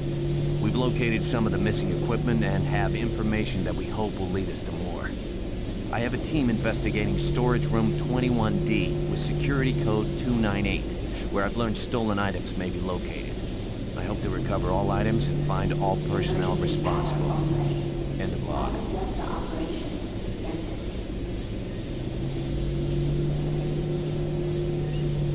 This is the only Doom game we're playing, and have played for that matter, where we do not play as Doom Guy. We're playing as Doom Marine, to make it simpler. Doom 1, 2, 64, 4, and 5 are all the same guy. Doom Guy. Probably Trihexia. If you piece together some of the background lore, what it sounds like was happening was the UAC in general and Bertruger were planning for an all-out invasion of Hell for, you know, their own particular benefits. All Delta operations suspended. And Bertruger was obviously a traitor, so that kind of threw that all into the mix. And they had no idea how to actually deal with the forces of Hell once they invaded, so they just got run over.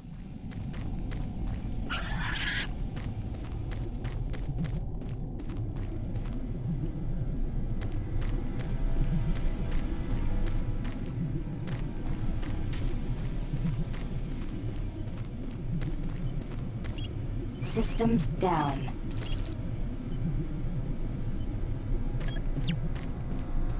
Emergency power only. All Delta operations suspended. So, Doom 3 was intended as a complete reboot. Hard reboot, to be clear.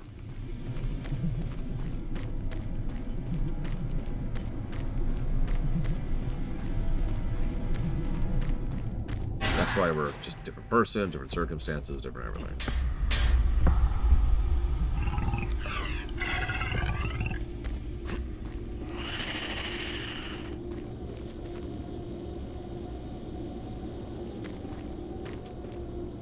Well, this feels like a good place to park for lunch.